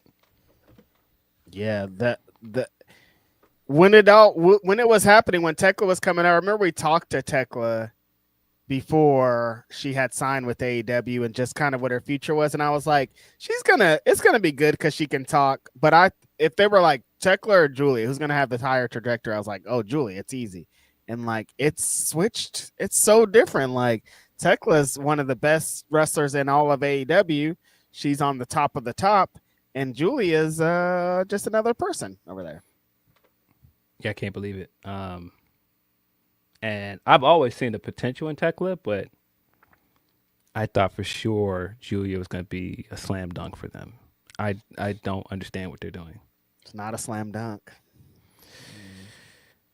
Yeah, I don't get it. Mm-hmm. I don't get it at all, but what can you do? Mm-hmm. That is all of our Humper Chats. I believe that is all of our Super Chats as well. We got one more from Ben. Super Chat. Vin Sipner says, hey, Reg, where's Mother Wayne? Do you have any personal knowledge of what is going on? Denise said you might know. What is Denise talking about? With me, I don't know anything about Mama Wayne, where she is. I would like to see her on TV. You guys are probably doing a bit because she did comment on one of my fit pics. But, I do be looking good on the internet. So I do understand why Mama Wayne would be like, hey, good fit, Yeah, I'm surprised they haven't brought her back to TV yet. But Nick has only been back for a few weeks. So, there's still time. I think that there's two different worlds because I heard something and I'm like, that could work. But also, where he is now, he might not need her anymore. That's so true. He's been cutting great promos since he's been back. So right, he kind of has all the tools now. So it's like you don't really need her, but like it is still kind of a draw having her there and him doing bits with her, for me at least. Yeah, I'm sure a lot of people feel the same way. Like she doesn't need to be there necessarily, but I'm not gonna be mad if she's out there. Right. That's all of our Super Chats. Appreciate you guys. Y'all are cool. G1 Climax, I am up to date. I struggled to get up to date before this episode, but I am up to date. I'm kind of surprised that I've managed to get up to date because at least the last few episodes, it's been rough trying to juggle adulting Sleep. And then like staying up for some of these shows. But yeah, so far we had night 7. That was the last show. Last time we did an episode, and we got a really good Oscar versus Aaron Wolf match out of that. I thought that they did a great job with like the size difference with these two guys, and like using Aaron Wolf's judo and his like more grounded style against Oscar's, power game. I thought that came across really well. I said Oscar has been tremendous so far in this. Like, I think that he's been one of the highlights of the G1. I mean, I think overall this has been a great tournament this year, but like I continue to say one of the best things about this is like how well they've done with all the young guys, how well they've done like giving all of these guys, all of these newer wrestlers their own distinct look and their own distinct style. And like throughout this tournament, I think they've done a lot to highlight some of these guys. Oscar ended up picking up the win here, surprise win over Aaron Wolf. Aaron, I thought wrestled a good match. He continues to translate really well with this audience. They really like this guy. And this seems like, an attempt to go back and do a Nokiism. And it's done well. It's done right. The bit that they've came up with, kind of their bread and butter, their traditional settings, have actually worked when behind him and behind who his opponents are too. I think he has a lot of help out there because like it isn't a one-person show, and like all the situation that he's been put in, he's been in kind of a lot of House of Torture thing, but like that's enhanced it for a lot of fans. So it's interesting to see where he's landed since Wrestle Kingdom even. Yeah. And I think that he's definitely looked great so far in this tournament, putting him against different opponents, getting him out of the House of Torture vortex and letting him just have straightforward matches with a lot of these guys. And you see what he can do. It's like, man, you He probably could have just did that at the New Japan Cup. What was the hesitation? They dropped him so early out of that. Yeah, just such a weird booking decision, man. I still don't get that, but he's been really fun to watch in the G1. They really got something in this guy. Yeah, he's good. Yeah. We had Ren Narita versus Hanare as well on this card. Hanare picked up the win with the Hanare bomb. Then we also had this was night 7. That was also Callum Newman versus Drilla Maloney. That was a great match as well. Callum, I continue to say, man, if you're not on the train, get on the bandwagon. This kid is a lot better than people thought he was. All that time, people were trying to call this guy Ospreay clone. He has officially escaped those accusations. He has been really great in this tournament. Drilla Maloney as well has been having a great run in this tournament. He picked up the win here with the Drilla Killer. The main event, I was surprised how much I didn't like it. With the two guys in it, I thought that this was going to be a lot better than what it was. But Zack Sabre versus Gabe Kidd, for some reason, just did not hit for me. Huh. I don't know what it was. They just couldn't find the right chemistry. It just was kind of clunky to me. It just never really found its right pace to me. But yeah, I mean, the saving grace is, like I said, I thought Drilla versus Callum from the show was much better. But this main event, it just didn't really do it for me. It was a bit too long. Oh. Too, and I don't think, like, for whatever reason, and I thought maybe it was just me until I was looking at the online reaction, and I was like, okay, so it wasn't just me, because I like both of these guys, and I thought when I saw this matchup, I was like, oh yeah, this should be a good one, and yeah, it just didn't really come together for me. Kind of like a clash of styles, but these guys usually work it out. It's kind of crazy that they didn't work it out. Yeah, they've both had better matches in this tournament so far, and yeah, I was really surprised this one just didn't really work, but yeah, it didn't really do it for me. Can't say I was a fan. But then we had night 8.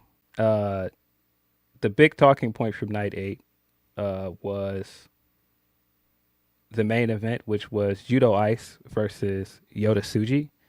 This was an absolutely crazy match. Yota Tsuji spent most of this match chopping Yudo Ice in his chest. By the end of the match, there's a picture of Yudo Ice backstage, and like his whole chest is like purple at certain parts.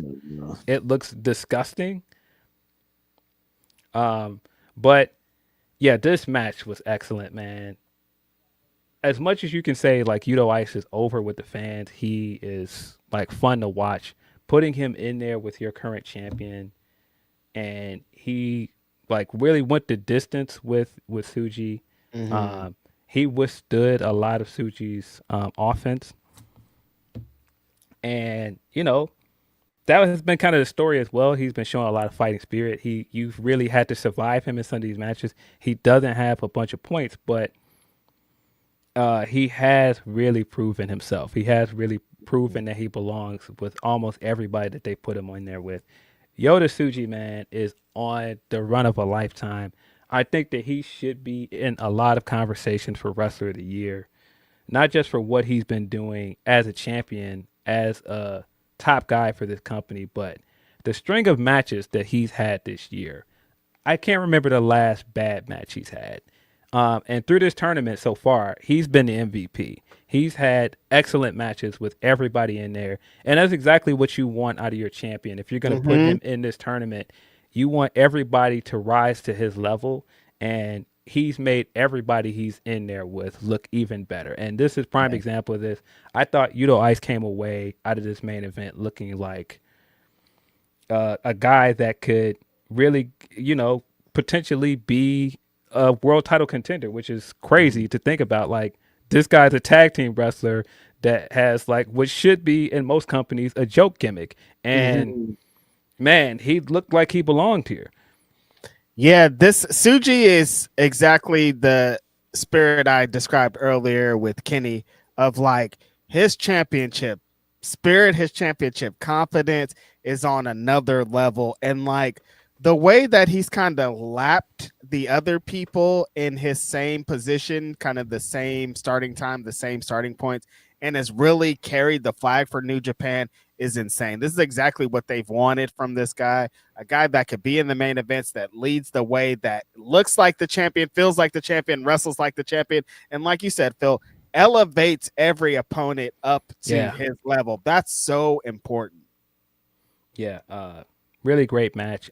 In the end, Suji hit Yuto Ice with his new finisher, the Fire Blaster, but he wasn't able to roll over and get the pin in time, but he did stand up before the count, so he ended up winning the match by knockout just because after such a long match, Yuto Ice could not get up. But by the next match, you'll see Suji had a bunch of battle scars from this match. He went through it in this match with Yuto Ice, man. He basically survived Yuto Ice, which is crazy to say, but in the next match, like his whole arm is basically bandaged up.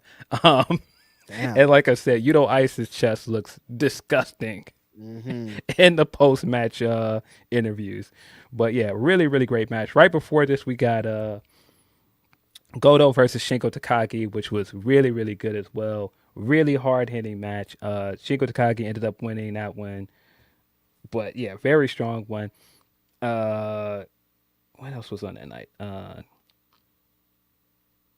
think Sonata versus Oya was also on that night. That was also a really good one. Great Khan has had some matches in this tournament that haven't really quite hit for me.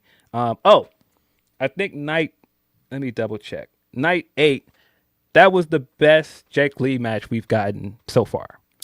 Probably the best Jake Lee match since he's been back. Jake Lee versus Bolton Oleg was very good. Jake has kind of been forced to take matches more and more seriously now. He came out clean face. He didn't have the makeup on. He cut all of his facial hair off. And they built the story around him going the distance with Bolton Oleg because Bolton has been kind of decimating all of his stablemates in the undercard matches. And I thought that this was really good, surprisingly. Jake Lee, like, he went the distance with Bolton Oleg, but Oleg ended up picking up the win in the end with 2 back-to-back power bombs. But yeah, go figure. As somebody that hasn't been a big fan of a lot of the Jake Lee stuff, this was probably his best showing with the company. This is 2 pods in a row that Philip Lindsay has came on here and gave it up to Jake Lee.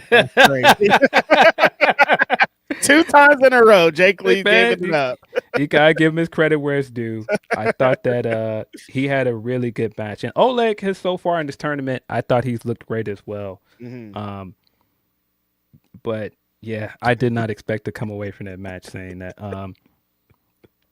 Then on night 9, we got Drilla Maloney versus Oscar. Another really strong showing from Oscar. Picked up another win to pick up 2 consecutive wins for him. Let's go. Strong win over Drilla Maloney, who's had a really strong showing throughout this tournament. Then we had, was this the night we got the Ren? The Ren match with Zack Sabre. Oh no, I'm sorry. This was no,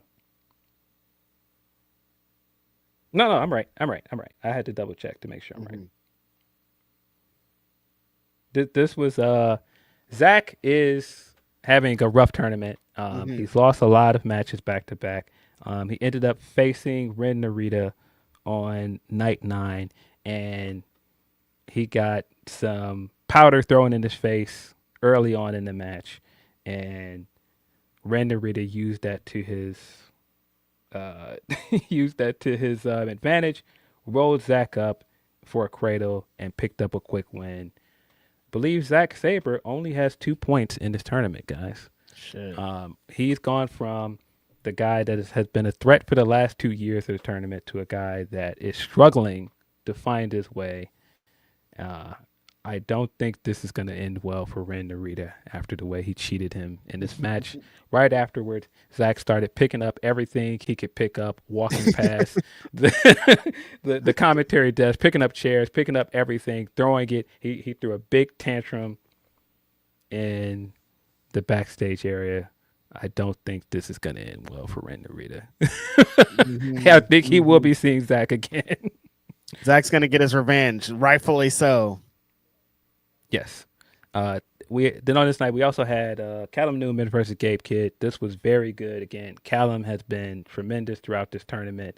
Much better showing from Gabe in this match than his main event with Zack Sabre Jr. Callum ended up cheating at the end, and Gabe's face afterwards was great. It looked like Gabe was going to hit it with the Oni out of the corner, and then Callum pushed the referee in the way, and then while the referee was trying to move and get back situated into the match, he hit Gabe with a low blow and then rolled him up to pick up the win. Afterwards, Gabe rolled out of the ring, and he's kind of like looking from across the ring at Callum, and Callum is gloating, and the entire time Gabe's just got this look at him like, I'll be seeing you again. Don't worry about it. Don't you even worry about it. I'll see you again. He's definitely gonna hold that grudge. He's been beefing with him too. He won the world championship before Gabe did. Like, Gabe's pissed. Yes.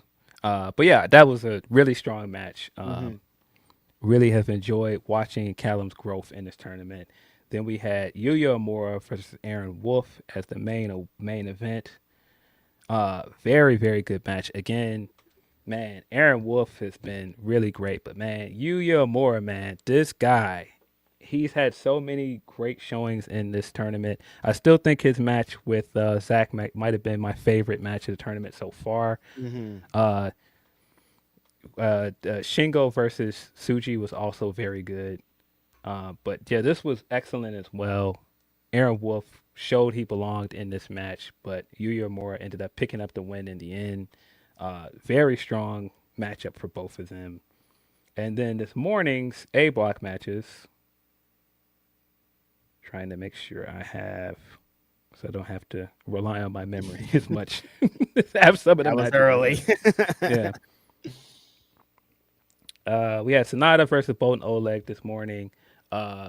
Pretty good match. Then we had Yudo Ice versus Jake Lee. They had this goofy handcuff spot in this match, which Jake Lee, back to shenanigans, kind of like there was a lot of outside brawling and stuff in this match. Yudo Ice ended up picking up using the Cruella to win here. Then we had Shingo versus Great-O-Khan. At one point, Great-O-Khan they're fighting all the way into the back. There was a lot of brawling throughout this match as well. Yeah, Mac, that handcuff spot in that Jake Lee, Ice match, man. Yeah, what a match. And on this same show, by the way, we got Great-O-Khan attempting to kick Shingo's head into a toilet at one point in a backstage brawl. Perfect. Because why not? Shingo Takagi ended up picking up the win here. But really the best match from this show, I thought was I was going to say the main event, but I really thought that the Oiwa versus Tsuji was excellent. Again, common trend here. Yota Tsuji does not have bad matches at this point. Him versus Oya was very good. Like I said, Tsuji came in with his arm bandaged up. And of course, wrong guy to go in there with your arm bandaged up. Going up against Zack Sabre's mentee. And he's gonna trap that arm. He's gonna work that arm the entire match. But Tsuji did a great job of fighting underneath throughout this match. I thought, again, he elevated Oiwa, made Oiwa look like $1 million. Oiwa was a guy that I think coming out of this tournament and moving forward, he's right up there with Yuya Uemura. That's the future of this company. He's got a great look now, and a new theme music he's got. It kind of looks like a Japanese Bret Hart. He has like the big sunglasses now. He has a mullet. It's really funny, but man, he looks great. He's wrestling great. Tsuji ended up picking up the win here to earn 8 points. He ended up winning with this modified version of the Fire Blaster. That's the other cool thing about everything Tsuji has been doing. He did debut a new finisher this year, and he's been finding new ways to get into it, like either like mid-ring or like jumping down into it like he did in this match. And man, he's got a deep bag, bro. I think, yeah, like I said, if he's not in your conversation of wrestler of the year, you're just not. You don't know ball. You're not paying attention, man. You don't know ball, man. Like Yota Tsuji has had a fantastic year, bro. New Japan. But then main event ended up somehow being even better. Takeshita versus Hiroki Goto. Very, very strong match. Hiroki Goto continues to dig deep into his bag. This was like the second match or so in this tournament where he whipped out that sunset power bomb that he used to do in this match that still looks great for his age. Put on a tremendous showing here against Takeshita. Takeshita had to give him everything he got, but ended up winning with the Raging Fire, I believe. Yeah, strong tournament so far. This has been really great. Like, man, as much as, like I said, the one main event I saw this week that I did like, all the other main events this week have been really, really good. If you would have told me going into this week that I would enjoy Yudo Ice versus Tsuji more than I would enjoy Zack Sabre Jr. versus Gabe, I would have been really confused by that. But here we are. Yeah. I just like the booking of this tournament. I like that it's not really about a single person, and like each night, some different guy can get their shit off. It feels like they're trying to build more than one, and it's about the company. And this is what all tournaments should be. Absolutely. Believe Takeshita is leading all wrestlers with 10 points in Block A. Right below him, Tsuji and Bolden Oleg both have 8 points. And then Oiwa, Yudo Ice, and Shingo Takagi are in a three-way tie with 6 points, followed by Great Khan, Hiroki Goto, and Sonata, and Jake Lee, who all have 4 points. In the B block, Hinare, Callum Newman, Gabe Kidd, Oscar, Drilla Maloney are all at the top with 8 points, followed by Ren Narita and Yuya Uemura, who have 6 points apiece, followed by Aaron Wolf with 4 points, and Zack Sabre Jr. is right behind them with 2 points. Damn. He is dead last in B block. Very surprising. The only reason he isn't completely out, I believe, is because Shota Umino had to withdraw the tournament. So he's in the last spot with 0 points. Damn, Zack Sabre, come on. Yeah. It'll be interesting to see how they finish up this story with Zack, but I don't think he's going to end this tournament in dead last. I wouldn't think so. But yeah, that's setting up a lot for the semifinals. I'm really hoping we get Yuya versus Oiwa at some time in the semifinals or later in the tournament. But yeah, like I said, man, so far Yota Tsuji has been the MVP of the tournament, man. He has been really spectacular throughout. Has not had a single bad match in this tournament. That's what's up. We got night 10 coming up. Just want to pull up the matches for that night. We got the undercard matches, of course. And then in A block, we've got Oleg versus Sonata, Yudo Ice versus Jake Lee. That should be an interesting one. Sorry, wait, this is wrong. Sorry. I'm looking at the wrong night. Sorry, guys. Sorry, guys. That information come up. Sorry. Sorry, the next night is night 11. This morning was night 10. Sorry, that's where I was confused. I was about to say, wait, I've seen these matches. Confused. Sorry. Night 11, we've got Aaron Wolf versus Drilla Maloney, Oscar versus Zack Sabre Jr., Yuya Uemura versus Ren Narita, and then the main event will be Hinare versus Gabe Kidd. I would assume Zack is going to win today. I don't see him losing to Oscar. Mm-hmm. That would be nuts if he's on this like crazy losing streak and he loses to Oscar. But Oscar is currently on a winning streak. He's won his last 2 in a row, so Right. not out of the realm of possibility. Mm-hmm. Yeah, no, this is a good night for Zach to get his win. Yeah. Yeah, I'm going to try to stay up to date. Like trying to stay up to date and watch a bunch of other wrestling, man. It's a lot. It's a lot, especially podcasting, because I can make the choice of being like, I'm not gonna watch this now. But then it's like, I kind of need to know what's going on over there. This was the first week of the tournament where I was like, I don't care at all what's happening at WWE. I'm just gonna watch AEW and other wrestling I'm enjoying. Once they put Ryan Garcia on TV, I was like, okay, I'm good on this week at WWE. They were telling you exactly what's going on here and where you could be. Yeah, unbelievable. We got one more super chat.